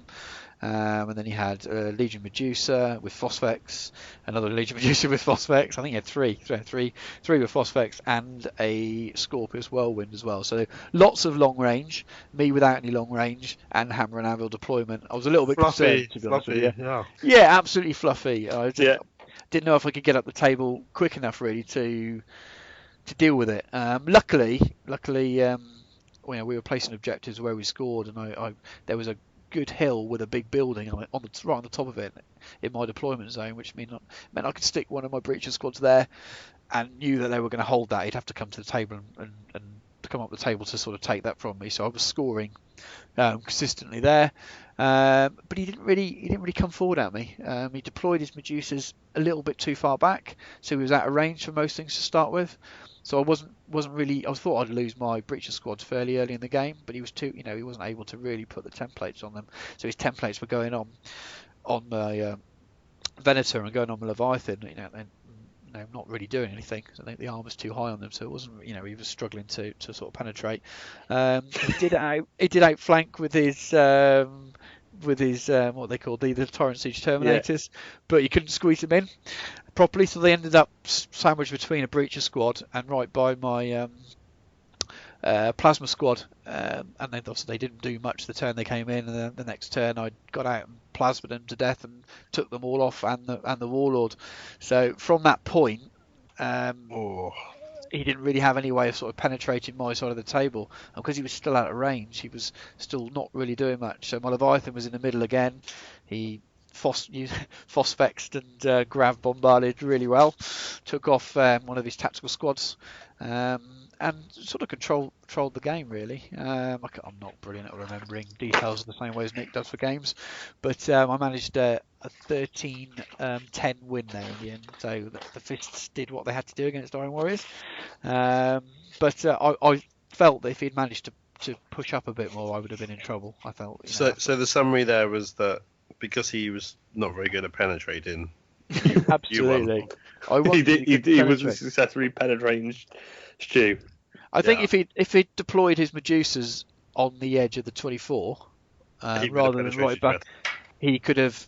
My breacher squads would have been in range, and he would have picked away at them. But they were, both of them were left at the end of the game. I think I lost 1 from one and about 3 from the other, and and they were both in scoring positions. So I was able to keep picking the points up each turn. When I was I didn't end up in his deployment zone, but I was able to edge forward enough to pick up some points and win it by killing more units. I think the Venator picked off a few from range as well. So yeah, I think he only really advanced one of his tactical squads into my half of the table. So yeah, I think that's where I wasn't put under pressure. I didn't feel I was put under pressure anyway. And then the final game was a game you nearly could have played, Nick. I think Alex would have completely quit if you played you. Saying that, I didn't give him much of a nice game either, bless him. So I played Alex and his Alpha Legion. And you played him, didn't you, Tom? He's got a he's another sort of new to heresy guy, very much Calf-based. It's a Calf list, really. It's infantry heavy. It's based out of what he could raise from Calf and some 40k stuff he had. Absolutely, and it's I was a bit concerned when I first saw it. I thought, oh, this is he's got a lot of troops here. If he rushes me, I might struggle to deal with it. So he had 3 headhunter kill team squads and a Legion support squad as well. They're all in rhinos. He had Score and he had Exodus as well. So I thought, if he rushes me, I might struggle to deal with the numbers. And he infiltrated everything up the table, so I thought, oh great, he's going to be in my face second turn, but he didn't really move after that. So again, poor Leviathan just did crazy amounts of damage in this game. It was Tom's own mission, so we got to pick our own objectives. So I picked to hold the objective that was in my deployment zone, and I picked to clear the opponent's units from no man's land. I didn't think I'd do that. I did, and the other one was destroying HQ, and I managed to do that as well. So, I fortunately for Alex, he didn't roll very well. The dice rolled very well for me, and I managed to table him. It was an 11-0, but I think if he rushed me, I would have struggled. But he sort of sat there around the centre line. My Leviathan was centre stage, and he pretty much sort of turned one way, grav flux bombarded one tac squad off, turned the other way, the same, chucked the Phosphex in as well, took out all of that unit. It was just carnage, really. My plasma guys took out another unit, and my breaches didn't really have to do much. One breacher squad only had 3 men left, but that was sort of the extent of the casualties I received. Everything else was almost fully intact, and he just struggled. He didn't have anything to smash armor at all. Filthy bloody Leviathan. It was Casual Leviathan. He had no melter. I thought he'd have melter bombs on his squad. I thought he'd rush me, get into combat with the Leviathan. He'd get into combat with the Venator and chuck some melter bombs on there. And asked him, he didn't have any melter bombs. I think he might have had couple of multi-melters, melter guns, not even multi-melters on one of his squads, but there wasn't anything to deal with any armor really.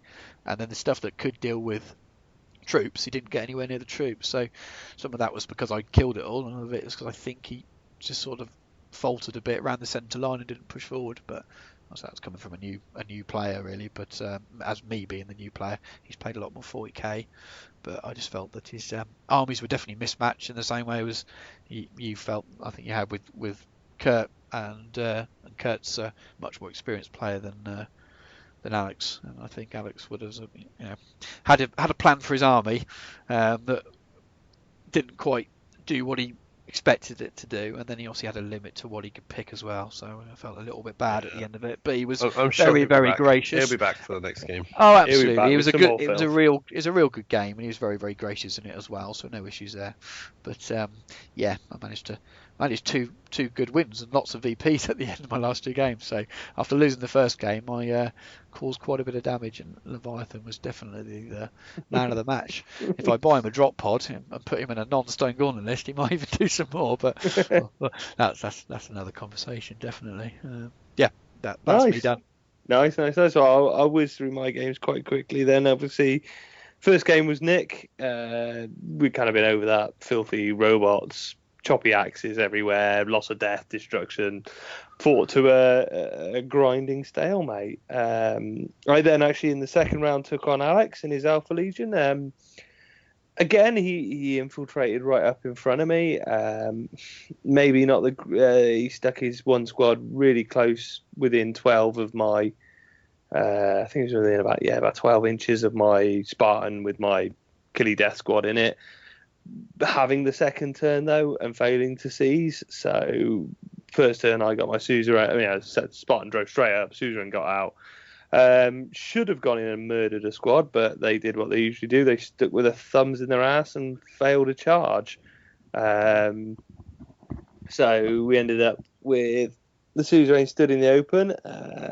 The rhinos, my 2 vet squads, the plan for them was to outflank them every game, That's it. So I started the first turn with only the Spartan, the Dread, and the quad mortar on. The quad mortar did a bit of damage, fired some shots around.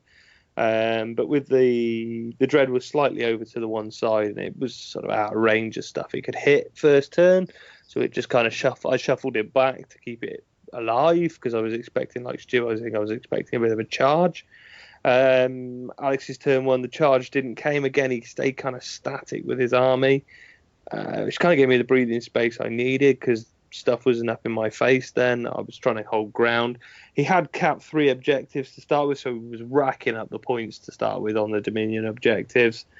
Turn 2, my vets came on. Well, one squad of vet came on from one side. They got out, bolted a squad, and started having a bit of a bolter firefight. Suzerain did what they were supposed to do, charged in, cleared the squad out, moved on up the table.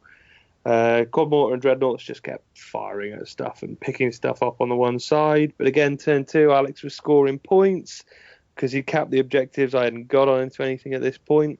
How did you feel the single Quad Mortar fared? Like, is it something you feel you'd need like double or triple in the future, or is one a nice chunk of firepower?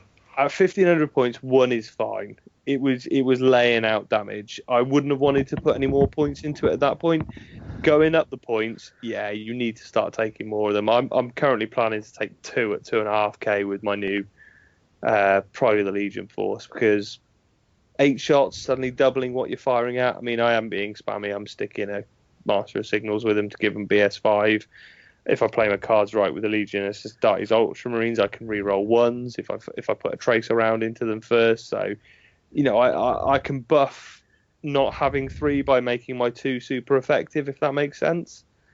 Yeah. So I can compensate for losing 1, but batteries, they're brutal. They're absolutely brutal. I played Kurt, who mentioned a couple of times. I played him a couple of weeks ago.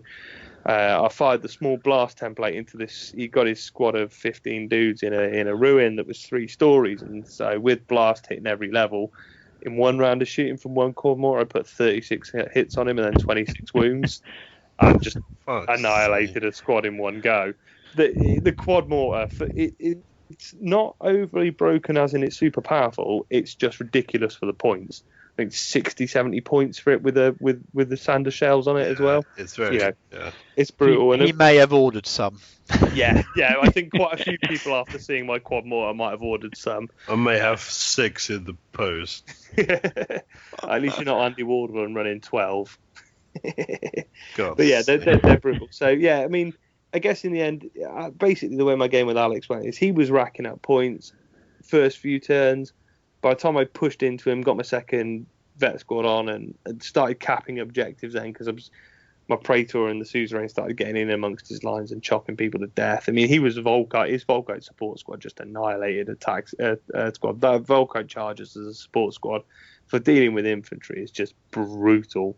It just smashed them to pieces. But I started capping enough objectives, but we came to the end of the game. I hadn't capped enough objectives and scored enough objectives to beat him, but then there was the Alpha Legion with his Rite of War that he was taking the head under a Leviathan.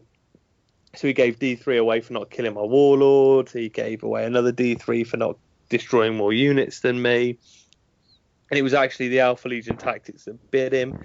And actually I ended up winning by 1 point because of his Alpha Legion his Alpha Legion rules and things. They came back and bit him in the backside a bit. But yeah, it was a good fun game. He was quite tense. I mean, he pushed me really hard the first couple of turns. It maybe got away from him towards the end when I started to do some damage and start putting some wounds on him and start balancing the scales a bit. And the Quad Mortar and the Kerres kept firing, and the Spartan was just basically sat in the middle, spinning around on the spot, popping shots into stuff, and I blew up rhinos left, right, and centre. He was just picking off things as it went, but it was pretty good. Like I said, pretty close. It ended sort of 10-11, I think it was. I squeaked a win there.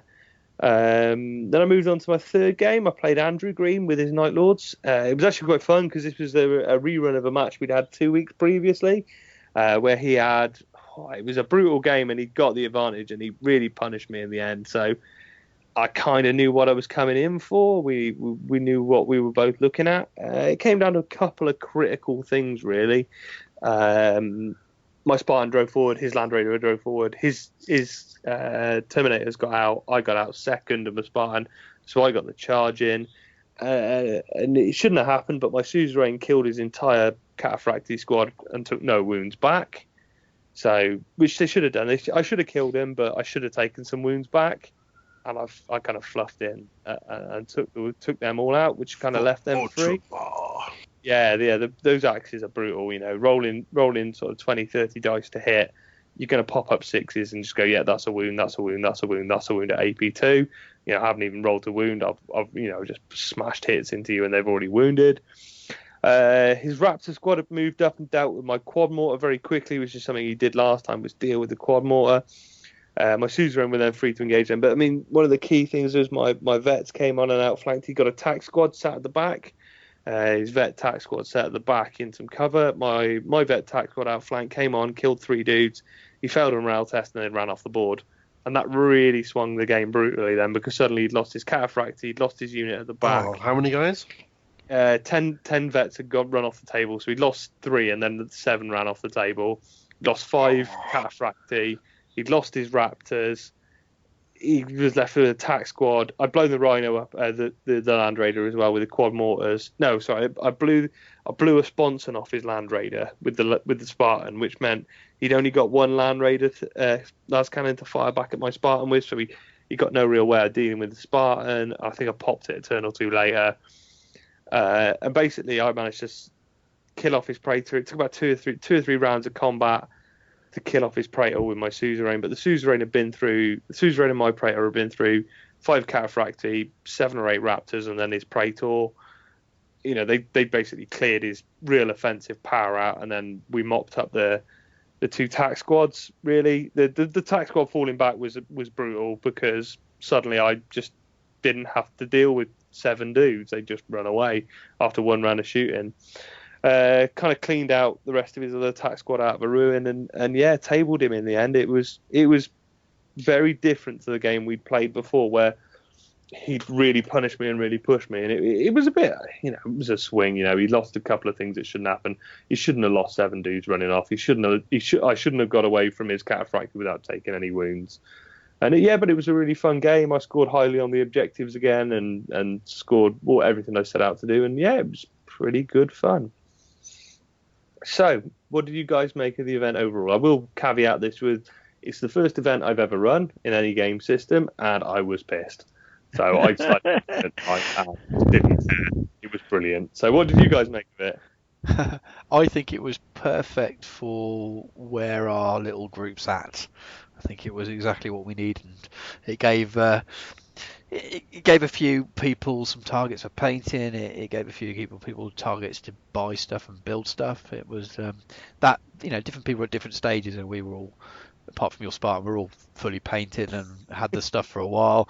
There were guys that had some stuff for a while, but maybe not built it all or not played much. And there were guys that almost jumped on fairly late, really, not sort of 6 weeks before, and got stuff built up and part painted enough to play. So I think it's exactly what we needed to almost cement for our little mini meta. Yes, we're going to be doing Heresy. Yes, we're going to keep playing it. Jump on board. Get used to playing a game, and let's go from there. So I don't think it would have maybe. If people were travelling a long way to come and play, they might have thought, "Wow, no, this seemed a bit, cliquey, small group kind of stuff." But within our mini group of players, I think it's exactly what he needed, and I think it was really fun. I think everyone's really excited about what we're going to do next, which is going to take it to another level. I'm going to be a lot more stricter on some of the painting and a lot more sort of fluff elements to it. Even though this was very fluffy and laid back anyway, but it was like a cool little intro for our growing scene in Cheltenham, which is it's a decent sized little scene for a small club, really. Oh. Yeah, I mean, we didn't make any real efforts to publicise the event outside of our little group, really, because it was, for one, it was the first event I'd run. 2, it was kind of I wanted everybody to play 3 games of Heresy and have fun, and just enjoy the game like we'd been doing, and sort of kickstart everybody to do it before pushing people too hard. If it was too big a buy-in, people might go, nah, I'm all right. A 1,500 point buy-in, a lot of people were like, yeah, I can manage that. I'm going to come and do this. I think generally everybody will play more of this. Yeah, absolutely. I think everyone's going to be back for the next event.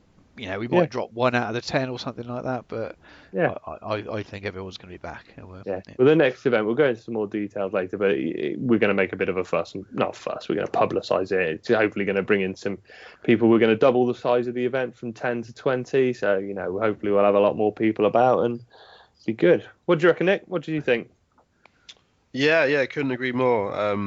Exactly what both of you guys just said. It infused everybody locally who had either been set on the fence or were kind of had bought a Shattered Calf box set and was starting to tinker with it, or they got the idea in their head, but they weren't quite ready to commit. It just pushed some people over the edge. It gave people direction. It gave me a deadline, like I've been saying to you guys for ages. If you give me a deadline or something to work towards, to aim towards, I'll focus on getting painted for that event or whatever. Which it was a basic tabletop paint scheme, but it was enough that looked, they were based, they're painted, they looked pretty cool on the table. So that was good. I enjoyed the feeling of getting something finished for an event. That was quite cool.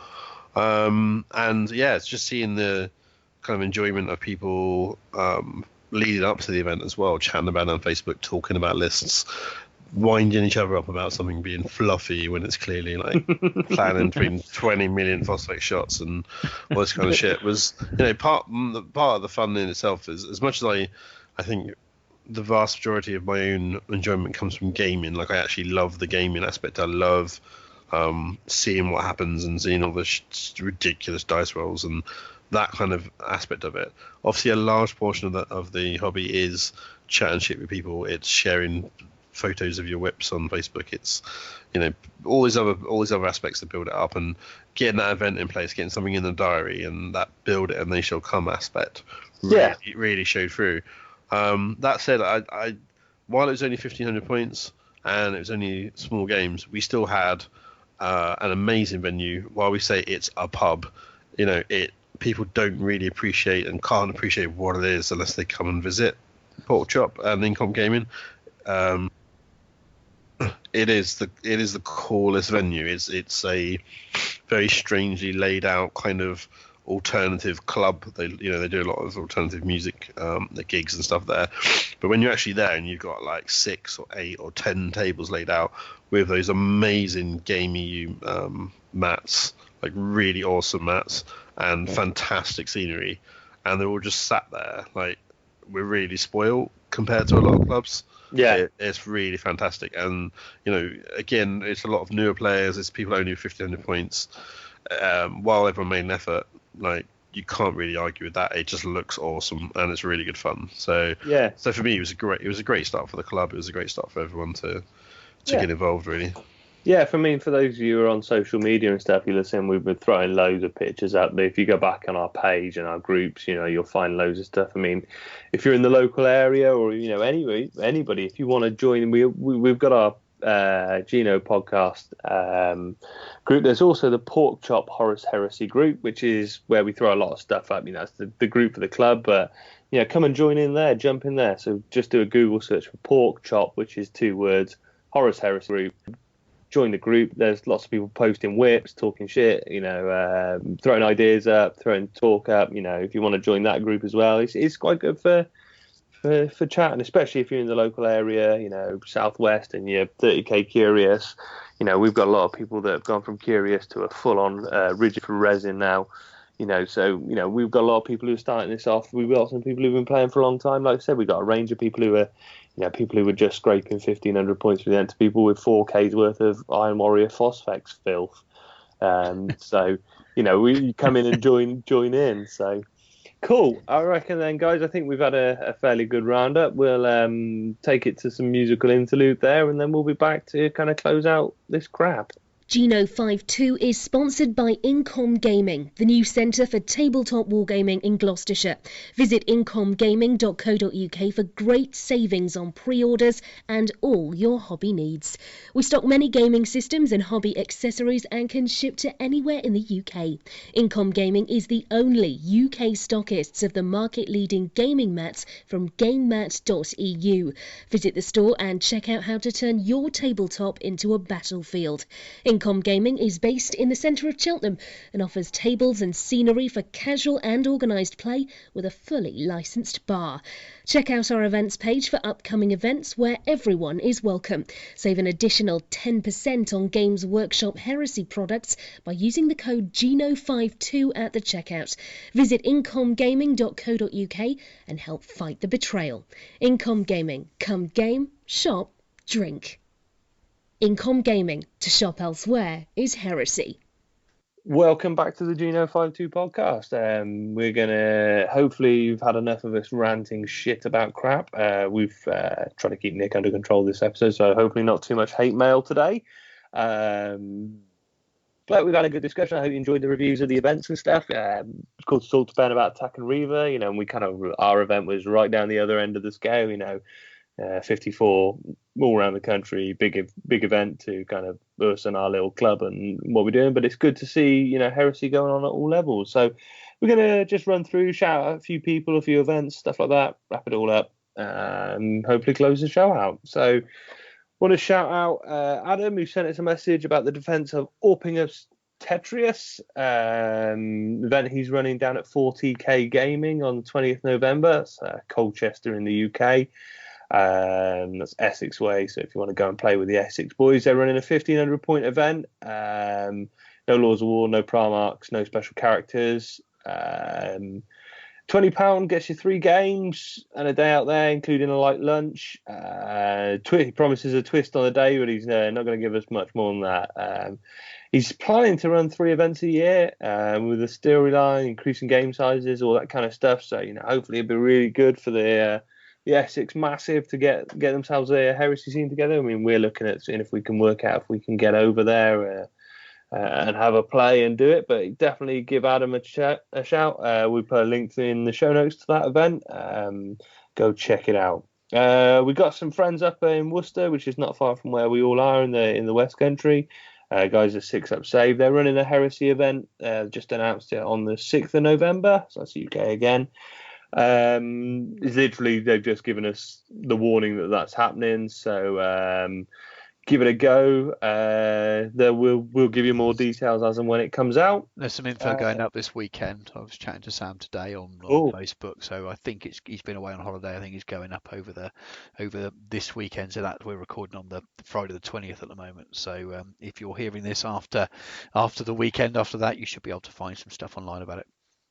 Cool. So yeah, there'll be some more information, and obviously we'll share and post it and try and give you as much information as we can as and when we get it.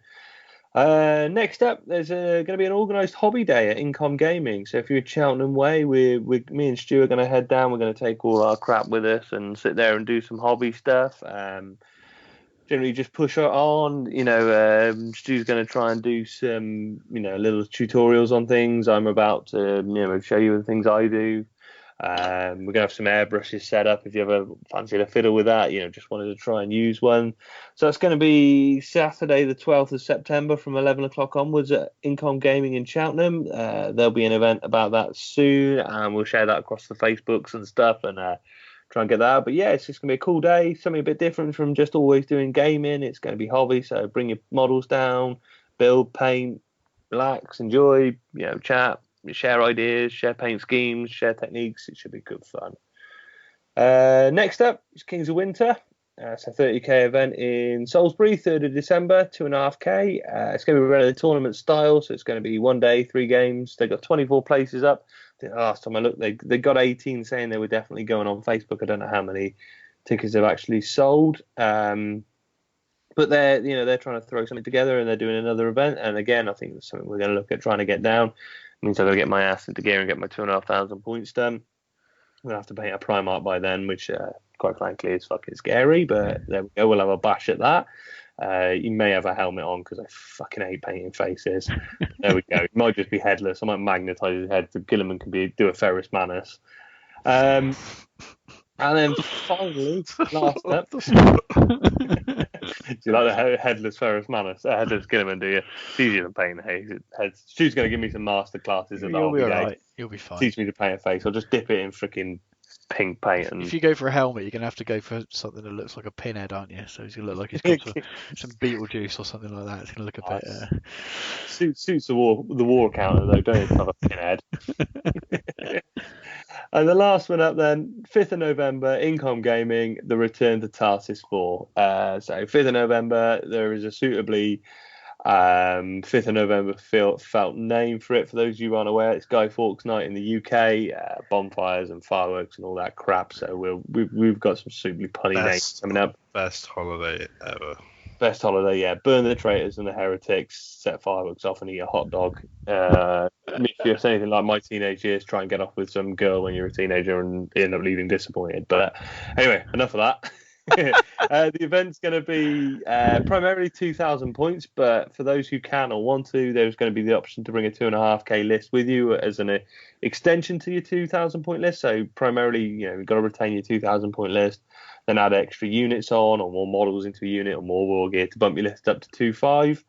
And then you and your opponent can decide when you play, do we play 2, do we play 2.5? So, hopefully we've got some people who, getting to 2.5 might have been had a few concerns about getting to 2.5, but obviously we're opening this up. We want to get 20 players there. So for those of you with more established armies or want to set yourself a bigger hobby goal, 2.5k games will be available. So hopefully that'll be a continuation of the narrative at Tarsus 4. So it's going to be another scrap. We've had the invasion. It's now time to fight for the sake of the planet. The Tarsus system is going to be an ongoing campaign. I'm going to try and keep running through next year. We've got some Zone Mortalis tables coming for the club. We've got more and more people playing, so hopefully there'll be some more events next year with that. But yeah, get it in your diary, 5th of November, come and play with the Gino. I shall be getting shit-faced and trying to TO again. Stu's going to be sober and TOing, so it might run with some organisation while I'm heckling the crap Who said out I of was going to be everybody. sober? Yeah, fair. That's not Actually, part there's of the going to be a deal. bunch of drunk TOs heckling everyone. And there is even rumours that we might get pissed and run a barbecue. So if you want to see me burn my face off with a barbecue, it's definitely worth the trip. There's lots of hotels. Incom Gaming is bang slap in the centre of Cheltenham. There are 2 Holiday Inns within walking distance of it. So if you guys are going to travel, there's places to stay. Like we've mentioned before, Incom Gaming is based at the Two Pigs nightclub. So when we've finished up, we pack up the tables. A couple of hours later, the place turns into a nightclub. So if people are coming and want to hang out and party afterwards, there may well even be some organised partying in the night as well. So I might get shit-faced all day and drink all night and then go home and see if my wife has left me because I've been out all day. But sweet, yeah. So if you guys have got events, don't just the UK, we'll shout you out all over the world. Send us an email, send us a message, let us know about your event. We'll add it to the list. We'll keep shouting them out. Let's get everybody playing events. If you want to get events off the ground and want to talk, I've only just set my first event up and run it. Give us a shout, chat to us, see what how we did it, what we're doing. Let's get as many UK heresy events going as they've got in Australia or powerful Sweden because they're putting us to shame at the moment. Give us a shout. Cool. So that kind of shouts out the events. Stu, do you want to give yourself a shout out about Miniature Realms? Yeah, absolutely. So please check out Miniature Realm Studio on Facebook and on Twitter, on Instagram, all the usual places you'll find us. You'll probably find even on the Geno stuff that I'll share the Miniature Realm stuff and vice versa. So if you are, even if you just want to look at some painted miniatures, get on there and have a look. If you're interested in any work done, do get in contact with me and I'll see what we can do for you. Yeah, you're going to be doing is it your first Legion commission? Is it? It is, yeah. I've been doing so much Hordes and War Machine stuff for the last sort of 12 to 18 months. So yeah, I've got Kurt's Raven Guard to do in September. I still have room for some other small bits of work in September, and I got a little bit of space in October. But so if you do want some work done, do get in touch because I do seem to fill up about 6 weeks in advance or so. Did I hear rumours that you're going to be paying an Angron as well? Well, we talked to Andrew and I talked at the event. We'll see. I think Cool. he'll see whether he can, how many hobby pounds he's got left after he's bought him and the other bits he needs. But yeah, Cool. that would be pretty cool if I can. But we'll see. So yeah, keep an eye on Stu's stuff at Miniature Realm. You'll see these commissions coming on and maybe an Angron as well. So keep your eyes peeled for that. You probably do know these guys, but we'll give them a shout out anyway. If you might not have heard of them all. So there's a pretty awesome hobby podcast, 30k podcast scene going around. There's the Aya Horus boys down in Australia, the Vangarians up in Sweden, the Northern Heresy up in Sweden as well. JP and Mark at the Age of Darkness over in Canada. The Texans at the Forgotten Legion or Radio Free Isfahan, which is their podcast. The Forgotten Legion is their kind of group collective, and they do their webcast as well. Season Initiative down in Australia as well. No, they're from Nebraska in the US. Nebraska, that's it. Yeah, quite a few miles in between those, but yeah. Yeah, they're going to give me some shit for that now, aren't they? But yeah. It's loaded dice. I'm thinking I've loaded dice down in Australia. The guy's down in Australia. Back in the UK, you've got Greg down at the Imperial Truth, and you've got his After Eleanor as well. They've just released a new episode, which is pretty awesome. Love when that comes out. It's pretty sporadic, but it's worth it for the detail they go into on that After Eleanor cast.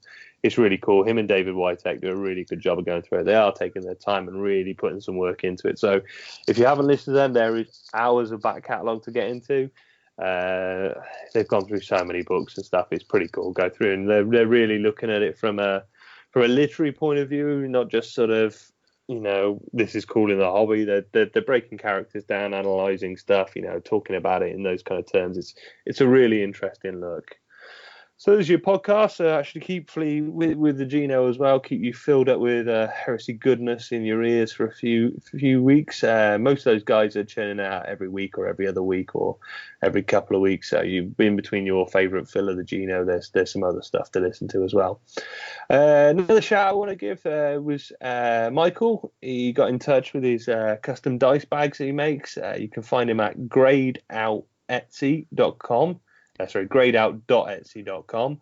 Again, we'll bung a link in the show note. He makes some really cool custom dice bags, all kind of hobby accessory shits that you want. You're going to go and bling, get yourself an Emperor's Children Nature's Natural Pocket to put all your dice in.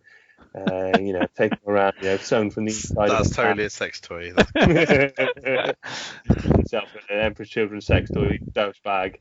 And go and throw your vibrating rubber penis at people. See that on your credit card statement. Oh my god. Yeah, seriously, go and check out his Etsy. He's a cool dude. He's got some really cool stuff. The other big one that, unless you've been living under a hobby cave for a few months, you probably heard about is our good friend Freddie the Swede's Titan raffle. Really awesome thing going on. There is a fully painted Warlord Titan painted by the awesome guys at Scattershop. I think it's got a power claw and some other guns and shit that go with it. It's a couple of options. It's got the Warhammer World exclusive head that's going up in the raffle. And I can never remember if Freddie's separating off the Age of Darkness limited edition book that we got for them, or whether it's part of the prize. I've got this funny feeling it's a secondary prize, but there's also one of the limited edition Age of Darkness Army List books that came out that we managed to Rob from Warhammer World when we went up there and got them a copy. So there's some awesome shit in there. $35 gets you a ticket. All the money goes to charity. Every penny is going to fight Duchesne's. So it's a really awesome dude. Get behind it. Freddie does so much for the hobby. Go and put some money behind his charity as well and give him some shout back as well. And the time's running out now as well, isn't it? Season October it ends. I haven't got the final date here, but it needs a final push to get him over the target line, doesn't he? So go and spend shitloads of money. Go and spend all your hobby pennies on it. I'm going to be buying some more when I get paid at the end of the month again, because even if you don't win anything, you've supported a really freaking awesome charity and you've helped it back into the community that is such an awesome community. So go and spend. And your if money. you do win a Warlord, oh my fucking god! I promise you, if you win a Warlord, I will play you at it. If it's in the UK, I will play my army up against you, so you will get a game with it. We will make it happen. So I will let you crush my Ultramarines with your Warlord Titan. So you will get at least one game. Last one I want to give a shout out to is the 30k YouTube channel. Really cool. Couple of battle reps up there. They've only got 3 up at the moment. 2 big games and a New Zone Mortalis one that came up. I think it came out this week. Awesome videos. Really nicely done. Well produced. Really fun, nice and detailed, and battle reps were so much better with video when you can see them throwing dice and you can see the excitement when you throw that dice and the right dice come up and all kinds of hell breaks loose. That's what you want. So go and check them out on YouTube. Go and watch the battle reps.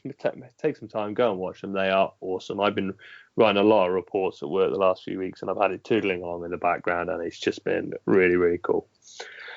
So that's me kind of talked to death, and you're probably sick and tired of listening to me now. So any other business, guys? I think you've covered it all.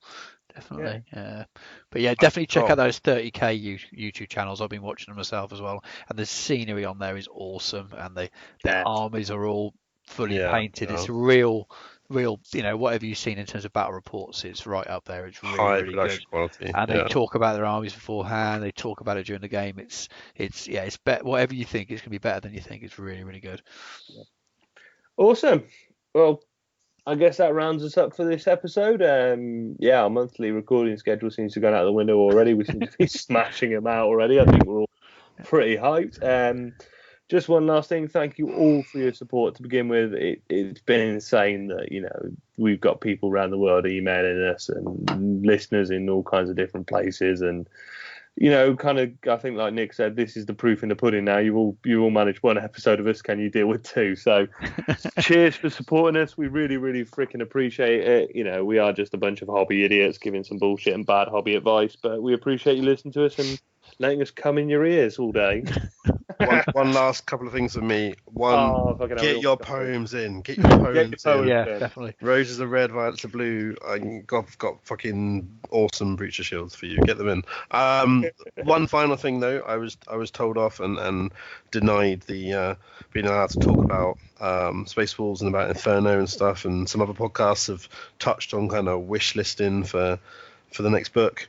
All I want to say is, as we saw on the timeline at the open event at the Weekender, the Wolf Coal is officially in there, O12 M31. We know the Space Wolves are rebuilding their fleet after getting their face smashed in by the Alpha Legion. They're rebuilding and getting ready to go out and face Horus and the Traitor Legions. They're getting ready to leave Terra. So think about that. Think about the term #Wolf Coal. And all I want to leave you with, the final thought is, there's obviously 2 legions that had wolf in their name. So who's doing the culling and who's being cold? That's all I want to leave you with. Secrets and lies. Well, take it easy, guys. We will talk, and hopefully we'll talk to you guys. Yeah, get on the social medias, join in, get into this community, and we'll catch you all soon. See you later, guys. See you. Bye. Cheers.